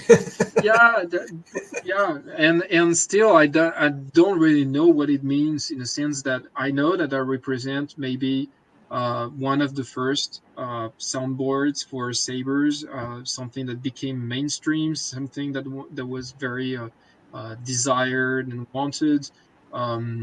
We had that endless discussion at some point on the forums back in the day about the fact that the CF was a collectible or not, in the sense that it was rare and produced in a certain limited quantities and so on. And some people thought that it was controlling the market and that was making them rare. And then there was some black market on eBay and stuff like that. It's not. I mean, well, I remember, you used to try to shut that down when that happened on eBay. You would try to do something, if I remember correctly. I think you contact eBay, or you'd say this is like a scalping situation, or at least us on the forums, we would say don't perpetuate that eBay stuff by buying it. Because someone that buy it from you for $150 and puts it up there the next day for $450, we would say on the forums, don't buy it, because 650 or almost 700.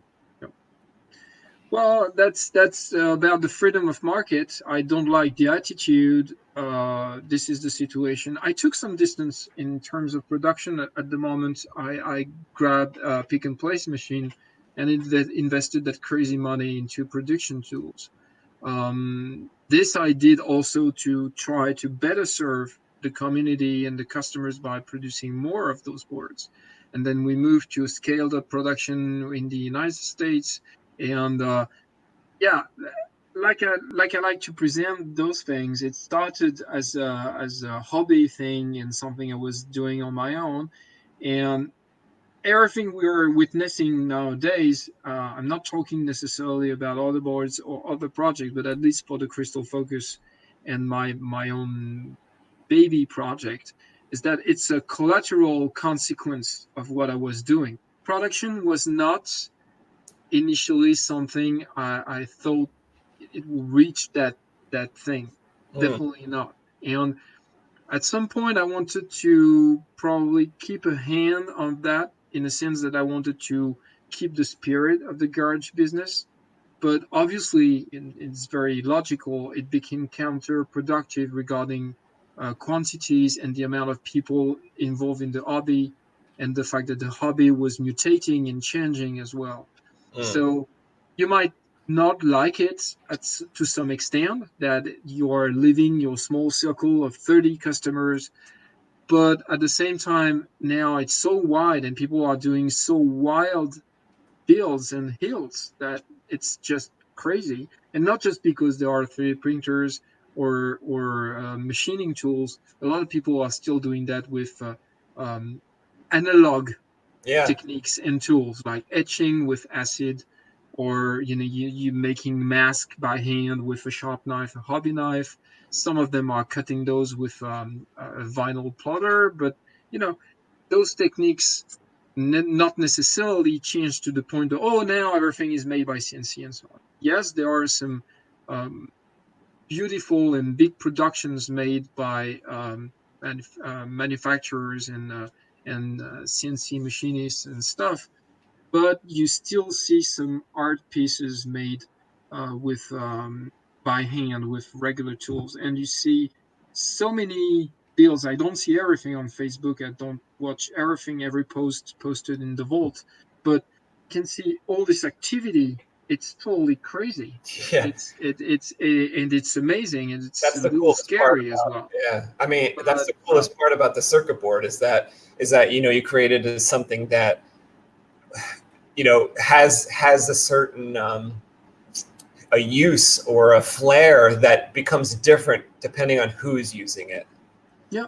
So whether it's sold Again, already inside the saber, like Vader's Vault or Genesis Custom Sabers might sell you a saber, a completed saber, and now you're playing with it. Just the fact of the moving it, you're creating your own scenario, your own artwork just by moving it, playing with by yourself. Or you have the person who's the hobbyist who's creating their own hilt, maybe with custom parts or one of a kind. Like you said, maybe it's not CNC machine because it's one of a kind. And you see how that evolves. And it's like each person's utilizing, it's almost like you created a marker or a pen or a pencil, and you're watching what people draw with it, what people do with the pen, what people write. Sir Raw Thunderman says, are you guys worried that Disney will ever shut down the saber scene? I tried explaining Saber World to a legal friend of mine. His first question was, how hasn't Lucasfilm shut you guys down yet? I mean, I think part of it is because a lot of us call the lightsaber a saber and not a lightsaber, because Lucasfilm has a TM on lightsaber. So if you try to make your website called Irv's Lightsabers, that might get flagged. That might get flagged by Disney. They will come after you and say, we own the term lightsaber, just like Marvel owns the term superhero. If you guys didn't know that, it's a kind of a weird thing. Yeah, okay. It's like if you try to make a website that says Irv is a superhero, Marvel's going to send you a cease and desist. Don't call me a superhero. I don't want legal problems. Yeah. So I think it's certain things like that, plus the size of what people are doing. It is a small community. It's a lot of people doing one-offs. I don't think it has to see with the size, because basically when I was looking at the legal actions that were taken at that time by Lucasfilm before the franchise got purchased by Disney. You had two interesting cases. Those are not the only ones, but there is one. I forgot the name of the website. The website was very ugly and like web 0.8 or something. Very old website with the frames and the animated background, and you had the little GIF with the animated mailbox if you want to write to the person. You have those tiny graphics and stuff. And the guy was selling lightsabers with a plasma blade. And basically, it was just a plasma blade made of glass, probably, that it got sourced as a part and integrated into a pseudo hilt. But it was not even beautiful. And the problem is, one of the problem of Lucasfilm at that time, and they clearly stated the reason behind it. You shouldn't say that something is Star Wars for two reasons. First of all, if it's a piece of crap and you associate this with the image of Star Wars, so that's image protection in terms of quality or what it is, then you're going to be in trouble. If you use a trademark, you're going to be in trouble. If you pretend that if something is good and you associate it with Star Wars, you don't have the crap problem of your product, but you are bypassing the license price that you are supposed to pay, that other people are paying and you are not. So you're not paying the license, for instance, Hasbro, Master Replica, whatever, and then you are trying to take the benefits of associating your product with Star Wars, but without paying the franchise. Right. So those are the two things. And that's true that if you don't pretend to be in and you walk that fine line, which I've been walking along with a lot of people, you clearly show your will to stay out of trouble instead of, saying, "Oh, I can use lightsabers because it's cool. I don't care." And I actually suggested to a bunch of people who are still in business to remove, big words, Yeah. and that probably saved a couple of people actually from actual trouble. The other problem, but this is similar to the case I was talking, was the Shepperton studio and the that was not the blaster, that was the stormtrooper helmet, I think. And he was able to prove that he had the intellectual property of the design, Mm. but that was the same idea behind. Basically, he claimed in his sales that he was selling the Stormtrooper Star Wars helmet, Mm. like the ones from the film, everything just like Star Wars. And that was that particular point. If it has been sold as a replica, but he had the original molds and design, and he was trying to enforce this, and he got the case in this Mm. case. But yeah, I think that Disney is probably sort of enjoying that vivid community doing things. I hope so. Uh, I hope so. they also help themselves to a certain extent to certain ideas there, Yeah. and I think we should be proud of that work that we have done, and that shows that those were good ideas, and yeah, I think that's It's very kind of also positive. a small thing in the films too. I mean, it's not like we're producing costumes and the headdresses of Padme Amidala and the outfits for all the different Imperials, and it's like this is just one thing inside. I always tell people it's kind of like when they ask about lightsabers and stuff like that and how did you get into lightsabers, I always say, it's like baseball. It's like you love baseball, but you're really only interested in the baseball bats. So it's a very specific thing even inside of the movies. So it's not like we're saying we make everything Star Wars come to us and not Disney. It's like, well, what inside the Star Wars movies, it's one little thing and we're very into that one thing. Absolutely, so it's kind of very, very focused.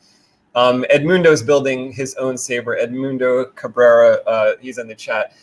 He's building like a Obi-Wan or like a Luke style lightsaber. It's his first lightsaber. He's got accent LEDs in it. He's got a PLI. He's got the thin neck and all that stuff. He says, I think I bit off more than I can chew with this build. And I know this was not a starter build. This was an important one, and doing it slowly with lots of help. He says, I know it will be successful, though, thanks to SpaceWIndu, and thank you to Irv for the tech. So I've been kind of trying to give him a little advice, but he's using your tech, and that's the impetus for him to get into all this stuff. I hope you have fun with it. David Sloan says, I'm just glad the CFX is so readily available in the early days of CF. I remember sitting on Irv's site, mashing that 5 button and trying to buy a CF and never getting one. Well, that's a thing I was surprised too. It's like I heard the CF10 was launched, and I think Harris texted me and someone else texted me and said it's for sale, or TCSS had said a couple days in advance it's going to be for sale. They were selling advanced boards. I didn't go to that yet. I said let me wait, and I waited, and about a week after I ordered one for a customer. I was surprised to go to Custom Saber Shop and find it said stock available. Then 2 weeks later, I needed another one for another customer. I go back. I said, they're not going to be in stock. I'll probably have to email MH or something. So I go there. It says stock available. Okay, all right. Yeah, the reason is that now MH is enslaved in the basement of TCSS working all day long, and yeah, he has a chain and he cannot go away. So basically, there's no choice. He's producing. And we're cloning him, and we cloned him 10 years ago, so that's why there's never going to be a shortage. Thank you, Michael. Thank you, Michael. If you watch this, yeah. Michael's incredible. You know, I'm always sending him broken boards and boards that I broke in my fat fingers moved the wrong way or whatever, and something broke, and he's always he's incredibly so kind patient to fix. and gifted for all those things. Yeah, very very pleased to account him in the affiliates program and working with us. That's very nice. That's very cool. Anything else that I can answer? I guess Jedi Peace Walker making an order 66 reference. He says, I need 66 SMD accent LEDs. So 8's not enough for him. I need 66 SMDs. Jake Soft is happy he made it before we ended. And Jake actually talked about the TM Flash and Clash. So I did register the trademark in France. So for those who remember the battle with Ultra Sabers in the early days, I failed to fill it on time, and they beated me to the punch on registering it in the US. Well, I was going to make a joke and say, is that why I was going to make a joke and say, is that why Alan from Vader's Vault always says Clash on Flash? Instead of no, but I'm not sure. There is possibly some innuendo in there, but yeah, it's Clash on Flash. Yes, there is something behind. Vehicle says that's dedication, Irv. Thank you for all the blood, sweat, and tears. You know, so you've definitely had all three of those with various puncture wounds and various crying sessions. Not so many. Actually, I got more wounds from the bathroom and the renovations than hurting myself. The thing is that it's actually a good combination to do housework and electronics, because you build up some how do you call calluses. Calluses, yeah. Absolutely. So it will protect you against burns and stuff. So I rarely get burns and so on. Same here. You know, I used to work at a pizzeria back when I was at 14, 15, 16, 17. We used to have to reach into the oven and get the slices, and my hands became kind of impervious to those burns. Yeah. Yeah, there's one thing I wanted to say. I came up with not really a joke, because this has been ongoing since Mark Predator. Hey, Mark has been doing some Hobby One, I think, joke, and Hobby One and coffee joke. And I wrote for the chat that my coffee machine is called Hobby One because it has the high ground. And each time I get an espresso, it states, "Cool beans, Anakin. Try to chill out." Now I like to talk to my little espresso machine. There, how much coffee do you drink a day? You've been talking about coffee since I first knew you. Yes, probably between 6 and 8 espressos. Whoa! So, okay. I thought I was a big coffee drinker. Whoa. So, but actually, that's very low amount of caffeine, because the espresso is the smallest amount of caffeine you can produce by extracting the coffee. And well, we got educated in coffee technology and very, very, very good coffee in a coffee shop in Paris. I promised myself that I will take a barista training session with those guys. And they are amazing, and I swear they make coffee like you've never tasted. Oh, and wow! There is one thing that you have to know: the regular dripping method to extract coffee is the one producing the most caffeine, because it diffuses the coffee the most. So you will get a lot of caffeine in a regular coffee pot, the glass pot in which you drip the coffee. Well, the type that I love is like the cold coffee. So Yeah, cold coffee, a lot of a lot of caffeine. caffeine in that, right? Because of the way that they, I forget the term, but the way that they extract it from that. This is a cold brew. It's called cold brew. Yeah, so it's like a steeping or it's like a 24-hour process that apparently leaves more caffeine in the final brew. And that's the one that I really like. You know, used to give me the shakes. There's one of my best friends from high school. She went and opened up a local coffee shop that has since grown to become, I think, 10 or 20 stores. It's called Rook, ROOK. If anyone's in the Monmouth County or New Jersey area, they might know about it because there's lots of stickers on all the different cars that anyone that goes to Rook gets a sticker and they put on the back of their car. It's kind of a local secret type of thing. It's really good coffee. And that's the one I'm in love with. I'm drinking probably the amount that you have, but I drink it cold, so I have the same same levels of me. The secret for an espresso is that two things. It should be an extraction less than 15 seconds. After that, you should never make your cafe longo or longer by adding water from the machine passing through the ground, because it will extract the sour taste, and it will continue to extract caffeine.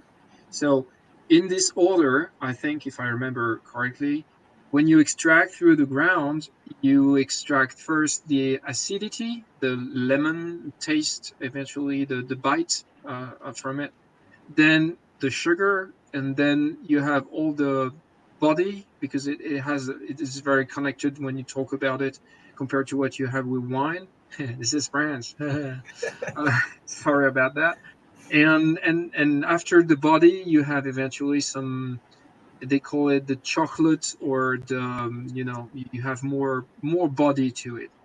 If you keep continuing with this, you get and finally the caffeine. That's what I wanted to say. So if you continue, you get the caffeine, and then the burnt taste and the sour taste that keeps going. So if you want to make a cafe longo, then the right thing to do is actually to prepare some hot water at the bottom of the cup and pour the espresso on top, so that you have the creamy finish, if you like the creamy finish. Otherwise, you put some hot water on top of the extracted coffee, but that will just dilute it, and you lose the coffee, the creamy thing. We used to have a joke at work when we were preparing the festival. Each time we had a festival with music played live, and during that time, people don't sleep a lot. They prepare the stages and stuff, and they bought a gigantic stock of Café Grand-Mère, which is Grandma coffee brand. The Grandma coffee is the worst coffee, one of the worst coffee you can find in France. It's made essentially of Robusta, and it tastes horrible. It's just like crap. It's just like crap, like mass produced. Yeah, it is one of the mass produced, but that one's particularly tastes very bad, and it was made in coffee pots with a dripping machine. And I will call it Le Café Charles Trenet, for those who are in France, or the people who know Charles Trenet, the singer, the French singer from the 60s. This is a guy with the eyes open like that. So basically, you will drink one cup of coffee like that, and you will become Charles Trenet singing La Mer all day long, like so this, bitter. without being able. I swear, I tried it, and I couldn't close my eyes. I was really like, crazy like that. See, here there's a drink called iced Americano, which is one I'll get from like Starbucks or something like that, which is like, it's 3 or 4 espresso shots in the bottom of the cup, and then it's a giant cup with ice, and then they'll pour water in there with a little milk or something. So it's like a cold brew, but it's made from espresso shots. And you usually get 3 or 4. You could ask for however many you want in there, and that's a really good alternative. When I tried, and this is not my definition of coffee, but that's okay. That was Star Wars lightsabers discussion. If we're getting into coffee, Jedi Peace Walker says, "How dare you, Irv, have a life outside of sabers?" How dare you? Who said what? Jedi Peace Walker is I guess it would be 708. He says, "How dare you have a life outside of lightsabers?" Let me find this. Where is it? Clash on Flash. Is it before? It's after Jedi Arms Dealer says, "Thanks, guys, amazing," and Jedi Peace Walker just makes a joke to you right before. The video is now copyright claim because you mentioned those terms. Oh no! Oh no! Oh yeah, somebody asked about Blaster Core support Pixel Tech. Yes, that will be based on CFX platform, so it has native libraries I wrote for CF applied to Blaster Core, so it would definitely use the LED strips. Jedi Peace Walker also says, "Will the new Blaster Core support Pixel Tech?" I think Yeah, you that's said it yeah. will I because was it'll answering. be I was based off answering of that. CFX and stuff. So I don't find. Oh, how dare you have a life outside of Sabers? Okay, I didn't understand the Saber. Yeah, that's a shame. I know. Well, to be honest, now my kids are working for lightsabers technology. They are the ones who packed patiently the bags Oh, like this, and I even give money. that's a good job for them because I remember growing up, me and my sisters always loved stickers, and anytime we went to the toy store, we always ended up like asking our mom for a sticker pack or some. There's scratch and sniff stickers too. They do that a lot, and they are happy to contribute to something. They sometimes go to the post office as well to drop the parcels and stuff like that. So that's very neat, and that makes them responsible and involved into the process. They told me actually. I'm sharing that with everyone because some of us have kids and family. But one day, Manon, my smaller one, told me, I know, Daddy, you don't have a lot of time, but I know this is to build the lightsabers, and that with that we can go on vacation and go to places. And she has the understanding that this has a It's a tangible it's a plus for the family. outcome, this plus for the Yeah, family. And this is not just something done in an egoist way, just for for ourselves. selfishness for yourself. Yeah. And yeah, so I get a bunch of compliments from my kids, not just because I'm daddy and everything is cool, everything, but because they have the consideration and the understanding of what is happening, and that I basically have two jobs, and that I still do things in the house. I make their bedroom the way they want. I will cut them some stickers, Harry Potter stickers, or make them custom T-shirts, so that they have custom items and stuff like That's that. awesome. So That's really cool. this is part of it. So I I confess I have a lot outside of lightsabers, and this is probably a shame for firmware updates, but you know. Oh, I was getting Zaicles' name wrong. He says it's pronounced Zaicles. So now I know Zaicles. Zaicles. I see him on the forums too, and I wondered how to pronounce that. Packin says, "Hey, SpaceWIndu and Irv, good to see you guys live. Irv, thank you for bringing the CFX to the masses. Question for you, and I think you already touched on this. You talked about the one button, but is the one button option going to come to the Yeah, Nano and the definitely. Pico with Like I the said, smooth swing? top of my list, Yeah. and I'm just trying to scroll at the same level. I saw the pack in. Well, okay, yeah. Okay, there Yeah, we are. now I'm almost at the bottom of the list. Will you be doing and B1 button option and Pico with smooth swing? So yeah, regarding the daughter, I'm not ready to answer questions about the smaller Other brother boards, or sister board and so on. But that's um, coming. as as exchanged with Jake Soft on FX-Sabers forums when it came to the discussion of CFX and feature list and so on, it's an era with more given than restriction overall because technology is progressing. There have been restriction at a certain time because of complexity, and I decided to go back on this because I think there is such a demand first, and because the community is progressing and people are. It's not that people have more skills than before, They are learning faster thanks to online helps and helping together. The groups, the social media are contributing anyway to this. So complexity is something that can be taken care of by writing a bigger manual. Um, sorry about that. So it means that because the nano, to explain what I want to say, the nano biscotti was initially created not just on a cost-effective aspect or a size, but in the sense of having something simpler because people couldn't deal with all the parameters and so on. It was the first reaction was it was too complicated. So it, that void between high hand and low hand is constantly changing, especially at the moment, and everybody is trying to have an offer that voids that fills the void or the gap. But in any case, if I build a daughter board, not a daughter board, a sister board or a brother, little brother board, um, it will definitely have as many possibilities as what the CFX has. Couple of restrictions based on the shrinking of the design because we will try to make something obviously smaller eventually. But yeah, there is no reason to remove smooth swing, for instance, because this is part of the question.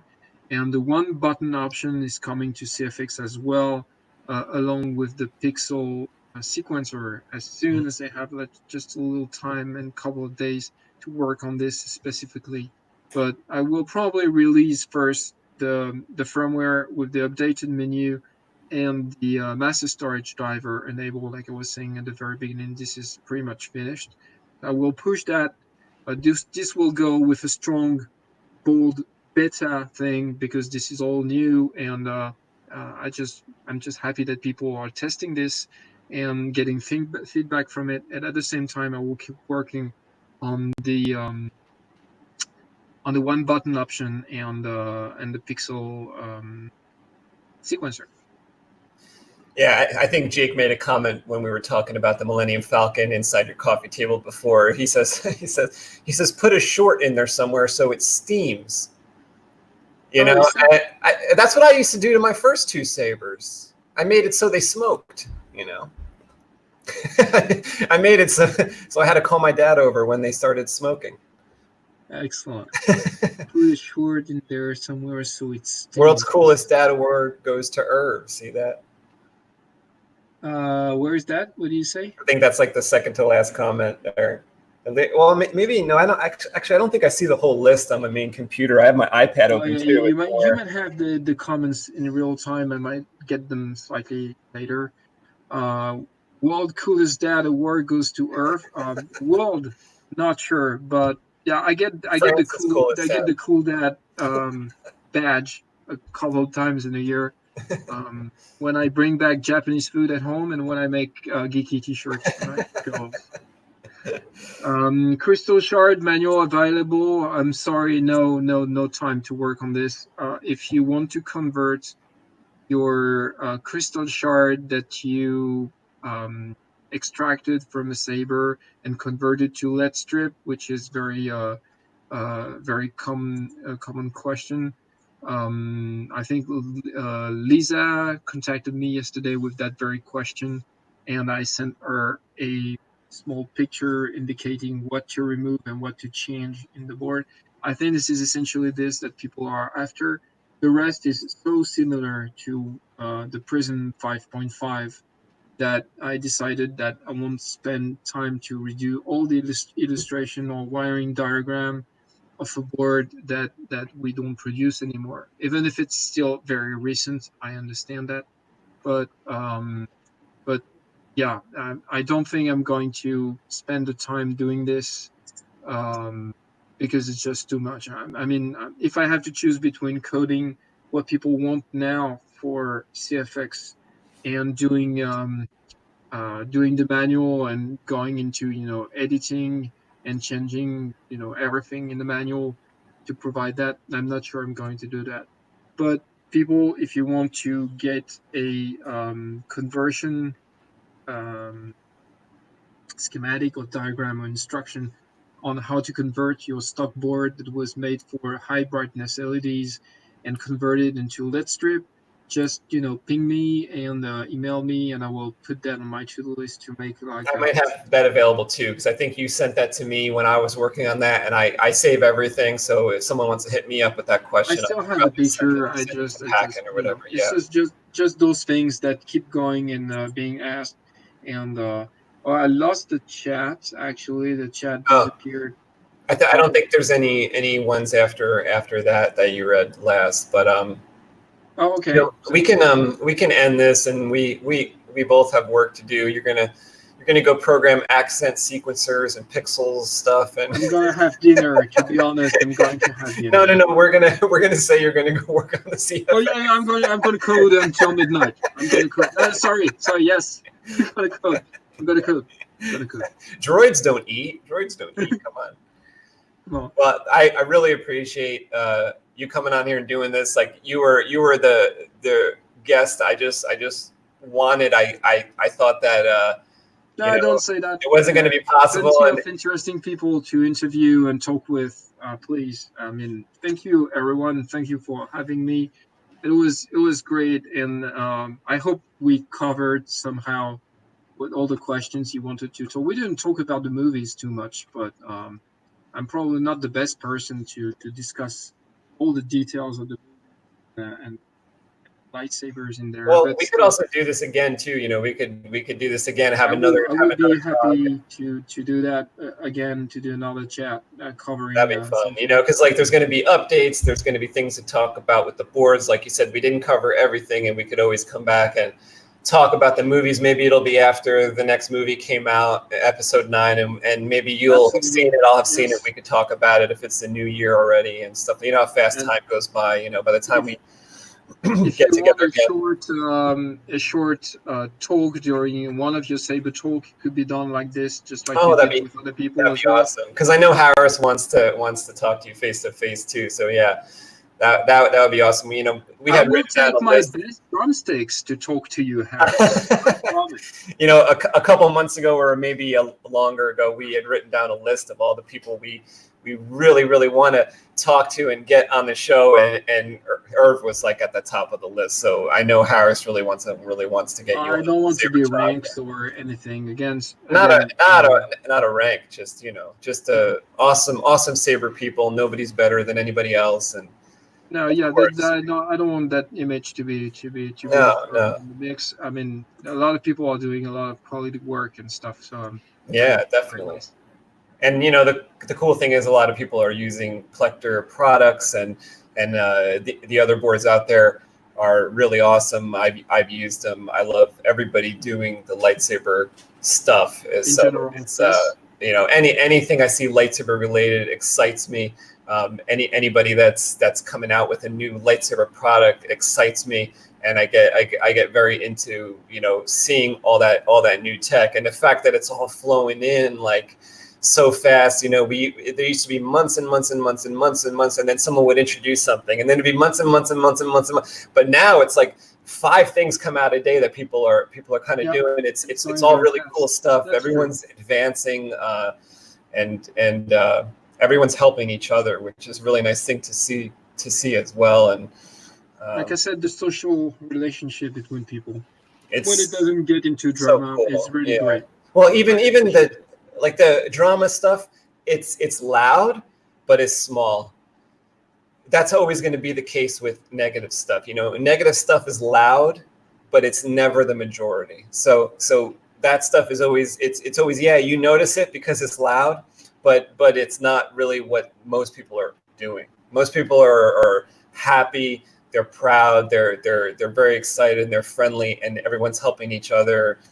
So it's really cool environment to be a part of, and to wake up each day and kind of see different stuff going on. See different, even people I know and I'm friends with come out with a project that surprises me. So I'm like, you were working on that in the background? Oh my God, so all that stuff is going on too, which is really, really cool. But I also appreciate everybody, that stopped in to chat with us. Everybody that's going to watch this. To have all the comments and everybody. Oh, the live is back. You saved the talk. Okay, it came back. So I stepped away. Not more blood effects. I know that was answered. Just being able to store multiple version of one Oh, pass.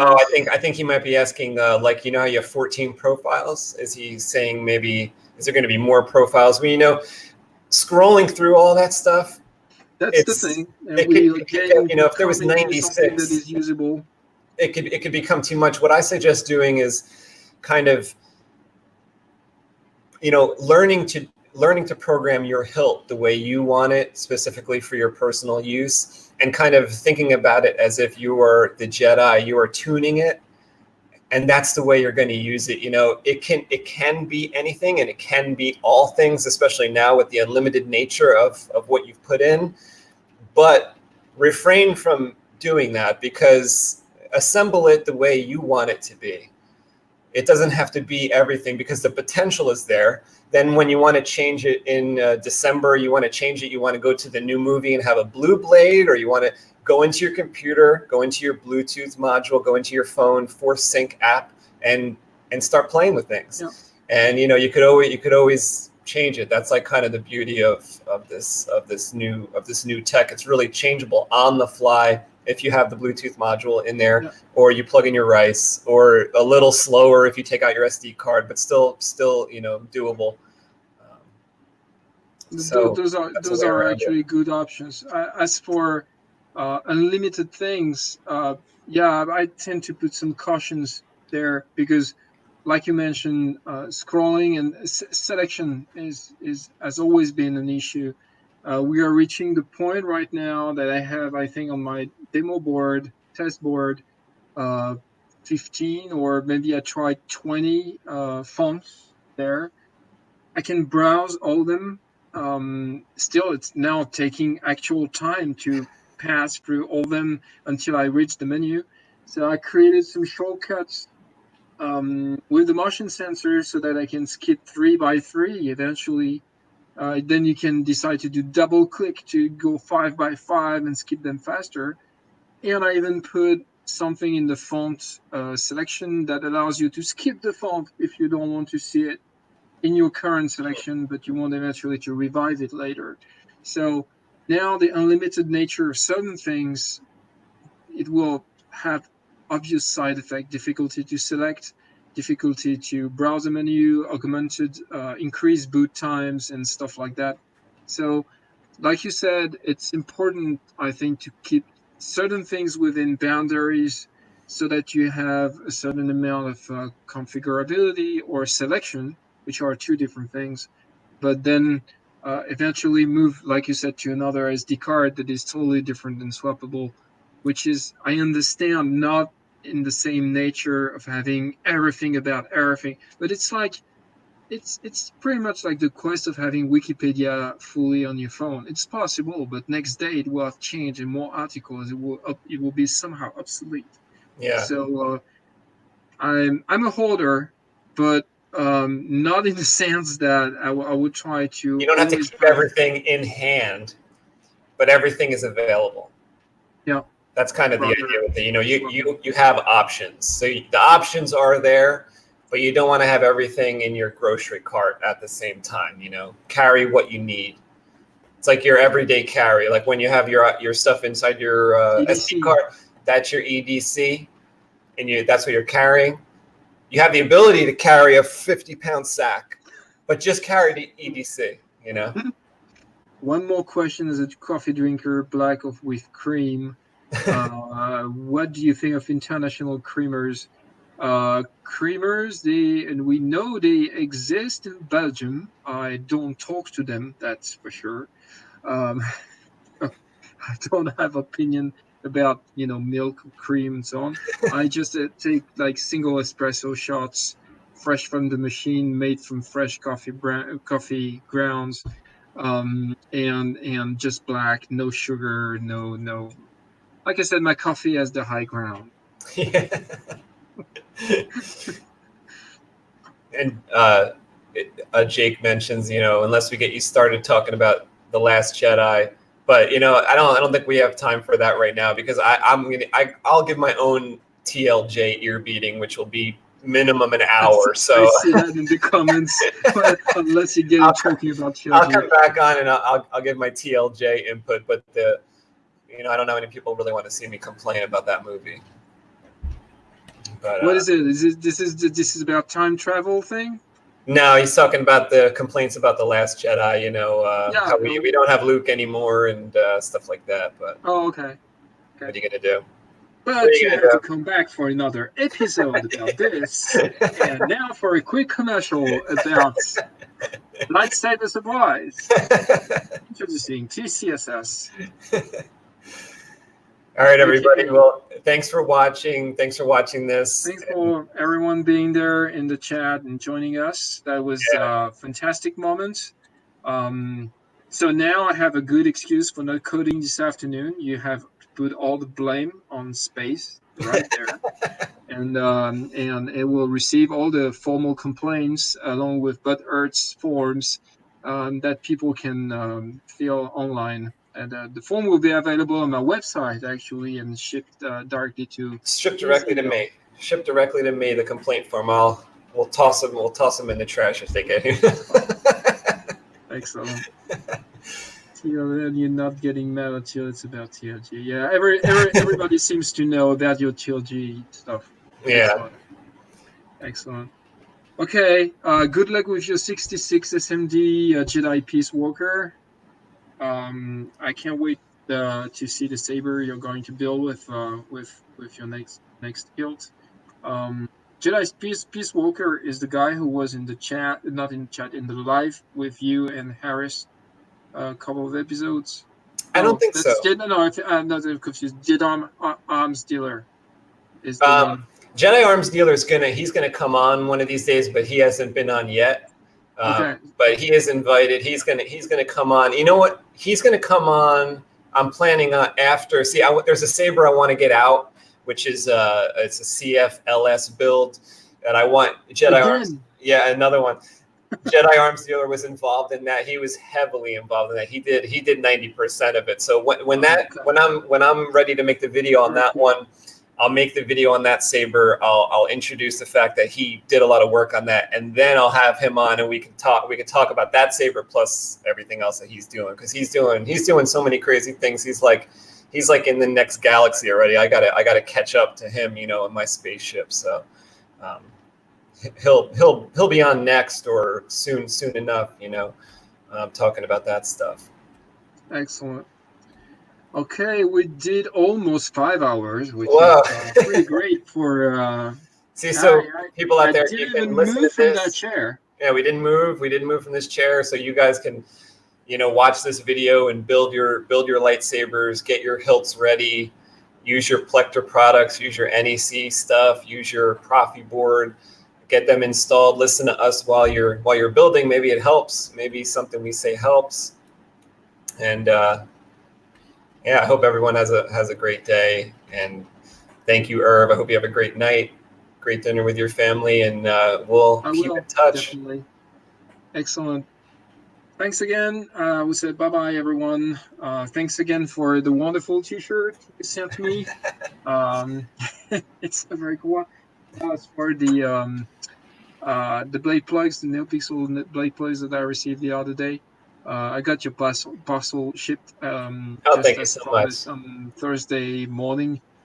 So it should be there probably in 10 Probably days. get it in about a week. Yeah, usually I get stuff. Usually it's more like 10 days, but okay, folks. Thank you for being in the chat and watching this. I hope you could understand my horrible French accent.